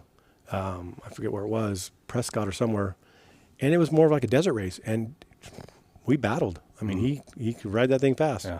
Well, there was a bunch of fast riders that didn't, they were in dirt bike, they weren't motocross action, so you had who you followed and stuff. But you had a lot of guys, not just him, that you had to go take down. So probably my biggest competitor, I always say probably the toughest competitor I had was probably Scott Plessinger, which was Aaron Plessinger's dad. Yeah. That guy could ride a motorcycle. And if it rained, you might as well load it up and go home. Yeah. I mean, I was a good mud rider, and most of my good races came in mud, but he was a level above. I mean, he could ride mud like no other. Yeah. It was crazy. When I got into GNCCs, it was tighter woods, just different back east, Yeah. To this day, I think I'm like one of the only, I probably am the only guy west of the Mississippi to ever win a championship in the GNCCs. But Ty Davis could have been good at it. Ty was good all around. Yeah. Ty could race good back east. I always said Ty would have been good at it. I remember talking to Ty Davis one day about it, and he says, "Rodney, I just hated him." I go, "Yeah, I did too." It was tough. That 3 hours in the heat, the humidity, Did you ever do one, Rick? No, I did. I did one similar to it, 1981. They just called it an enduro, and it was like you lined up, and then you go for 3 hours, and you'd stop. And it's basically it was, but it wasn't titled that, and you're hauling ass through and you're lapping people, and it's mayhem. And a lot of the trails were really narrow. So I remember it was in 81. I was doing before the GP in Mid Ohio, and I'm winning, and then I got the local guy behind me, and so I come down this thing, and this guy's kind of taking his time while I go up and I slide down and I hit him and I knock him off the trail and I knock him down the hill, and I didn't realize I did that. So, but I remember every lap seeing the guy way down this hill all screwed up. Well, I met the guy after the race because here he comes. Oh, yeah. He wants to beat the shit out of me. He's like, you California, you did that. I'm like, hey, I'm sorry. I didn't need bullshit. You knew exactly what you're doing because you were yelling at me for 3 minutes before that. I'm like, well, that was kind of your hint to get out of the way, Yeah. And but I meant to hit you, but I didn't mean to knock you down the hill. So then after the race, I went to offer my trophy. Then he declined and was going to beat me up. It's pretty funny. Even me, when I went back and started racing GNCC full time, the Coom, they didn't like me back there. I might as well have been racing like it was in Europe. I mean, it was almost like being in Europe when you're back east. They didn't like the California guy coming out in their woods. No, that was Big Dave Coombs' thing was, that's why he created that East-West series was the East Coast guys. This was, again, pre-social media, pre-internet. Right. They couldn't get any exposure, any help. You had to live in California. Right. And they really resented that. And so he makes a very strong effort to promote and encourage guys from the East Coast. Yeah. So the first year I did win the championship, I went back to the banquet, the GNC banquet, and John Ayers was, I think, the announcer then. And he even, before they brought me up on stage, he even said, Rodney, I didn't like you. I didn't want a California guy to come back here, but he goes, now we respect you. And now, because I started racing back, I almost became an East Coast kid, Yeah. even though I was flying back and forth each weekend. But but what I wanted to say about it was, the first few years, I might as well have been from a different country. I remember I used to put the California flag on my helmet. Like when we go to 6 days, we'd ride with the American helmet. Yep. So I was like, man, it's like 6 days. These guys don't like me back here. I'll put a California flag on my helmet. But no, it was good. It was different. Something you had to get used to, and different type of racing. And well, I've done one works race at Havasu. Yep. I did like a guest spot. I was doing a story and got a spot on a factory Cowie team. So good bike. It was 190, what it felt like. Miserable. Yep. And then I did the Palatka, Florida GNCC. Yep. On a borrowed bike. I was back there doing the Atlanta Supercross in Daytona for like this road trip thing after I quit racing, just for fun. Yeah. And we thought, let's do this GNCC too. That'll be cool. Yeah, it'd be fun. Yeah. Yeah. No. Well, and that's when Rhino was racing. It would have been 04, 05. So I think Kadasi was still going. Yep. And Rhino and Shane Watts, these guys hauled ass. And I got stuck in a rut. I came around one time, it was flat. Next time was like a nice rut in this field. And when I came through the third time, I went, and my handlebars were on the ground. That's what's so amazing back there is they have so many racers. They'll have 1,500 racers, and they'll have 500 quads the day before. Is you'll come to a mud hole, and it'll look like this now, right? Not too bad. You'll come back around the next lap, you won't even know where to go. No. Yeah. There'll be sinkholes and bikes stuck and buried, and it's crazy. There's a lot to learn. Just strategy. Yeah. Not just, we talked a little bit about pit and about this, but when you come to a section like a mud hole, I've learned now, aim for where the people are. Because they're not going to stand in deep water. Yeah, right. So that's the first thing Mark Hyde ever taught me. Yeah. So now, am I jumping too far if I bring in Kadasi at this moment? No, go ahead. No, let's back up just a second because that adds to it. Off-road, like you said, we didn't have a lot of internet. We didn't have a lot of social media and stuff back then. So the off-road, Scott Summers and Scott Plessner and all the top off-road guys, people knew them from the magazines a little bit, here and there. Right. But I look back at it, I think me and Fred Andrews were probably one of the first two motocrossers that came into off-road. Yeah, transferred over. Yeah, and I think we really helped the off-road sport today. I would agree. And because after that would be, who would be next? Ty Davis. Yep. And then Guy Cooper.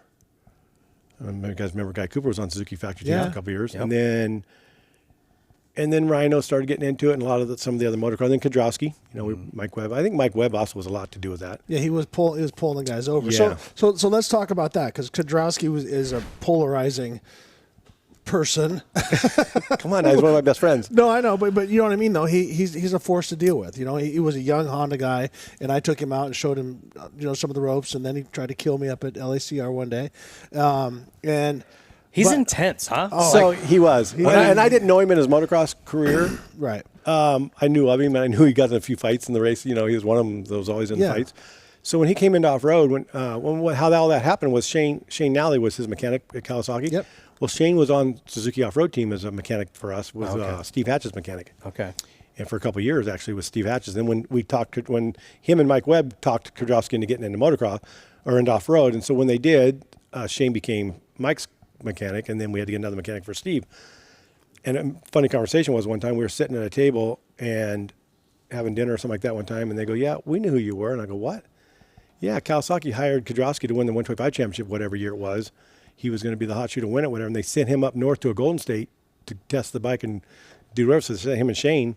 He goes, "We got up there and you kicked our ass." Because I had Sand Hill dialed in. I could, And then I was like, "Really? I don't remember that." But it's funny how I've been with Shane for 2 years. He hadn't said nothing about it, but. Yeah, Shane don't talk much. Yeah, no, he's quiet too. Actually, I've spent a lot more time with him now. But Kadasi, I remember when he signed with Suzuki, and Mike Webb told us, "Hey, Kadasi's going to ride on our team, this and that."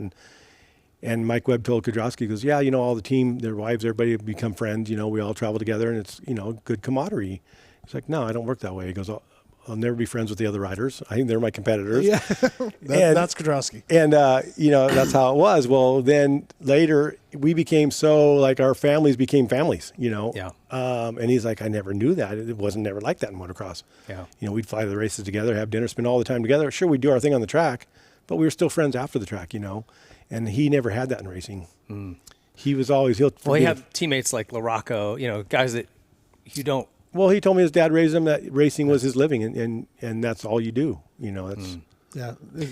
We ride. You got to ride a motorcycle for fun and off road because when you're out there for 3 hours, it's not about the money, it's not about the fans, it's about your heart. It's about what you want. Yeah, agreed. Well, when we had him on the show, and obviously I followed his career, and looked up to Mike. Yeah. But I didn't really know him personally. And so when he came on, he's very polite and professional when you first meet him. He's kind of quiet. Yeah. Well, as we're promoting the show, I had misspelled Kadrowski. Oh, shit. I apologize again. I before E, except after C. And he sent me a text like, well, you keep fucking misspelling my name. What's going on? Oh, when he snaps, he snaps. He snapped to my ex-wife one time at a grocery store about a peanut butter, about what brand it was. Oh, boy. So that's my point. So, see, I was an asshole when I said he's kind of got a polarizing. He's like, that's my best friend. Don't be insulting him. He's great. I really like him. He was going to beat my ass up. We were testing in Texas. I think we're in Tennessee. We were testing in Tennessee, and he was riding the four-stroke. And that's when the DOZ 400 came out, and they put him on the four-stroke. They hired him for the four-stroke. And me and Hatch were on the team too, and we would race a four-stroke at West on the work stuff, but not out east on the GNCs. We'd ride 250 two-strokes. But Kadrowski, so they just got the four-strokes in, and they were trying to get them all dialed in. He was having trouble starting it. So Webb had us out in the woods, and we were doing starts, the three of us, and we were all three on the four-strokes, and for whatever reason, mine kept starting. Like, it'd start and take off on dead engine start, and Kadrowski was struggling with it. What are you doing? What are you doing? And everything was cool at the beginning. I'd like, try this. This is what I did this time. This is what, okay. And so we kept doing it. His wouldn't start. He'd keep having trouble, whatever. And finally, and I'd tell him, well, try this. And we switched bikes, and it's still the same thing, and mine would start. You can see it. And Webb's down there doing the start thing, this and that. And all of a sudden, this one time I said, well, do it this way. And Kadasi looks at me and goes, fuck. He snapped. Yeah. I mean, I didn't know. I'm always a jokester. I'm always laughing and playing jokes on people, whatever, and we're always having fun. And all of a sudden, dude, he just snapped, and Webb saw it, and Webb goes, Smith, go back to the truck. And I'm like, okay. I ride back over to the truck. Hatch is at the truck, and I ride away. I'm not taking my helmet off. We might be in a fight. Just joking, right? I'm still making jokes. And I'll never forget. So he does a couple more works on it. I honestly didn't know what we were doing. We were all trying to figure it out. And so after about a half hour, whatever, Webb's like, Smith, Hatch, get back out here. So we go back out to line up with him, and Hatch lines up this side, and I line up way down here. I'm going to stay away. Yeah. It's probably made him worse. Probably hadn't feel the fire. But it was funny. After that, we became best friends. So he's a good dude. Just short fuse, I guess. But maybe, back to the whole story. I think him, me, and Fred Andrews, and then Cooper and everybody, all the motocrossers helped bring off road into and now social media. Everybody. Well, I think social media and everything came up, but you legitimized how fast those guys were. Yeah. Because they're like, oh, they're off-road guys. Right. If you put a motocross guy, we'll see. And then all of a sudden, you see guys like Rodney Smith and Mike Kadrowski and Fred Andrews struggling, and they're winning. You're winning. Right. But you're racing. Yeah. You're racing hard. And so that immediately elevated them. Sure. It was definitely, Plessinger and Summers, and there's the off-road guys were fast. I don't think they got the respect they deserve, though. Correct, until we came in. Until you guys came in. Exactly. Like Henry came and did one. Maybe it was in Florida. But it's even funny because Florida is still a works or motocross race to me. Florida was never a real GNCC. Yeah, just because it's sandier. It was just like it was more of a motocross. It was easier for a motocrosser to ride that race than any other race, the tight woods. Because that was like a practice, the Daytona practice tracks that we had. Yeah. That's how I always try to tell people, don't take Florida as a regular GNCC, because even as hard as Florida is, it is because it's gnarly. It's 3 hours in the humidity, deep sand. No rocks, no mud. Right, no roots. Like slimy mud, roots, But when different. Doug came down, I think he might have won one. But he there's video of him. Oh, he was done. He was exhausted. I literally just laid out on the ground. Yeah, completely spent. So it wasn't like this moto guy came in and just cleaned house. No. He worked his ass off. done. Yeah, blisters and the whole deal. I think some of that helped people go, oh, shit. They're real. That's a real deal. Yeah. Well, and now it's 6 days. Look at Osborne went and rode a GNC a couple of years ago after he won Utah Supercross. Yeah. I mean, it's... Well, and they're fun. I like, if I could go back and do it and just do an hour, do the old man class or something. They're fun. Industry class, the 3 hours at the pro pace, like I said, when I got lapped, it took me 15 minutes to dig my bike out of that hole. Oh, yeah. So when those leaders came by, I thought, all right, I'm going to jump in and just see what their pace is here. We were in the last 45 minutes. I couldn't keep up. Yeah, they were gone. Yeah. There they go. Yeah, it was wild. And each racer has a different strategy. When I think through my career going back there, I kind of analyzed each race. Like if I was going to Ohio, Fred Andrews would have a lot of people out in the woods, a lot of friends, and he'd have the place dialed in because he could ride there or whatever. So I kind of knew each track, each weekend, who my competitors would be, who to follow, who. The first couple laps of the race, I didn't really want to lead it. If I could just keep the leader in sight and follow them and get the lines dialed in, because they'd have, dads out there, pointing what line to go through in the mud. And, after 2 or 3 laps, then you got it dialed in, then you're ready to go. So for me, the race started after gas. But each track, I kind of knew who did good. Barry Hawkins would be good up around Pennsylvania and all that. And, you kind of know who your competitors are, where they live. And the local guys, like you said, they would probably have people throughout the course going, hey, showing him the lines, right? Yep. But I'm just sitting here listening. The depth of talent that Rodney's raced against is second to none. I mean, if you go back to, as they're talking about, Daryl Schultz, Brad Lackey. I mean, you didn't really race against Brad. I did actually, yeah. But, well, you know what I mean. You're right. And Brock Glover, myself, Bayle, Rinaldi. I mean, and then after getting to run with all the top, and Mark Hodge, Dick Wilson, exactly, all of that, Scott Summers, everything, running at the top of all those different things. I mean, it's amazing, and the industry, I don't think recognizes you enough for the diversity that you. Well, a lot of that becomes Northern California again. We're up in North. All the magazines, all the hype, everything was Southern California. So we didn't get a lot of things. Another big race, probably one of my biggest races I ever won, when I was dominant in Northern California, which I learned a lot later too. When I was dominant winning all the races in Northern California, Danny Mugu Chandler won both motos at the Motocross of the Nations and both motos at Trophies of the Nations. Yep. A week or two later, he's in Northern California at a local motocross. We had a race at Marysville, and he's there riding all 3 classes, right? Week or two after he just won, beat the world. Yeah, everybody. And the first 125 moto, I smoke him. Second 250 or first 250 moto, I smoke him. He ends up quitting. It was 105. It was hot. It was miserable. And I remember my goal was, I wanted to win. I wanted to prove. And I was on fire that day, and my goal was to beat him. And I beat him the first moto, and he was going down one straight, I'm going down the other. I remember we were looking at each other each time, and he wasn't catching, and I won. But I remember by the end of the day, he ended up going jet skiing and quit, didn't even ride the last motos. But then after I became a top rider or whatever, and you go back home and you go to local race, I realized you're not going there with full, I was there to win. He was there to have fun with his friends. I know that now, Sure. It's just different. He might have still been drunk from the 2 weeks before. Possible. But for me, as a local pro at that time, to beat him after he just dominated the world. Dominated the world, and nobody ever, that was pretty crazy, but a lot of people don't, I think your career at the time that it was and the path that it took, it was just way under the radar. Sure. And, obviously I knew your name, and when Rick mentioned, you need to get Rodney on the show, I was like, yeah, for sure, let's do it. And I started looking into what you've done, and I'm like, holy shit. I guess I just didn't know. And probably another one I'll say that'll probably never happen again is I won my last GNCC championship at 40 years old. Oh, is that right? I don't think anybody will win it again. It took a lot out of me, and it took a lot out. It was tough. But and I don't think another rider. But with Caleb Russell and these type of guys now, there's too many young kids getting good in off-road. Yeah. Think about, let's say Jet Lawrence, he's doing this, he's doing Supercross. He's going to do that. Then he's going to go. They did GPs before a little bit.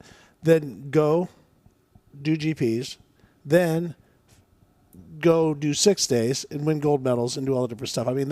That's the level that we're talking about. And just because, as you said, it was under the radar, the people inside the industry knew. Right. You know what I mean? Everybody, I knew, Brock knew. We all knew who Rodney was and what he was doing. And but to try to duplicate his career will never happen again. I think you're right. It won't. Well, and when I got into off-road, I was already old. I was 32, 33, 34, when I started. I called it a second career because when I quit motocross, I was done. And off-road became another career, but it was fresh, it was new, everything was new, so it was fun again. And at that point, there was no young kids at 16, 17 that were super fast in off-road because those kids all want to be in motocross. Right. Well, today, off-road, because me and Ty Davis and all the motocrossers made off-road bigger and more elite sport, now you got a lot of young kids that are coming up in off-road that stay in off-road because there's money in it too now. Yeah, like the Baylors. And Caleb Russell. And Johnny Camel's son, Preston. He just went over. And Ty's kid put his whole thing together and like a privateer went over and did 6 days, got a gold medal. That's the kind of stuff. And it's because that's why I say, though, I won that last championship at 40. I was able to. Today, I don't think it'd ever be able to happen because there's a lot of young, fast kids that are staying in the sport, in the off-road sport.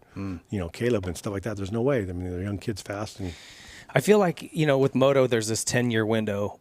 Sure. And you're either too hurt or just too burned out. It's too intense. Right. I think it's the same thing with off-road. You can only do that for so long. Those races are so hard. I've talked with a lot of guys. You have a window at that level for like 8 to 10 years. Yeah. kind of the same deal. Yeah, I don't think it matters what age you are. Yeah, I think you're. No, 'Cause look we're at Caleb. at How old 30 is he? Yeah. He's not No, old, and he's done. Yeah. Well, Well, you even think us. those kids are even able to make enough money in that now to where they've got a nice? No, I don't think off-road's done that. I think the economy, when it crashed in 2008, killed it again. We had brought it was getting good before the economy crashed. It was off-road riders were getting paid pretty good money, and then it kind of took a dip again, and now it's kind of just leveled out. Yeah. Which is sad because Did you ever do any other disciplines like supermoto or hill climb? Anything? No, anything started like to get in supermoto with Suzuki, me and Pastrana, and I think Kevin Swans were going to do some supermoto on the 450 Suzuki when it came out. Okay. And then that's the year supermoto quit. Yeah. We actually started testing and getting started, and then they pulled the plug on it. That was a fun sport. Yeah. That was so fun. I think Wide World of Sports, the race they did at Carlsbad, was one of my favorite Superbikers? races. Yeah, Superbikers. I got second there once. Did you? That was one of the That was coolest nuts. races ever. Yeah, it was pretty crazy because it was just a loose setup. But what I like, no guardrails and big rain ruts off the side. If you crashed, you could literally die there. It Yeah. was so no, but what was dangerous. cool about that race when it first originated was the flat trackers were riding flat track bikes. Yeah. The road racers were more of a flat track road race type bike. Motocross was riding more of a motocross. I mean, it would bring what you think. That was the cool part of it, you know. Jay Springsteen was on a 750. Yeah. I just still wish someone would do something like that and do like a 3-race series, spread it out throughout the year. Yep. But bring that back. I just think, I don't know if you could get it to fly, but like Red Bull or somebody could do that maybe. It Well- just was so neat because you'd get all of those disciplines together. No, I think it was cool. Well, I mean, it's they kind of had- what started supermoto, but yet, to me, it was unique at the beginning. Yeah, I agree. That one called the Olympiad was badass too. They had a saddleback. They had a hill climb, a motocross, and a TT. And you could swap some parts on the bike, and they brought everybody, the flat track cool. guys out, Oh, all the that's different cool. stuff. Yeah. So imagine doing that now. So you got to, let's say you have anyways, this is another If I story. could have done anything else, I wish I'd have done a little bit of flat track. Really? Yeah. It's fun, but it's sketchy. Yeah. TT flat track would have been fun. Who was I just talking to? Josh Hayes, road racer, blew his knee out, sliding in and Boom. high-sided and planted his Oh, foot yeah. and did a knee. I was like, ugh. The one, I mean, there's a lot of great riders. I mean, obviously the Hayden brothers, everybody came from that, but Henry Wiles. Okay, yeah. That dude is an animal. Yeah. All right. So Henry, buddy with Louis Franco, so they put him on a Baja team. All right. The flat track guy. Yeah. They put him on there. He's in a like a sportsman class or something like that. He was the fastest guy of all the desert racers to like the first 100 miles. Is that right? Because it was the year there was a bunch of rain and they kind of did it up. But Henry's that rider. I mean, he'll moto, he'll do all the different stuff, and so they put him on there, and it was all fast fire roads, crushed everybody. Boston brothers were good too. Yes, Yeah. yeah. Yeah, they grew up riding trail. Which of those titles, all of your off-road stuff, GNCC or the stuff out here, was there any one of those that was maybe a little more special to you? Probably the first GNCC title, I guess. Yeah. Maybe the second one even. I always said the first one, you know, because everybody said I'd never do it because of being so different back there, you know, and I'd never adapt to it and stuff like that. So it was kind of a challenge. I remember Summers and his mechanic, Fred Brownman, and them, you know, they said, Rodney will never figure it out. It's just totally different. And Fred Bramlett was his mechanic? Yeah. He became an agent in the Yep. sport. Yeah, Yep. that's funny. So then the first championship I won in GNCCs, I remember I don't think I ever gave myself really the credit because I think something might have happened to Plessinger, something happened to Summers a little bit, you know, and it just kind of fell into my hands and I won it. And maybe I just didn't accept that I won it. I was good enough to win it maybe. And then the second one, I won it the next year again at back-to-back. And that one felt really good because then I felt like I really deserved it because, you know, then I felt like I deserved it, I guess. Isn't that funny? You'll question even yourself. Yeah. After you've won, Wow. if it wasn't like a Yeah. heads up all the way to the finish, right? Even then, when like I won the '82 National, I'm going to say my first real dominant win, and it was kind of muddy up at Hangtown. Yep. And I came in, I'm like, so was there a pileup in the first turn? Where Yeah, was, what happened? Where Yeah. was Brock? Where was Donnie Hansen? I couldn't have just won. I mean that. Yeah. So and then the second moto, I chased Warren Reed around the whole time, and I'm like, where's everybody? Yeah. You know, they're coming. I know they're coming. That's what I did that first GP when Storbeck was behind me. I'm like, where's the rest of the guys? Where are the GP guys? Pull the muscle in your neck looking back. Yep. Who would you say were your toughest competitors In off-road? throughout your whole career? I mean, give me a few, one from each. Well, in America, there's a lot. I mean, whenever we got to that level, I mean, Johnson, Hannah, all those guys here in America, but I never really got to do much here. Yeah. I'd have to say an off-road was probably Plessinger and Summers. Yeah. Even Fred Andrews a little bit. GPs was Vandenberg, Strybos. Yeah.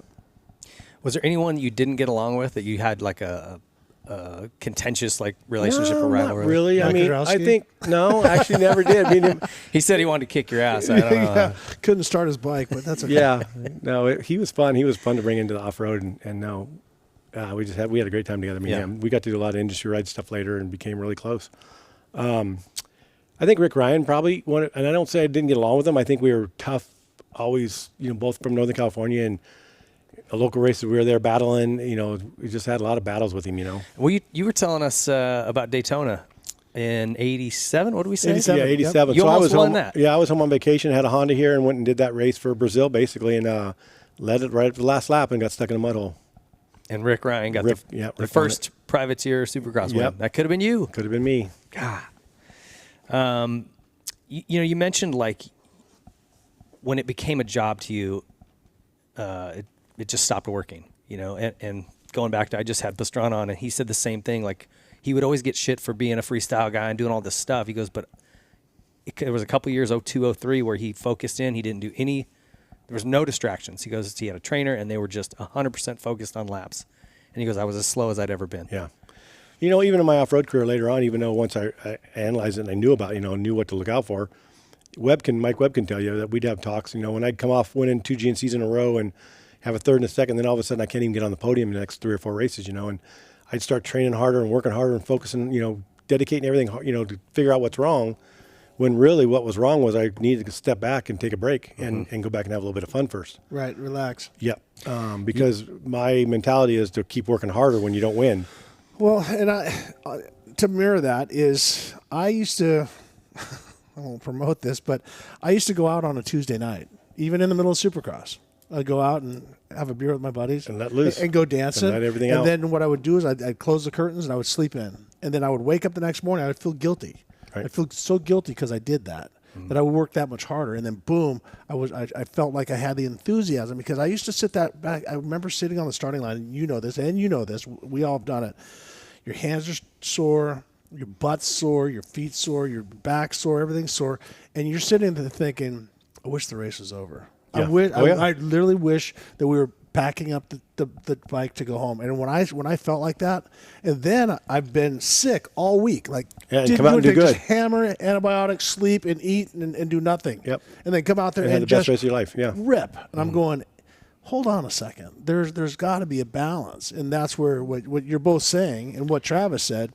And there's only a couple Ricky Carmichaels that can sit and chase that rabbit all day long. And Barnett was that. I wasn't. Right. And that's what you're saying. Right. No, I agree. Because I think it's like even when like Villapoto was like that too. Is all work.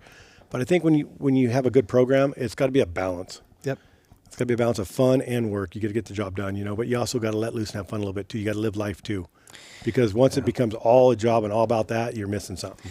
And I feel like, when you have a bad result, and then to your point, you go, okay, I need to work harder this week. And then you're burned out more, and then it's like you get get the on result this bad you're looking run. for, and you work harder, and you work harder, and you're not getting the result, not getting the result. Yeah. And I remember finally I backed up and got off the bike and just took a break, and then next race I was back where I needed to be. Mm-hmm. I think that's something that needs to be said. Of course, you can't not do the work. No, you got to get the work in, and we'll put the work in. That's just us. But you got to know when's enough too. You got to know when to take a break. Well, I think that's interesting. And the young kids that are pros and all the different stuff right now, and you got these trainers that just hammer them, and they're doing 10 sprint motos and all this different stuff, and listen to a guy that raced into his 40s.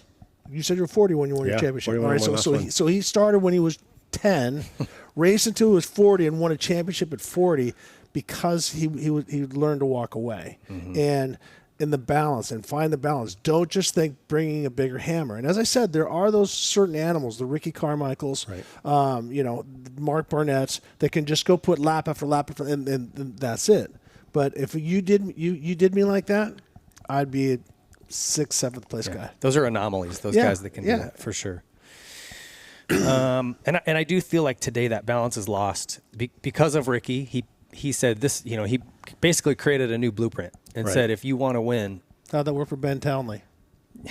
Yeah, well, I think was going to be the next great guy, and then he came and tried to fit in Ricky Carmichael's shoes, and it smashed him. Yeah, I think you're right. I think he'd agree with that too, to a point. It's just you've got to figure out how to have some fun with it. Yeah, it's got to be a balance. Because when you get on the bike and you're excited to ride, and you have the I get to go ride today, not I have to go ride. Exactly. That's all. That makes all the difference in the world. Awesome. And what works for one guy doesn't work for another too all the time. Right. No. Same thing with food and all that. Yeah. How did you know it was time to stop? You know, like after that last championship or You whatever. know what's funny is, so I won 5, and Scott Summers had 5, so we were tied, both of us, with 5 championships in GNCC. And at this point, GNCC is the #1 off-road sport in the world. I mean, the best Europeans are coming over. Juha Salomon, Paul Edmondson, badass. Yeah, he was good too. He was like a Jean-Michel Bayle. Yeah. Paul Edmondson came over. Watts Shane Watts from came Australia. over.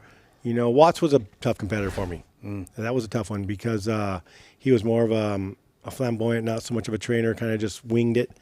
And he won 1 championship, but that year that he won, he had a lot of fans behind him. It was tough. I was the guy putting in all the work and trying, you know. He looks like he's just having fun and then beating you. And the fans liked that, and he'd drink a beer on the podium with them and stuff, you know. And so he was getting the fan base behind him and stuff like that. So it was just, he was a tough competitor. He was fast. Yeah. When he was on, he was on. Was he on that 200 two-stroke? He rode everything. One year, I think he won a GNC on every discipline of bike KTM. Oh, that's right. I remember that. Yeah. I just remember being on the smaller two-strokes, and I was like, yeah, that's cool. Yeah. So that time to quit was just... So the time to quit, I'll never forget. So after I won my last championship at 40, I broke my leg training, getting ready for the next year because I wanted, and back in my mind, I tried to want to go one more because me and Scott were tied with 5. Yeah. And it's funny how I went. I won 2 in a row. I missed 1 year because I got hurt. Won 2 in a row again, missed it 1 year. And then I won it the next year at 40. So I was like, okay, maybe I can win 1 more and I'll quit. And I'll have 6. But I broke my leg in a motocross that winter. I twisted it in a rut and didn't even crash, but just snapped my lower leg. So that pretty much put me out for that next year. And that pretty much was when I was kind of retiring. But I still did some races with Suzuki, helping out the new riders coming and stuff. And I was riding through the woods, and I just remember going, what if I hit that rock? If I hit that and it sends me into that tree? And I just always remember people talking about when you start thinking that what ifs, you know, that's when it's time. And you know what? I started doing that. Mm-hmm. I'd be going, what if I hit that rock and it deflects me into that tree, or I do this, or wait a minute, I never thought about that before in my career. So I knew it was time. Yeah. You know, that burning candle, you know, even though you can still go fast, you can still go fast, but that winning edge isn't there. That candle's not lit. There's that last little percent where you've got to push. Yeah. And you can't think about it. You can't overthink it. And you can't bring it back. You know, when the candle burned out, I knew it. It just did. And also, as much as you still think you want to go win, you can. You a smart racer is an experienced racer, and when you go to do something, and you just do it. But then after you've raced for that many years, you've had 4 scenarios where you did that and you busted your ass, and 1 that you won. Right. And so your mind sees those, and that's what he said. He goes, man, I've wheelied that, you know, like the first time you wheelie off, you know, and you clear a jump with the front wheel in the air. Yeah. Like, you get away with it. But then one time, whoop, it throws you over the bars, you bust your ass really bad, and it comes back, and you hesitate. You hesitate that much, and that's when you're not the same racer you were. Yeah.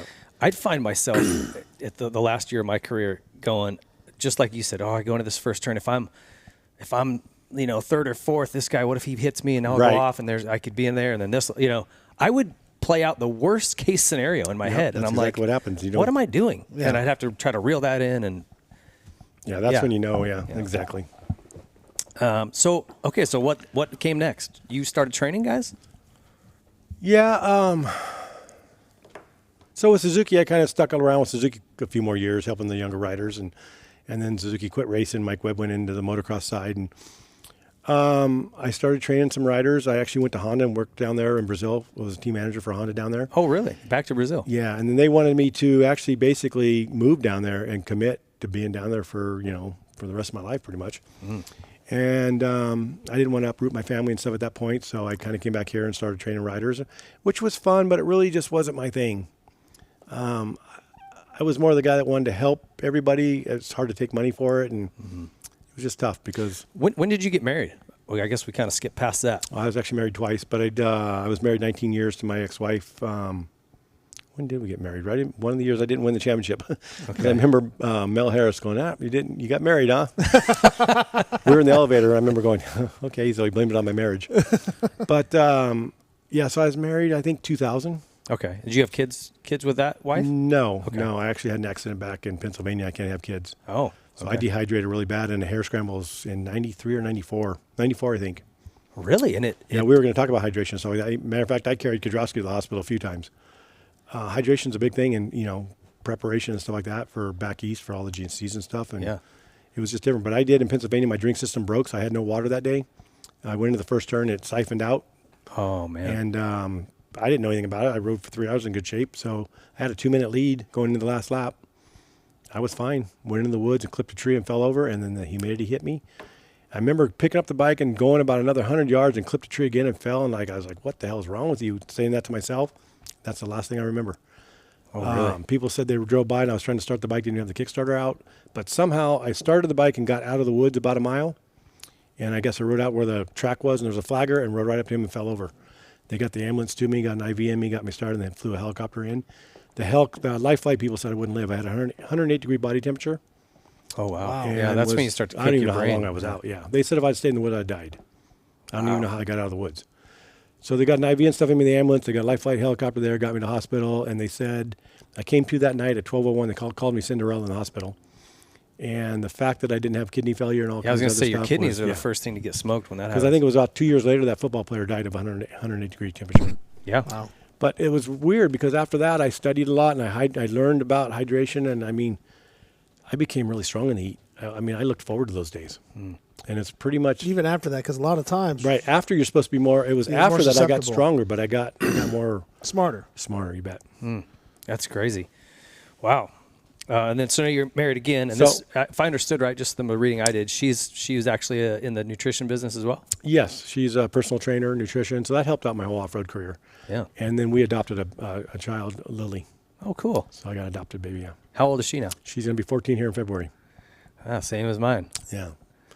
Mine's just turned 15, but yeah, is yours to hit that switch where she is Just an starting. asshole? Just starting, I think. Because mine, yeah. Where you know it all? I'm into the weeds. Yeah, it's Yeah. kind of rough. They went from being my little girls to Shut up, Dad. shut up. Dad. I know what I'm doing. Yeah. Shut up, Dad. You're embarrassing me. Yeah, I know, right? She's loving this part of the show. Yeah. So how much does that AMA Hall of Fame induction mean? I mean, that's pretty. It was pretty big deal. kind of strange for me because here's how I say it. So we got inducted in Florida in 2015, I guess. And when the call came, it was really cool. I was like, didn't know really what to expect, and I was like, wow. Who called you? I don't remember. I don't remember. Just someone from the AMA. But let's jump forward. After it was over, after we were there in Florida, it was with the motorcycle show, So the next day we had to be at the show signing autographs and talking to the press and all that. And somebody asked me, so what's it feel like? And I said, wow. I go, you know what it feels like? It feels like I just won my biggest championship and I didn't know I was entered in it. Because as a kid, when we grew up, right, racing, did you ever Hall of think Fame, about being in the Hall of Fame? Was that in your mind? No. I wanted to win races and I wanted to be a champion. And I wanted to be the best. Yeah. But not once did I ever go, I want to be in the AMA Hall of Fame. Not once. Yeah. Never think of that. But then after it happened that next day, and when they asked me, I'm like, I just won my biggest championship, and I never knew I entered it. Yeah. You know what I mean? Yeah. But that's like the highlight of your career, that there's nothing more. Yeah. But did I ever really expect it or want to be in it? You never think that. Yeah. Yeah, I wanted to win a race. I wanted to be a champion. Yeah. Yeah, it's a huge honor. I mean, it's crazy. Yeah. You look through that list of people, and it's a No, pretty, it really hit me after, yeah. Yeah, that's awesome. But you never, like I said, you weren't chasing it.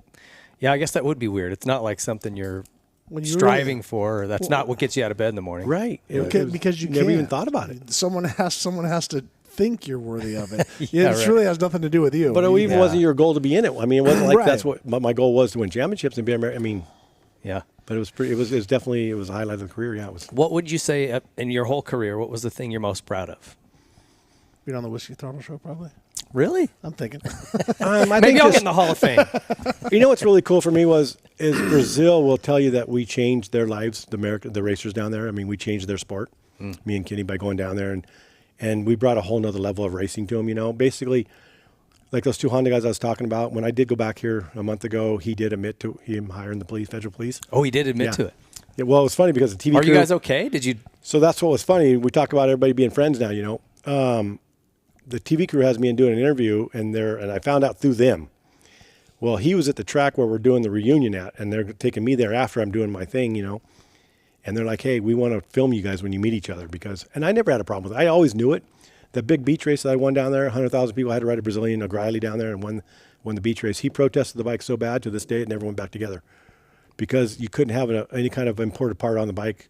But after I won it, the guy didn't want me to be the winner, so he protested every piece of the bike to where they split the cases right there in the sand at the track. But anyway, guy sounds like a real bitch. No, but you know what? You know what? I talked to him at this reunion a month ago, and we became almost like best buddies. They sent us out on the track to ride together. And really, you took him out? No, I actually know what that would have been classic. Boom. Yeah. Here come the federales again. You know, we talked, and I told him, I go, you know what? I probably would have done the same thing. You had your life down here. You had everything going for you. Yeah. I get it.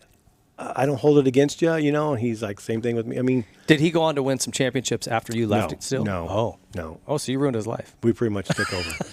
Yeah. But he was already at the end of his, I don't want to say at the end, but he still stayed a couple more years and then retired. Okay. I mean, I don't think he was racing the last year I won down there. And another little sidebar, 1 degree. So I'm riding down at Palm Avenue where everyone used to go back in the day. My bike blows up, like it literally blew, train thing came apart. Okay. So I'm walking all the way out, and all of a sudden here comes this guy. And he rolls up, and he's like speaking in this hard Portuguese accent. Oh, you're Ricky Johnson. You're Ricky Johnson. I'm like, yeah. I'm like, hey, give me a ride out to my truck. And he's like, no, you take my bike. I'm like, no, I'm not taking your bike. He's like, oh, you ride. Blah, blah, blah. So I ride him out there. He's like, where's your bike? I'm like, oh, it's down there by the flower truck, blah, blah. I get down there. He's got this thing pulled over. And so he starts talking to me, and it was his teammate. His name was Hilmir Bertolgana. And so he was living over here with a Scott Chapman. Anyways, he's over here. He's a big fan of mine. He ends up living with me towards the whole end of my career, helping me and training me. I'll never forget. I'd say, okay, halfway through the put, right, breathe. Yeah. Because he's spelling it all wrong, probably. He wrote bread. And I'm like, what? I don't want a sandwich. What are you talking about, bread? And he's like, no, you said bread. I'm like, no, breathe with a THE. But, so it's funny that when he first went there, he was Rodney's teammate. Oh, that's funny. So I think that's really, for me, it was cool that I changed their lives and their sport down there. Yeah. And then I think also here in off-road, we did the same thing. So I think that's really gave me a lot of accomplishment, changing the off-road world in America. To influence a whole sport, a whole country's racing or a whole type of, genre of racing. That's awesome. So tell me about how you got connected with Bayle and what's going on with this. So actually came with timing, I think timing's everything. Mm-hmm. They called me up right when I was training riders and didn't really want to and wasn't really sure what I wanted to do. And they called me up, wanted me to be a brand ambassador and help out their team. So it kind of opened the door. And so for the first year I did a 1-year deal with them and to see if I'd like it. And it's a great company. It's motorcycles are awesome. And we just connected. It was just really worked out really good for me. And I went on to being their team manager and stuff for a while. And, Beta's growing here in America and they're coming. It's right around the corner. I mean, yeah, you mentioned they've already got a semi for racing here. The plan is to go supercross and motocross racing. Yep. Nope. We're already got a semi. I've heard those rumblings, but I'm like, we'll see. But you're telling me it's happening. They got a 450 coming, and Italy's all planning, gearing up for it, and we're going to have 250s and everything here soon.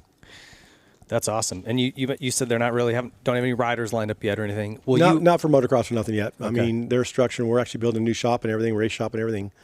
Based out of? It's out of Paso Robles. Paso Robles, okay. So go back to that because he was like the number one Honda dealer, So Tim Pilch worked. Because when I went up there. He was a big Yamaha. I was a Yamaha dealer. But I think he might have had all four at one time. He had all four because I did the same thing. I did a big autograph signing up there. He had like 20 riders all out front of the table signing. He was real, he had a big powerhouse. Yes, San Luis Obispo. Yeah. And so he was real aggressive when it came to bringing in, people and stuff like that because he knew how to. San Luis Obispo is like no man's land. It's not NorCal. It's not SoCal. It's got Pismo Beach, but it's awesome. I mean, I wanted to live there, but I'm like, it's beautiful country. I can't really make a living here. Yeah. But if I had a lot of money, if you were the rich guy, I would have a house there. But he went on from the dealership to that. So kind of share with that story because that's kind of cool how he brought this in. So, I don't even know the full story of that, but I know that he gave up the Yamaha dealership, something went down there, and he started bringing, somebody was already importing Betas already, I think, but he took it over, and he made good relations with Beta Italy and stuff. So actually Beta Italy owns Beta America, but Tim is the owner of Beta America. Okay. And he's a great business guy. He's running the show. I mean, he's doing it right. He's definitely. So this push for U.S. racing, is that coming from Beta in Europe, or is it? I think a little bit of both. A little bit of both. I think a little bit of both. I mean, Tim's. Beta's definitely going to be here to stay. They're not going anywhere. I mean, they got their foundation. They're building. They're growing. They're not jumping ahead of what they're growing. They're not. They're growing at a good rate to where they're going to be strong. Okay. And as soon as we get some good 450s and 250s, they'll be in racing good. And their strengths. I've ridden some of the off-road bikes, but are they mostly trials, or what? How did they kind of start? Beta started off in trials, and then graduated into off-road bikes. Yeah. And I don't know exactly what year they got into off-road. 2007, I keep wanting to think, but the last 5-6 years, Beta's had some of the best off-road bikes there are. I mean, yeah, they're good. They make good stuff, and they're beautiful. Yeah, they look like Italian made. You bet. Yeah, Ferrari. Yeah, it almost looks like somebody built. Italians are proud of what they make. Yeah, it's cool. Or like a Ducati, you know what I mean? It's got that Italian flair to it. Yeah. No, they're doing a great job. And for me, I'm excited to see the more brands. Competition's what makes it go around. You bet. Absolutely. And I fear we may not see Suzuki long. So it's what I learned in racing. I used to. You hated going to a race where you knew there was 30, 40 guys that could win. But yet I hated more going to a race when I knew there was just me or one other guy that could win. Yeah. There's more pressure, I like multiple targets. Competition is definitely good for the sport. Yeah, absolutely. Is there any talk of electric bikes there? And what do you think? I'm curious for both of you guys. I mean, we've seen this new Varg that's coming out, and the chatter's been there for a while. Well, what impressed me most about that new one coming out is I didn't hear anything about it until I saw it. Right. Same. How they kept it quiet. Whereas Triumph's coming out with a bike. We've known that. Yeah. We don't know when it's going to come, but we hear it up for we'll hear it for a year or two before it comes out. What pretty impressed me was that bike, it came out. I mean, that just boom, it's here. Here it is. It's here. Yeah. I hate it. So I love it and hate it at the same time. What I love about it is that the noise is what stops a lot of moto. Yeah. Because we can put sprinklers in our yard and do all the different stuff, but still the sound. And I don't want a kid with a mini bike riding. Have you ridden one? Yeah, I about killed myself. On the Alta? On the Alta. So I was down Chuck Warren's place, and he was doing something for somebody. And you could have jumped a double, and you don't hear the bike. It's weird. And the torque, it doesn't. Even the fuel-injected four-stroke still has a power curve and a hit. Yeah. And where that power curve and hits, you break the tire loose. This thing just goes, it's linear. Right. And so I'm going down the street. I'm not sure what to do. Yeah, I'm going down the street about 30, and I'm like, oh, let's see what it does. And I thought it was going to go, what? And it just goes, woof, and I almost looped out. Like did literally. the same thing. Because you just hear the traction of the tire. It doesn't break loose and all the different stuff. And when, who was running at Straight Rhythm? Hill. Yeah, Hill. And you'd watch him, but he's on it hard. There was no rolling it on, and so it's like it's on 100%, 100%, 100%, 100%. And it's gonna be weird, It's a different riding style. Like when I rode that automatic over in Europe.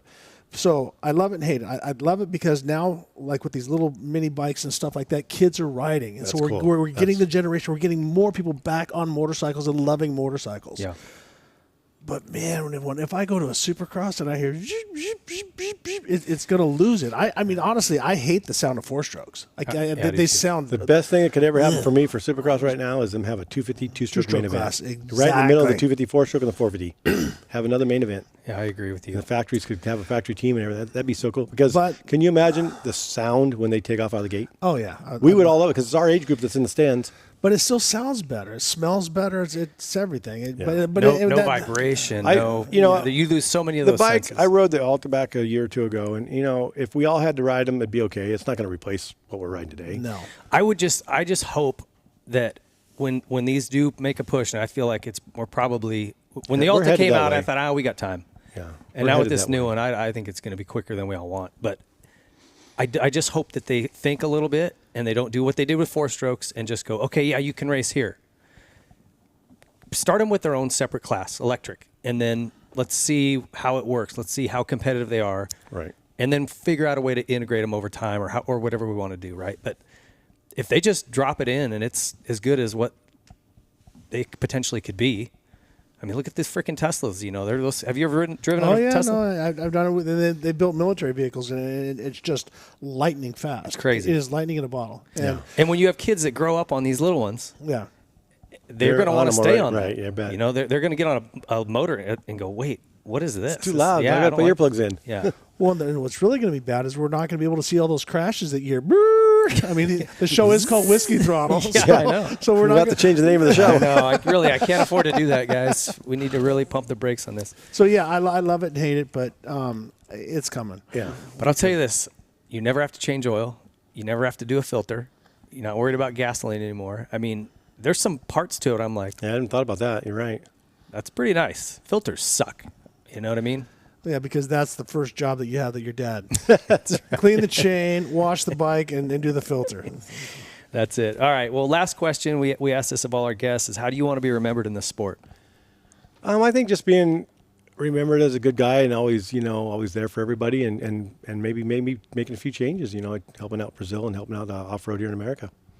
I think you've done it. Yeah. I mean, I hope that folks see this, watch this show, and be like, damn. I knew Rodney Smith, but I didn't realize all the shit he's done. Yeah. It's really impressive, man. Thank you. So thank you so much for coming on. I Thank you can't guys. tell you how much I appreciate Thank your you, time. Rick. No. Rick, thank you for taking the time as well. No, I'll be honest with you. I didn't talk a lot because I want to hear it. I'm a fan, and as I said, the respect that you have to have for you and for him is. It needs to be known, because it was at a time when we didn't have all the hype and all the different stuff going on. But for him to be able to travel across the world the way he did and do what he did in the genres, as I said, will never be done. You know again. what else I just realized this last year as I was watching the racers and stuff, today, is as soon as they're done riding, as soon as they're at the track, still having to load up, they're on social media posting that what they just did. I just put in a 30-minute moto, or I just did this, or just did that. And I just sit there back and go, man, we didn't do that. We let the magazines talk about us. I didn't. You were cocky if you did that. You didn't talk about yourself. Yeah. I let my results and my racing do the talking. And the magazines would put it in. I didn't go to the magazine and say, hey, do an article on me. They come to us and want to do it. But today's everybody, it's just today's society. It's all changed. The sport's changed. They have to talk about themselves. They have to get followers. And right. And I can't stand it. That's when I was moving to Idaho, I was going through all my magazines and covers and just all the different stuff. Going, man, the kids don't have this today. It's different. Social media is I heard it put best, it's Disneyland for narcissists. I mean, that's really it. But it was against our tradition to talk about. You didn't talk about yourself when you raced. No. You let your winning do the result. I mean, Yeah. Well, and you But had today- people to do it. We were blessed. That once again, that era we were blessed. We didn't. I didn't worry about that. I had Rick Spillman who took care of it at Honda. Right. Tom Webb would come talk to me from Dirt Bike. Yep. Kip Palmer would come talk to me from Cycle News. Blah blah. And they would. But it wasn't you talking about you. No, they asked me the They questions. came and asked, right. Yeah. I Today's answered people have questions to and tell everybody what they're doing. They Well, promised. just a different your era. results and your riding spoke for your Correct. That did your Right. speaking, right? Yeah. You didn't have to. I missed that time. So, well, gentlemen, thank you again so much. Stay tuned. We'll be right back to wrap up the show.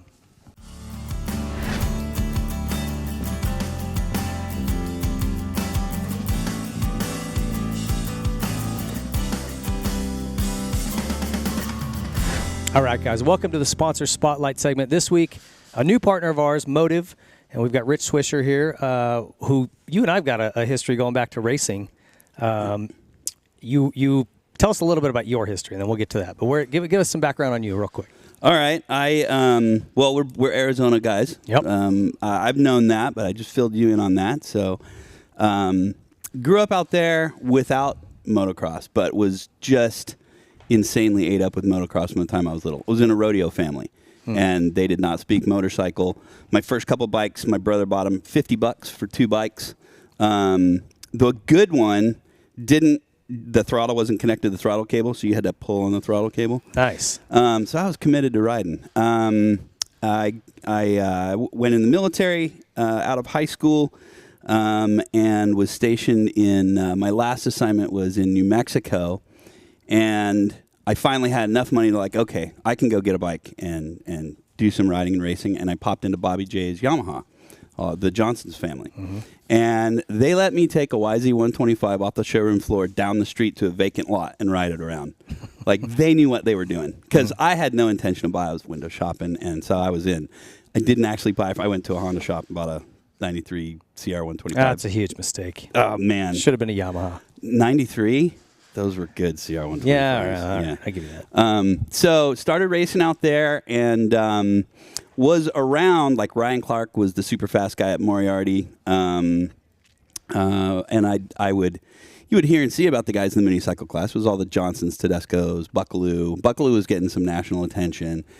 And but I didn't really know any of them very well. But through knowing people in racing or whatnot, I get out of the military, come out to LAPD because I wanted to come out and get in the motorcycle industry, but I had no idea what I wanted to do. I didn't want to be a bike salesman at a dealership, but I'm like, whatever, I just got to be near bikes. Yeah. And ended up really liking LAPD. I'd done a bunch of really cool stuff in the military that lined me up well for cool stuff to do there, but I didn't have plans on staying. And I ended up linking up with Charlie Beck when he was Sergeant Beck, not Chief Beck. And we started the LAPD motocross team and reached out to Troy Lee, FMF, really. And it was at FMF, it was Big Donnie and Danny Laporte. Just the motorcycle industry was so cool to us. Mm-hmm. That kind of... we built we had like 35 guys from the department that would go out and race. It was a really cool thing. And those toys came about. And that's where I met you. Was my brother is he's the king of die-cast in the toy world. And he had gone to this small company and we were all nervous. He was like a bigwig at Mattel. Okay. And then he goes over to the small company. That was Jack Specific? Yeah. Okay. And I was like, okay, well, he's a sharp guy. I'm like, all right. He calls me up and he's like, hey, I got the new. They want me to reinvent the Tech Deck skateboard, and you can't improve upon it. So I invented finger bicycles. And I was like, Gary, go back to Mattel fast. Get back there before these ideas get out. And anyway, so I helped him do. They were gonna do the brands that Target and Walmart carried, so their toys would get in there. And I'm like, no. Here's what you do in BMX. That worked out really good. I talked them. I had been pushing moto all along, so when it did go moto, they started paying me to consult a little bit on the BMX thing too. And then I started reaching out to guys. And when I got out there, I saw that there were a few guys that had good representation, and there were a bunch of guys that were really kind of being taken advantage of. Yeah. And so I'm full-time with my career. It's going great. At the time, I was undercover working anti-terrorist division, long hair, having fun, racing moto all I want, and with good sponsorship for once. And I kept running into people that they were just not being taken care of. You were one you're at Blimpie Suzuki, I think. No, I was at Primal Impulse Suzuki. Okay, yeah, you're right. And I was just thinking because I had you on this big pedestal, and I'm like, this should be way bigger. But I'm fanboy. I'm like Cycle News. I'm figuring out where I can get a copy on Wednesday rather than waiting on Thursday. And I got connected with the Tedescos somehow, and Dave, Ivan and Gio's dad, was like, hey, Ivan's moving out there. I think Gio was dealing with his injury. I don't remember if he was moving out there, but he's moving out there. Would you just kind of watch over him? Would you just kind of check in? So I go and meet Ivan. I meet Keith and Isaiah Johnson and a few other folks, and it just turned into okay, well, let me look over this stuff. I was pretty good with contracts and stuff like that. And started representing guys and told the toy company, like, no, I'm not going to take any money as a consultant. I'm just going to help these people out. And before long, it turned into full-on representing a whole lot of guys, built a really cool agency, worked with a lot of amazing athletes, and became friends with guys that were, posters on my wall. Brock Glover and Roger DeCoster and Eric Kehoe, and just so many really cool people. Yeah. Just the list goes on and on. It's pretty amazing for a fanboy that could never get enough to be able to actually rub shoulders and travel overseas. That was probably the funnest stuff. That was, I grabbed that bull by the horns and traveling around the world with all you guys and all the funny stories that come out of that. You lived the dream, man. Got into the sport you love and found a way to make a living. Totally did. And you hooked us up, those toys, man. That was like, if you had just said, hey, we're going to make a toy of you, I'll give you a box of them, I'd have been like, sweet. Well, that's what was going on. And I was like, no. I don't know. I'm always, and this probably rolls into motive, I'm Mr. Justice guy. Okay. I don't like seeing anybody slided, shorted. I can't stand a bully. And whether I am fitting up to the challenge or not, I jump in. You just take it on anyway. I do. So. All right. So that brings us up to this project. Explain to me best you can what Motive is. It is. It's an organization that works on empowering people that are trapped by a variety of circumstances. Sometimes it's generational poverty. Other times it's belief systems, like very immoral stuff, like where we're at in the Amazonian jungle and stuff like that. The practices and what they think is okay is really not, and it has tons of damaging societal ramifications. Other times it's they might be trapped by handouts. So we developed kind of a holistic system, a portfolio of programs that work together to get people to a place of independence and self-sufficiency. Okay. And so there's many aspects in your life that are required to be touched in order to get there. Ours is what we got really blessed with right off the bat was Bitcoin and going at the financial end of their traps, which also led to, okay, we can fix the finance all you want. They're going to be, as soon as that paycheck stops, like welfare. Yeah, then they're back right where they were. Exactly. So it was really forged during the pandemic. That's when it really hit, because me and my co-founder down in Peru, we were doing this on our own beforehand. And during the pandemic, I had gone back I was in the program management thing at UCLA and was taking time off. I got laid off, so I was just going to take some time off, finish that up. And he's down there scrambling, trying to get any kind of work he can. His ministry, I don't think they were able to keep paying him and stuff. And we knew about being able, some places that we could get Bitcoin if we could turn it into circular transactions. And there's one that I'm not fit and ready and up to speed on, so I dove right in.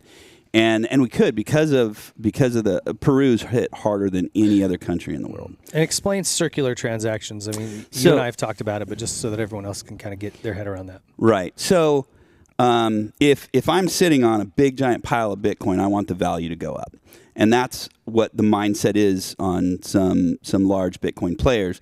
Is like, okay, well, if you can do things that actually turn it into the currency, you make a utilitarian use out of it.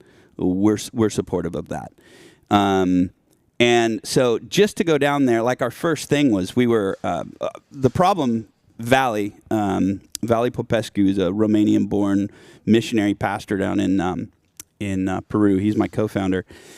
We came upon this village up in the Andes, remote village, and they have a 5% mortality rate in their children. And the kids are dying from medical conditions related to exposure to cold, primarily through their feet.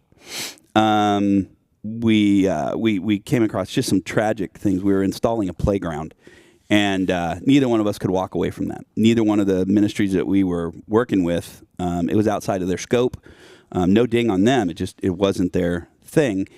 And so he and I were like, well, we have to do this. And we took efforts to, there was a child that was in desperate need right then. So we made efforts to get him dialed in as well. So when I went and asked for the donation, I have no idea how to turn this circular, but I need to buy a whole bunch of athletic hiking boots, socks, and I'm going to pay for 2 foot medical specialist visits a year to go out to this remote village and educate them up, check on them, do this kind of thing. And it wasn't that much. It was $2,500 to save 5 kids. So we had been doing that. And then when we went and approached about this donation, I was more than generous and said, here's extra, play with it. This will cover that. So we did 4 villages. And we were able to purchase the shoes from a manufacturer in Cusco. The other thing is, we want to help the local area. We were able to purchase that in Bitcoin. but that's not circular. That guy could just cash it in, or he could just hold it. And what you really want for circular is you want the purchaser to buy it from a retailer, let's say. The retailer be able to pay some of their employees' wages in Bitcoin, some or all, and then buy from their wholesaler in Bitcoin. We want the wholesaler to buy from the producer, or the origination company. And so what Valley was dealing with, he had thousands of people under his care in Lima, Cusco, Iquitos, like all the regions of Peru, but primarily in Lima is like 11 million people, urban, a lot of poverty, but a mix. There's nice areas too, and some of the numbers he was dealing with, he was getting like 5 to 10 new widows or widowers per week. Right around the same number, a little bit less, new orphans every week. People are just dying right and left. Mm-hmm. And they did like super lockdown, shut everything completely down. So they don't have a place that is open to go buy food from. The places that sell the food, they are broken in the same situation as their customers. They're starving on up the chain.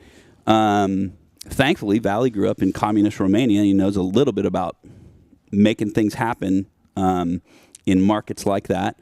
And he really created some innovative ways to get these stores open, teach them how to download a Bitcoin wallet, teach them and the people how to transact in Bitcoin, all while dealing with the distancing and everything.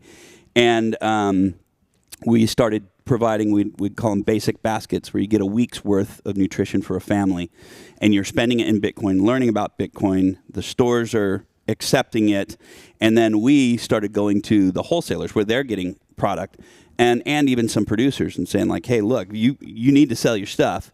Here's how you can do it, but it's got to be in Bitcoin. And so we were able to really make some headway. So basically, you guys take Bitcoin, go to some type of impoverished area where it's just a disaster, and create an ecosystem where there's commerce going on that's all Bitcoin, and turn that into a real currency. Somewhat. I would say the lead, what we do is we go there and we place a hub. We call it a hub. So it's educational. We have we call it our 5 E's. We educate, and then we equip, and then we empower.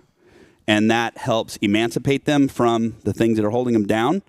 And then we're very big on, all right, now it's time to elevate your community.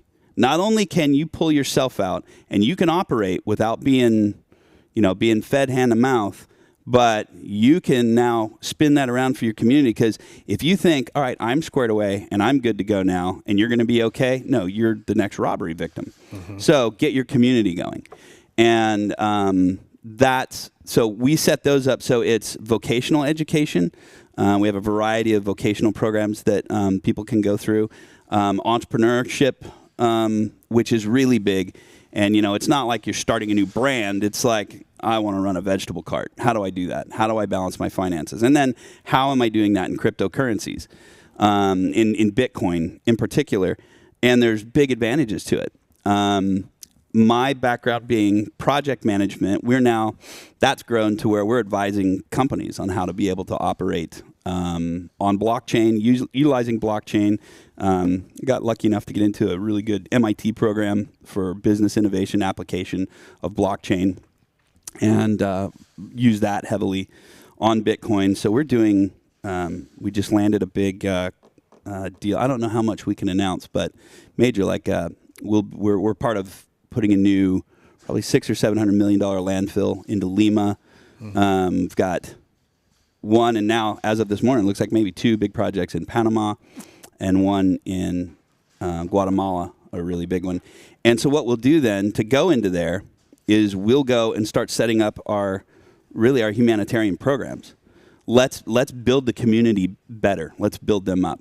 And like with the landfill thing in Lima, it's going to be everything from collections all the way up to waste to energy landfill operations. Well, you're going to be hurting some sub-economies that the people that we serve.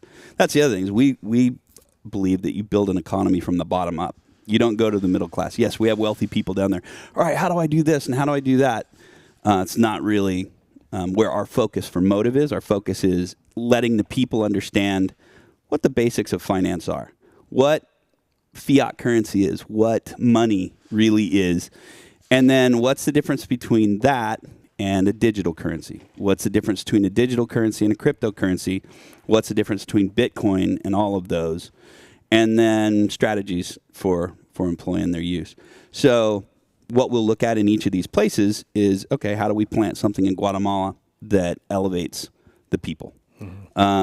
We work with partners where that's how we run everything. So we'll go there and we'll find organizations that are and have proven to be truly dedicated to serving those in need, and that run efficient, smooth operations. We'll roll in, and we have a set of standard operating procedures, and we have this portfolio of programs, and we'll go in, we'll take a look at what resources they have, what resources they would need, and then custom tailor fit. You know, like we're probably in Guatemala, we're not going to have freezing feet. So that program will take a different shape or not really be involved.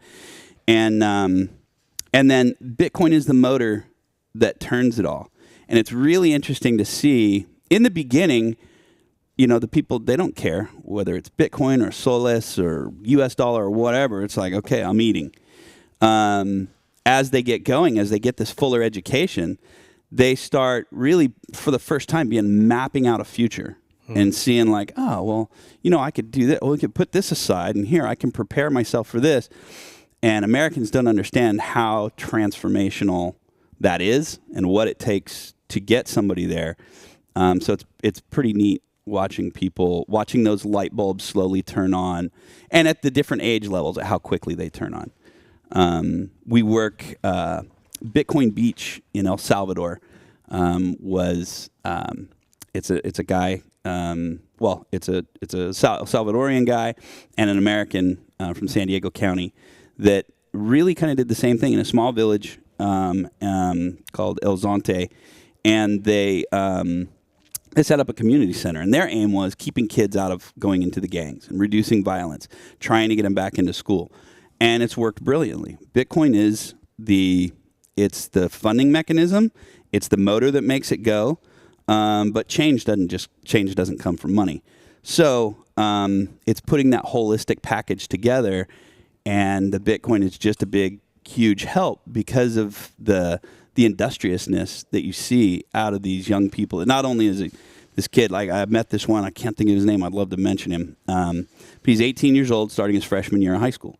He's taking the last 4 years off. He's just going to surf and work odd jobs. Like, that's all you can do here. Mm-hmm. So it's easy to see why he'd end up, you know, popping into MS-13 or whatever.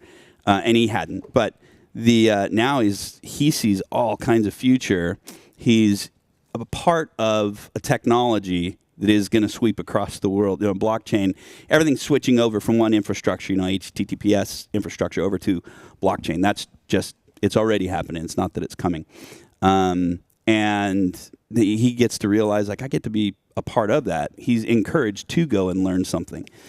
And in the remote areas and in the third world where there's so much burden of poverty and lack of opportunities, the democratization that comes along with blockchain and Bitcoin, as long as you have connectivity, which is also exploding right now, it's amazing on how it can transform that third world. So that's our focus, really, is going at those people that are stuck in the without category, and giving them the basic tools so that they can get up and get going on their own.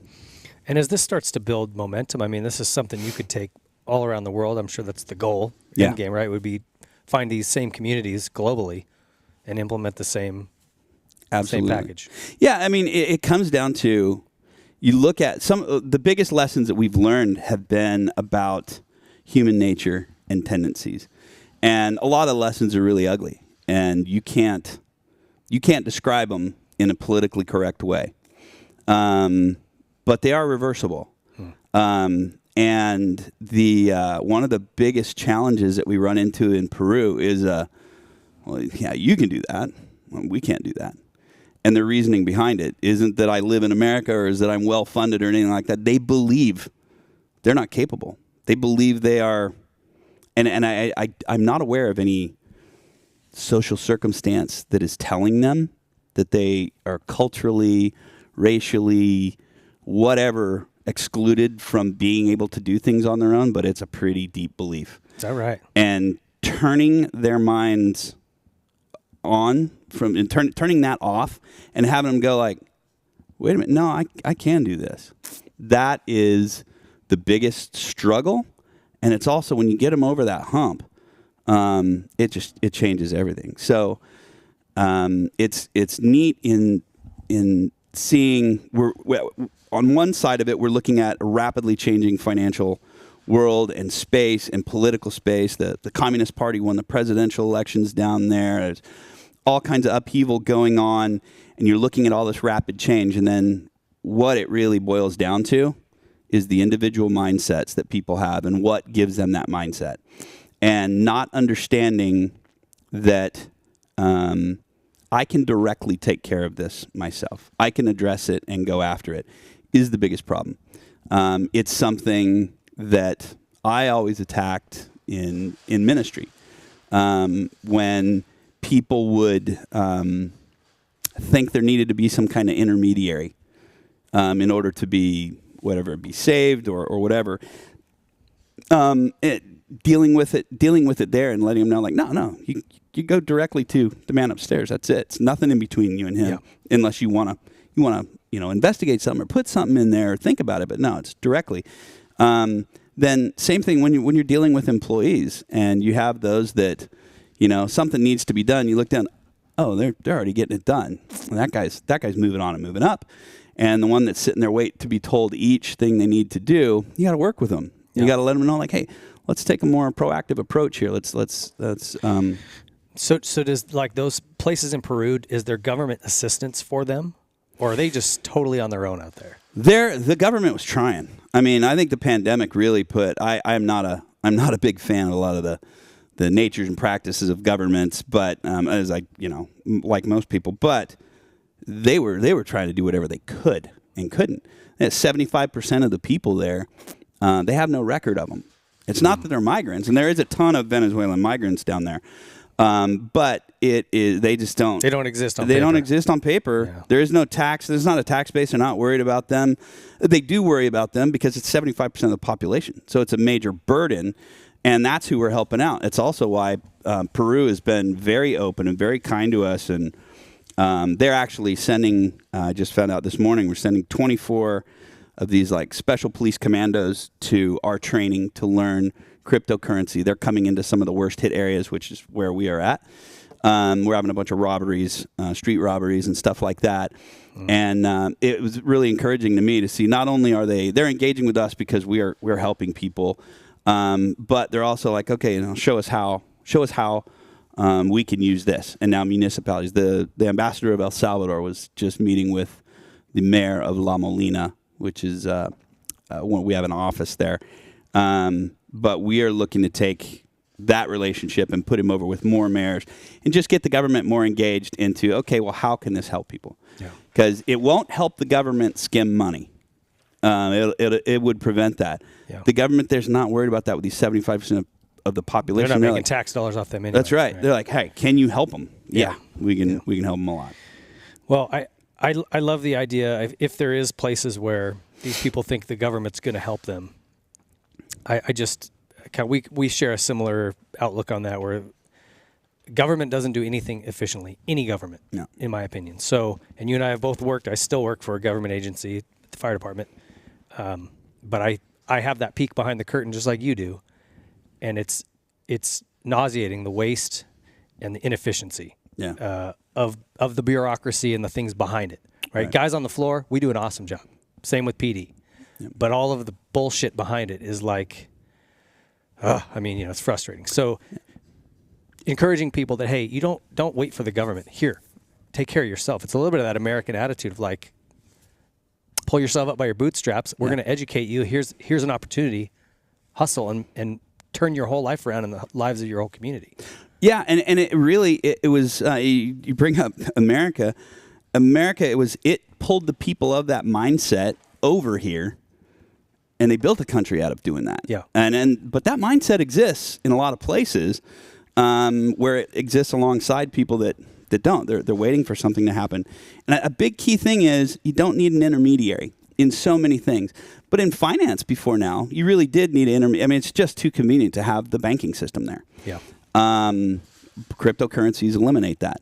Then it's a lot to navigate, to understand the differences between them all and what is safe, what's not safe, what your play is. Like today is January 21st, where the calls came due, so Bitcoin's price crashed. And I've had talking on the phone with a friend that owns a company. He's like, "Oh man, you guys are completely denominated in Bitcoin. You just must have just taken a big hit."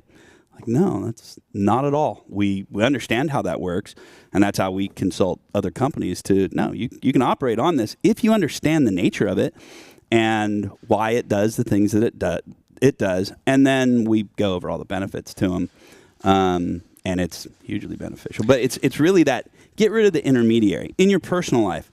If you're so dependent upon this one thing, this one person, whatever, is there a way around that where you can just go direct and handle it? And if you look at most any entrepreneurial business, any success story, it's usually somebody took out intermediaries and just went ahead and did something. Get rid of the middleman and handle business yourself. Yeah. Explain a little bit, and this could be a whole entire show, and maybe we do one at some point, but explain about Bitcoin. Why do you believe that that's the future? And other cryptocurrencies may or may not play a part, but Bitcoin is going to be the standard. Right. My belief on Bitcoin is that it is the new gold standard. Gold is a standard because of its scarcity. It's easy to rely on that. It does have some utilitarian value, but really it's scarcity that gives it that. Bitcoin has scarcity. None of the others necessarily do. They can promise to. You can hope that they will, but it's actually built into Bitcoin's blockchain and the programming that it's limited to 21 million coins. It could be changed, but it would in order to make that change happen, it has to have 90% of all of the computers running the Bitcoin node around the world agree to that change. There are a lot of smart people and companies and nations and all invested in that. They're not going to make bad decisions.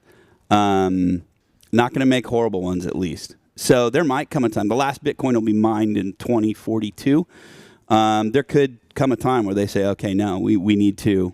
It's smarter to add more. It would be 90% of everyone running a Bitcoin node around the whole world agreeing to that. That would make tough. That change happen. Yeah, you can't get 90% of people to agree on anything. Right, and it's not. People talk about decentralized finance and they throw all the cryptocurrencies in there. I don't believe any of the others are decentralized. They are all owned by a foundation. They're owned by a company. They're owned by a government. They're centralized in that regard. There's a lot of freedom to transact without limitations. There's different ones that provide different levels of being able to hide a transaction. Bitcoin's, everything is visible on the blockchain. You might not know who that wallet belongs to, but you can see where the transaction was. But the key thing there is it's not controlled by an organization. When there was the pipeline thing that got held hostage, and the government's like, yeah, we got this back. The way they got the only time I'm aware of where they seized a large amount of Bitcoin back was the Silk Road guy, and that's an operation that goes into what I'm familiar with in my background. They were surveilling him, and they waited until the guy opened up his laptop, is my understanding of it, and put in his keys. Once it was open, they physically grabbed him and grabbed the computer. That was how they could do it. There's no way to hack in. So Bitcoin having that scarcity, having a very, very limited ability to make changes to it, and having that super majority requirement gives me a lot of comfort. And so, like I had some big real estate development lenders come to me and say, is there a way if we're collateralizing hundreds of millions or $1 billion loans, it's expensive for us to do that in gold, and it's burdensome. It's really cumbersome. Yeah. What would it take in Bitcoin? I'm like, a thumb drive. You can do that with that. Now, securing the thumb drive there's a lot of ways to skin that cat. But it's a whole lot easier than trying to put that truckloads much of gold. Yeah, exactly. So as far as it becoming the money, it's the backstop for it. It works great as a currency, as a transaction. You can also use altcoins for that, but then you have volatility. And then a lot of Bitcoin maximalists are very anti all the other coins. People make tons of money off of penny stocks, trading and whatnot. I'm not smart enough to do that, but the other coins are good for that. Ethereum has a really, that's one that you can really count on. It's like buying a stock in Apple. Yeah. It's not guaranteed, but Apple's pretty good. And the blockchain that Ethereum was built on is really built to build the decentralized apps on really well. And Bitcoin's blockchain wasn't designed necessarily for that. So it's interesting watching the development of blockchain and how that'll spread. But it's certainly, that being the new infrastructure, the scarcity, the ease of operation, the ability to eliminate a middleman. I started looking into the history of fiat currency, government-issued currency, and why it came about. And there's really not a need for it. There's not a need for the government to be in charge of the currency of a nation. Money and power, right? That is exactly it, and that's what it was over there. It was the producer class in England. It was one example of when currency went fiat. The producer class was starting to make good money. They were selling wool and things like that and doing really well. And the lords, like, hey, wait a minute. You're making great money here. This is on my land. I own the land. This is all mine. So you can only transact now in my coin. And so now they control it, they funnel it, and they take a percentage of every sale going. I do believe in taxes. That's A-okay, fine. And you can tax Bitcoin, and you can come up with regulation. There's great ways to do that. I think it's important to do that. But as far as manipulating the value, inflating it and deflating it and playing all those kind of games, we all suffer for that. Yeah. There is what no are we need. at 7? What's our inflation rate right now? Oh, I don't know. It's nuts. Well, and they're talking about it one way or the other. Whichever side of the aisle you're hoping wins, inflation is going to be one of the major determining factors on that. Yeah, everybody loses. So do you think those parties might want to manipulate it to either make it bad enough to where they win, or manipulate it falsely so it looks okay so they win, or it just shouldn't be a factor?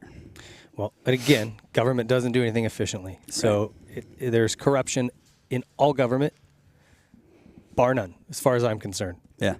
And that's one thing about Bitcoin that I really appreciate, is that it's controlled by people who have Bitcoin. It's controlled by a math algorithm. That's what it's. It's like the great thing about the United States is ideally we're controlled by a constitution. I'm an originalist when it comes to constitution. We're controlled by a constitution. It keeps things pretty well grounded. I'm a churchgoer. If I go to church and I listen to a sermon, cool. But that's what you came up with. I'm going to go to the scripture. This hasn't changed in thousands of years. I'm going to go to that. And then when it comes to currency, if we could have the same thing where no, I know the rules. The rules are all laid out and everybody has the same rules. I don't see why it shouldn't be that way. Yeah, it's just a much cleaner setup. Yeah. So I love what you're doing. I love the Christian component of it. Tell me how this relates to our motocross community and how they can be involved. Well, for one, we are not a ministry, and there's no faith litmus test. Honestly, right now within the organization, we are definitely very much a minority as far as Christian guys. It just happens to align in a certain way with my faith, and it really aligns in no intermediary necessary. It aligns with helping people because not just because it helps them, it helps you and it helps the community. It just makes sense in a lot of ways. So it happened to be a couple of guys that are Christians that kicked it off. But that's part of where it comes back to the moto industry was being a racer and being around it. I always liked the kind of the mentality of, well, I'll just go and do this. I had a hang up when I would go and line up. I was sure everyone was going to smoke me. every time I line up, like, oh man, that guy's got perfect gear and all this. I'm gonna get crushed. And other guys, and like my oldest son, every time he lines up, it doesn't matter who he lines up against. I'm gonna crush him. He could line up against Jeremy McGrath and be like, I'm gonna smoke him. I was the opposite, and throughout, and motocross really taught me, like, in other aspects I wasn't, but in sports and things I was that way, even though I was athletic. But I love that where people are just like, no, I'm just gonna go and do that. It is kind of an organized sport, but it's really not. You do it on your own terms.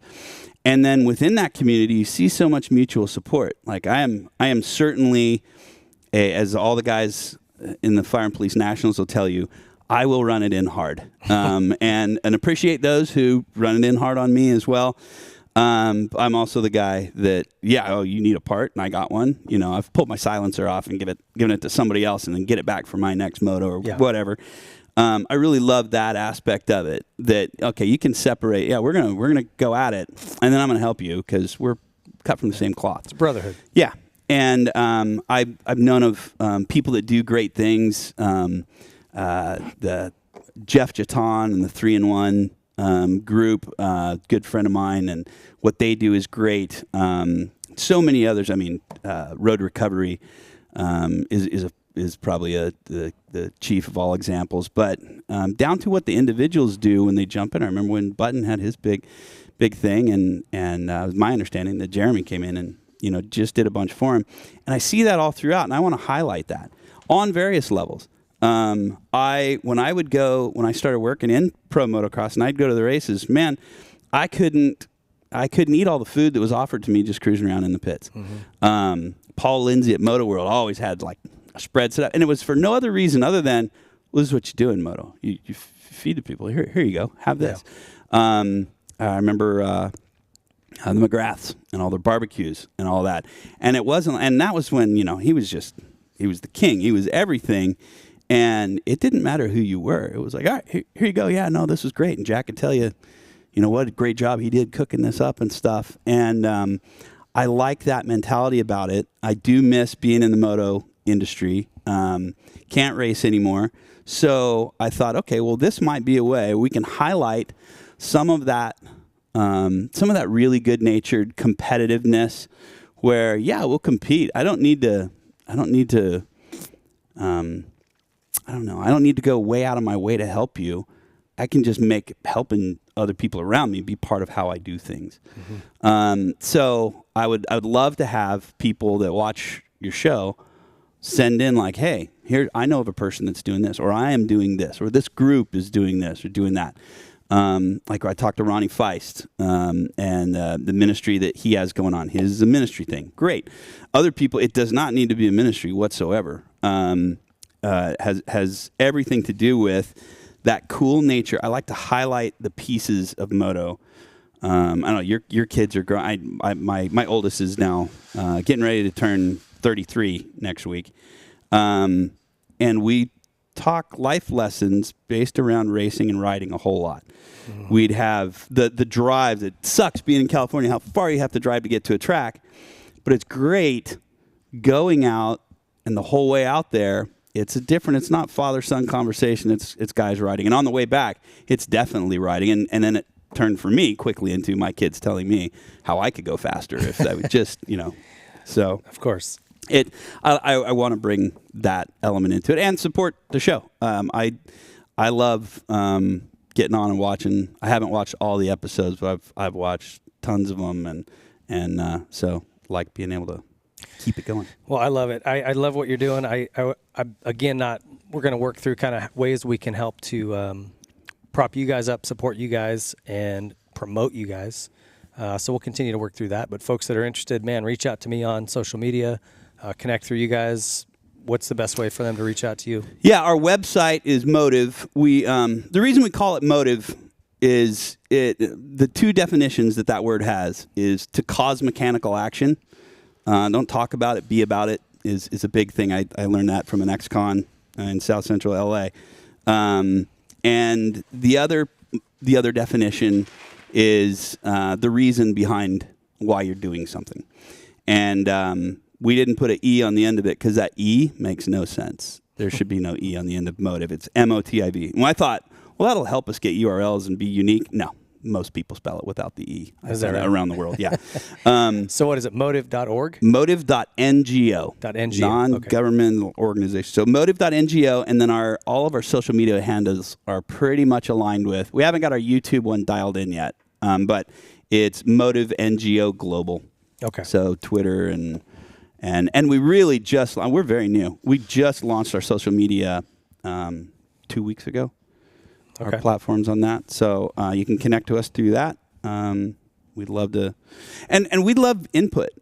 Being new, being a part of it. Everybody loves donation. You can certainly donate. We haven't got our tax exemption letter back from the IRS yet. They're super backed up, and we applied a long time ago.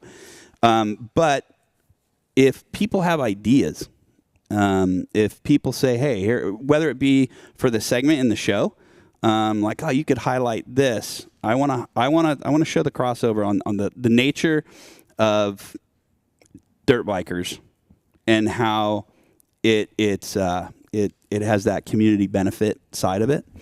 And if they have ideas on how to highlight that, that's what we want to highlight. I want good things to spread. So yeah.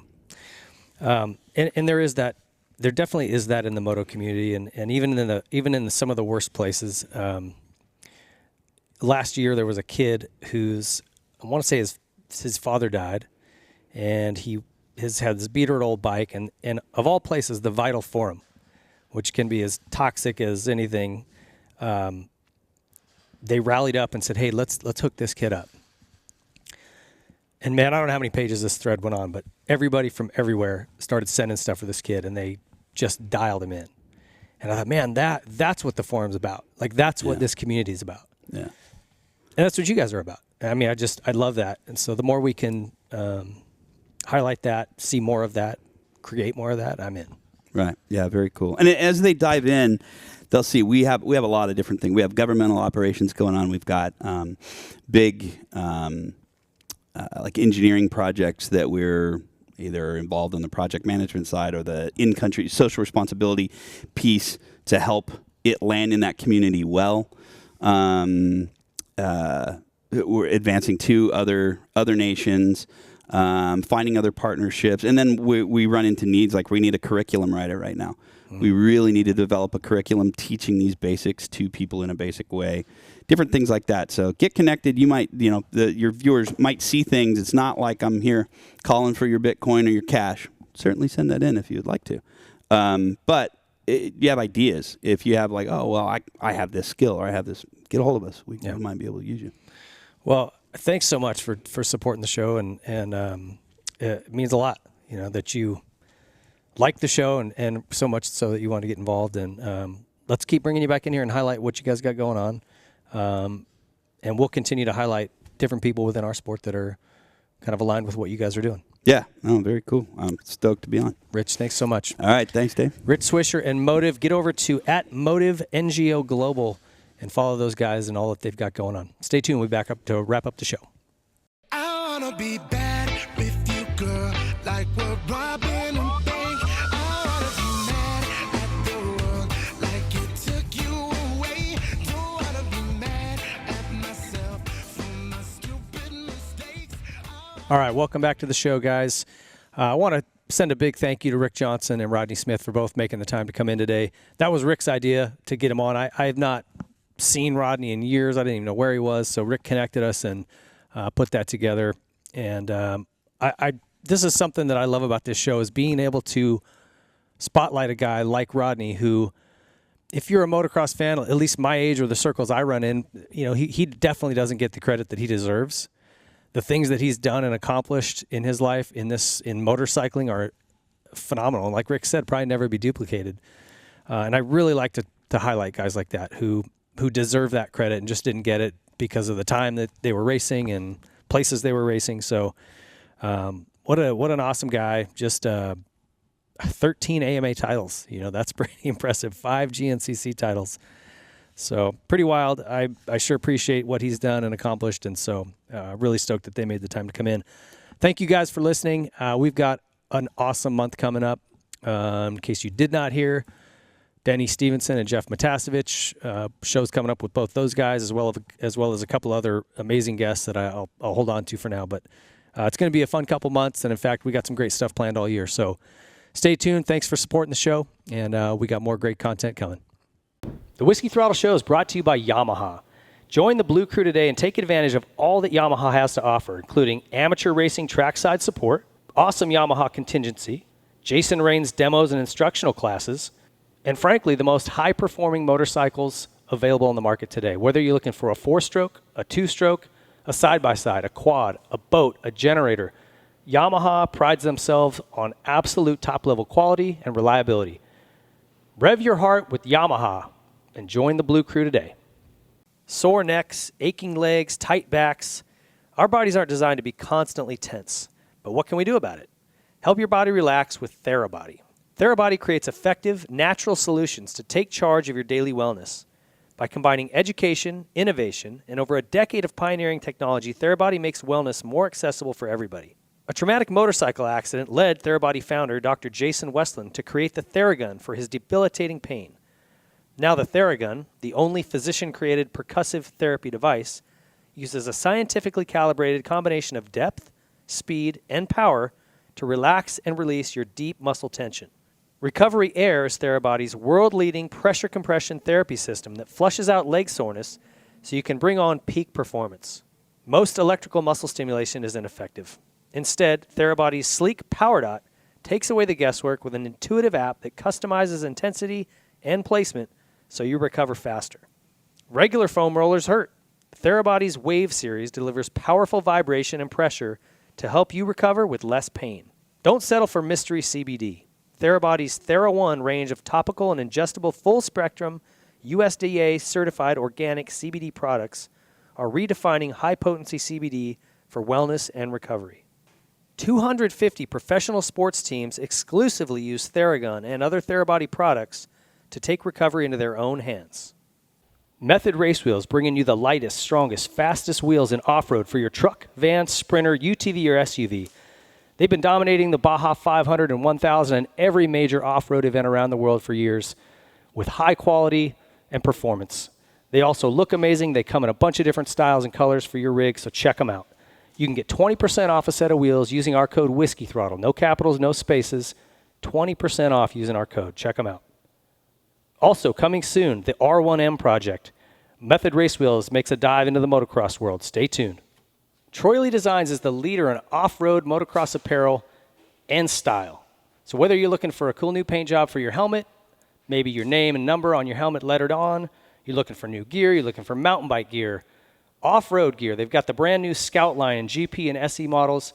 Troy Lee Designs has it all. They've been leading this industry for decades, and they're going to continue to do it. Check out TroyLeeDesigns.com. SKDA is a moto graphics and seat covers company with several offices based around the globe. For too long, bikes and graphics have all looked the same. They just start to blend together. SKDA is working to change that. With super clean and unique design work, a bike with SKDA graphics stands out in a crowd and adds a touch of art to the world of moto. Hey, we need that. SKDA prides itself on providing premium customer service both before and after the sale is made. Visit SKDA online to view the current product range and get in touch with their team to get your bike refreshed. I want to just make a mention here that these guys, not only is their design way outside the box, very, very cool. They'll work with you on custom things.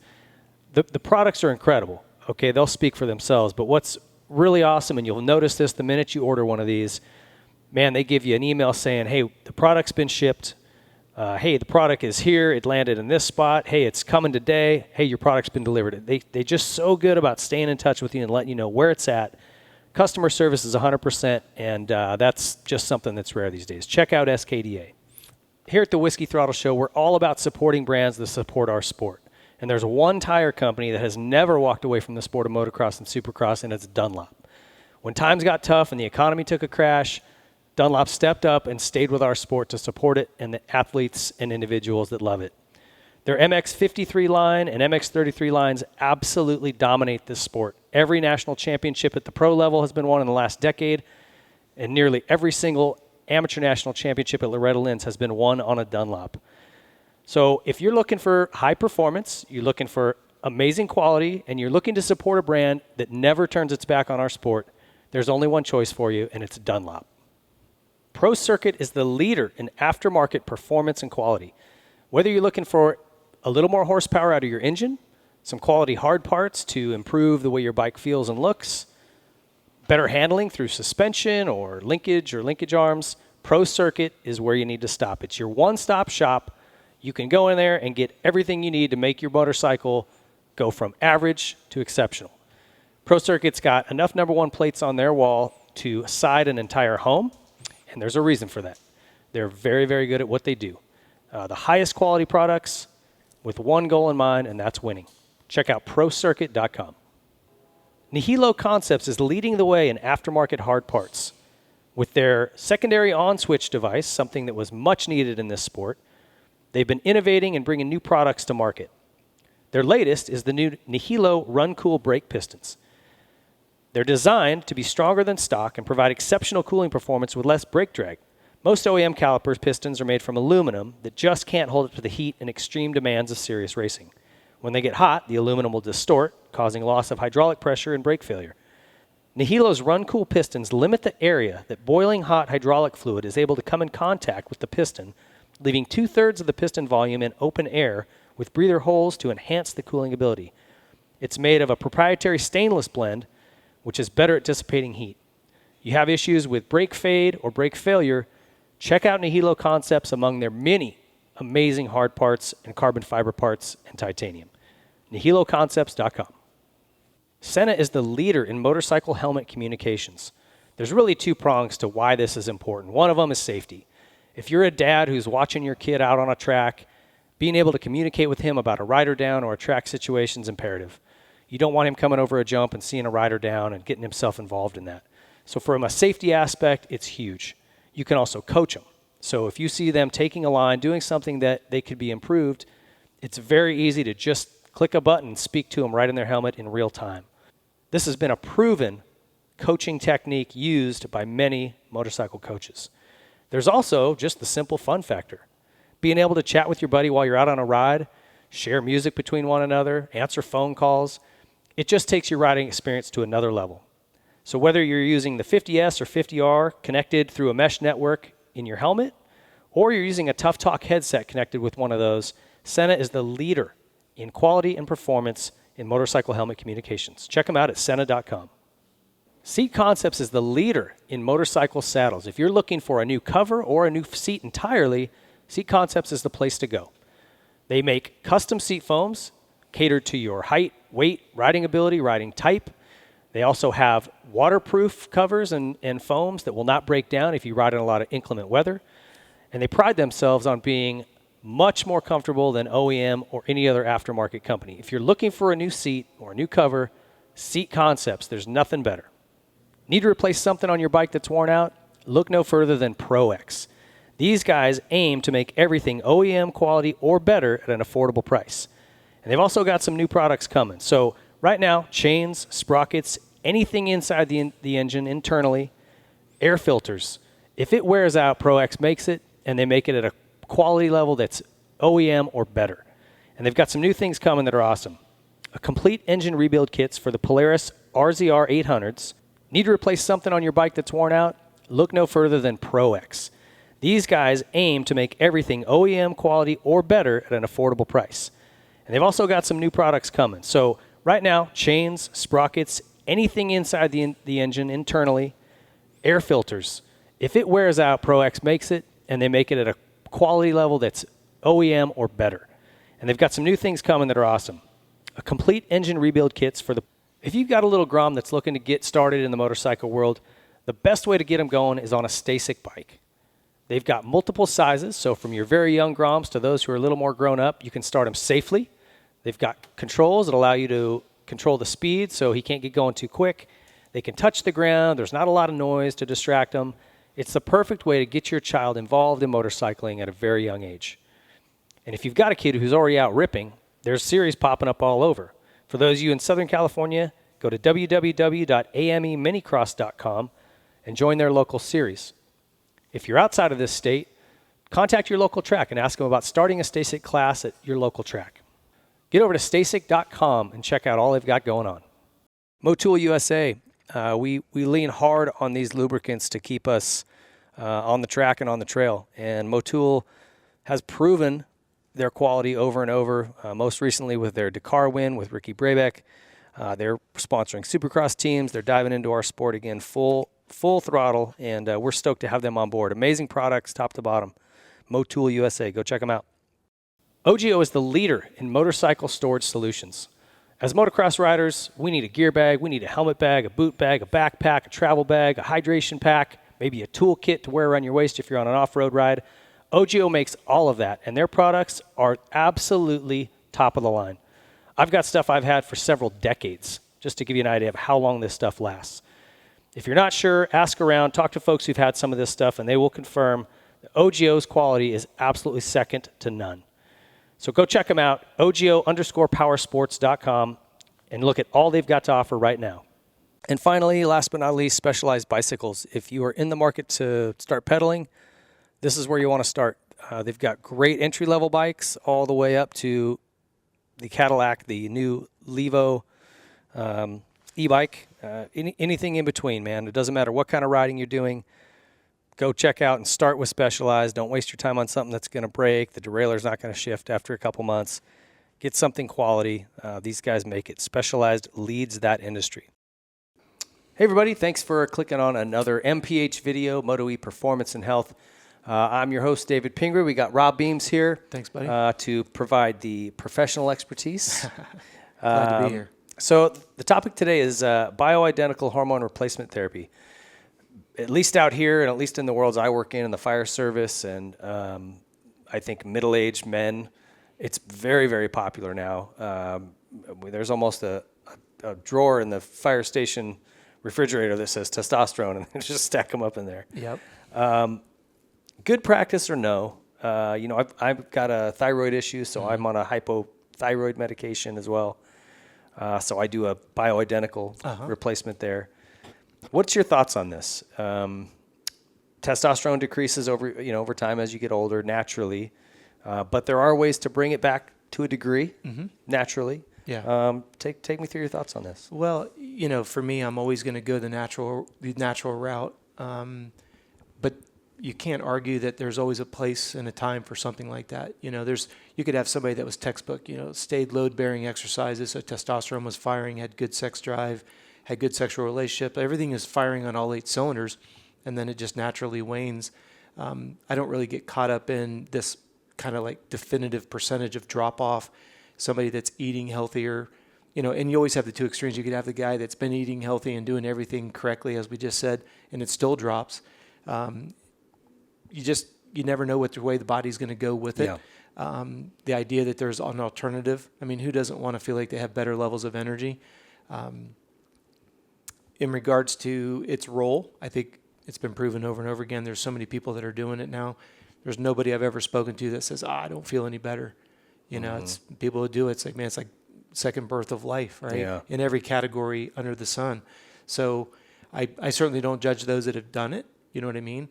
But how do you argue with the success of it? And I guess the more definitive topic point would be what would be the catalyst for it to go off in the first place. If you're overweight, you probably have the onset of type 2 diabetes. Nothing's firing correctly.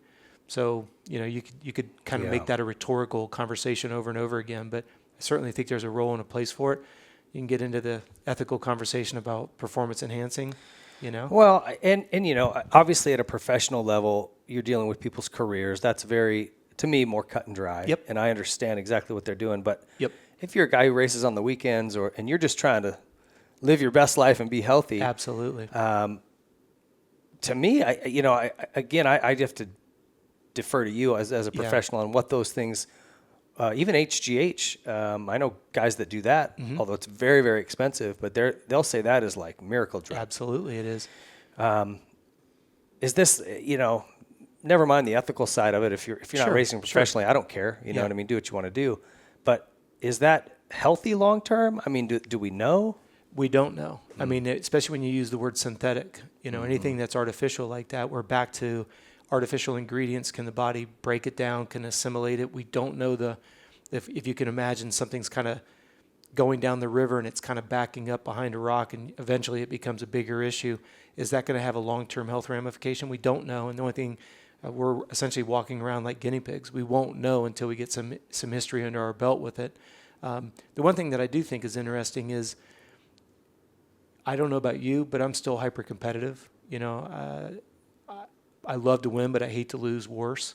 So it's frustrating to me to know that I'm bringing a butter knife to a gunfight, racing against somebody that's jacked up on this stuff. Not that I'm getting paid to do it. I do find it very interesting because if you go over to the triathlon side of things, the guys that are winning my age group now, they would have been top 5 in the pro class 15 years ago. So you start looking at that and you go, well, damn, you know, I'm not into a tit for tat. I'm not into level playing fields. I'm not into everybody gets a trophy. But, you know, if I'm going to be running clean, and again, I don't judge anybody that has had to go down that route just for quality of life and all that. But man, it is a little frustrating because where does the beginning of the conversation start and where does the end of the conversation end? Well, you know? The fun thing about moto, I think for bicycling or triathlons, it's a little more contentious because those directly produce results, right? And those synthetic drugs. Yeah. On a bike, you either still have the talent and the drive, or you don't. Absolutely agree. It's more about just being generally healthy. Yeah. And the one thing that I do think is interesting on the testosterone side, because like I said, I work with a lot of guys who do this. Sure. And the normal, they'll say the normal range is, and I don't know the exact numbers, but it's around 200 to 1,000. Well, that's a huge range. A big range. So what if I'm a guy, you know, one guy might feel good at 300. That's his normal for his body, but another guy's might be 900. That's right. And so you're at 350 and the doc goes, oh no, you're set. You're in the normal range. Well, and there's been guys at my station that have to kind of go around these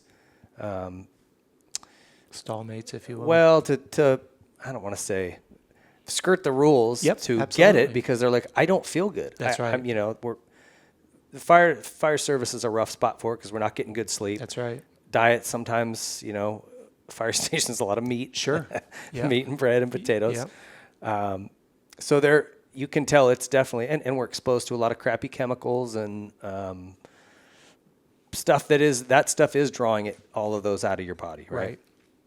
So anyway, there's a need for it there. But I just find it interesting that, you know, Western medicine doesn't like it. You go to your doctor and they'll say, no, it causes cancer. We can't do that. We don't know. That's right. And they'll prescribe you their pills. That's right. I was going to say, you just have to get to their agendas, what they're trying to change the conversation to. So that makes it very hard to understand it. Well, it's very frustrating for ourselves as listeners and you know, just racers ourselves when you don't feel good and you're trying to convince somebody of that. You're not, I mean, this is not a sport of crybabies. Right. You know what I mean? It's, we just want to feel good. We want to be strong. We want to be healthy. And when you're being told, and this is no disrespect to anybody, but I get really annoyed that somebody your age is going to be given, you're going to have a blood panel, and yours is going to be run through the same filter of somebody that's your age, that's fat, out of shape, hasn't exercised in 20 years, and the blood results are run through the same criteria of healthy, in range, out of range, whatever it may be. You don't feel good. You know you're in good shape. He's telling you 350 is fine. You're like, but I'm not. Yeah. That's very, very frustrating. And like you say, you go find somebody that listens to you. And we've discussed this in previous shows. If you haven't seen all of them, go back and watch. But those things that will fix this, sleep and diet, which basically comes down to fats and protein. Yep. What else? What else can people do? Probably organic foods. I mean, what else could people do to naturally build up their testosterone and kind of get back on a good track? Yeah, I mean, the first two are always going to be food, you know, high quality fats, high quality protein, fruits and vegetables. Those are your easy carbs, if you will. You've got to get at least 8 to 9 hours of sleep. Try to push at least 2 hours of deep sleep. Try to keep that ratio between awake and deep sleep. Keep the awake time as close to 0. Keep your deep sleep as close to 2 hours as you can. Then start looking at load-bearing exercises like weightlifting, and it's almost seems contradicting, if you will, because weightlifting can be very strenuous on the body, but the body needs that load to stimulate the production of testosterone and all the other good hormones. But again, one without the other Yeah, and the more you stress the body, the more testosterone you burn. But the more sleep and the more food you need. That's why I have such a hard time embracing the HIIT, high intensity interval training, because from a textbook, absolutely agree with everything they say. I've been doing this for 38 years now. I've never had somebody report themselves to our clinic that says, hey, I'm getting enough food, I'm getting enough sleep. Yeah. You know what I mean? And especially for our listeners that have a family and they have a full-time job and we love to ride and it's just in our blood, we're not firing on all 8 cylinders, So for me to come in and say, yep, what you need is to be able to push that intensity scale, I have a hard time with that, not based on the concepts of HIIT training, but the ability based on to the realities actually do it. of That's life. Right. Yeah. It's like dynoing a motor and then saying, well, I'm only going to give you 8 of the 10 parts to make the rest of it run. You're only as strong as your weakest link. And if you don't have a foundation of food and sleep, why would you take on HIIT training? Yeah, and we're so damn busy anymore. I'd be embarrassed to tell you how much I spent on DoorDash in the last month. Absolutely. So, we understand. We understand. You do the best you can. But that's right. It'll be 6 o'clock. My wife and I look at each other. She's like, are we going to make dinner? And I'm like, nope. Not happening. Absolutely not. Where are we ordering it from? Well, and that's where you get back to that ROI. You get some good food that comes in, and then you can maybe take a shower, do foam rolling, or do something while the food's coming. You can eat it and get to bed an hour early. Now you've picked up an extra hour of sleep. It's a good ROI. Yeah. Well, all right. There's lots more to unpack there. There's more information over at CompleteRacingSolutions.com. Go check that out. There's a ton of free content and also some packages you can purchase to be kind of plugged into your pipeline and get some more direct one-on-one. Yep, always happy to help. So check them out. Thanks for tuning in. Stay tuned for more MPH videos.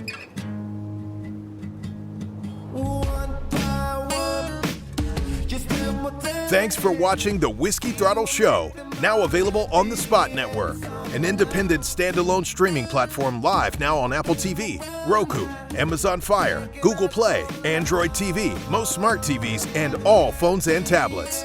Look for future live shows and specials only available on Spot Network. Download the app today on your favorite device. And don't forget to like and subscribe and click the bell to get alerts for all the latest content. Follow us on Twitter at W_throttle_show and on TikTok, Facebook, and Instagram at Whiskey Throttle Show.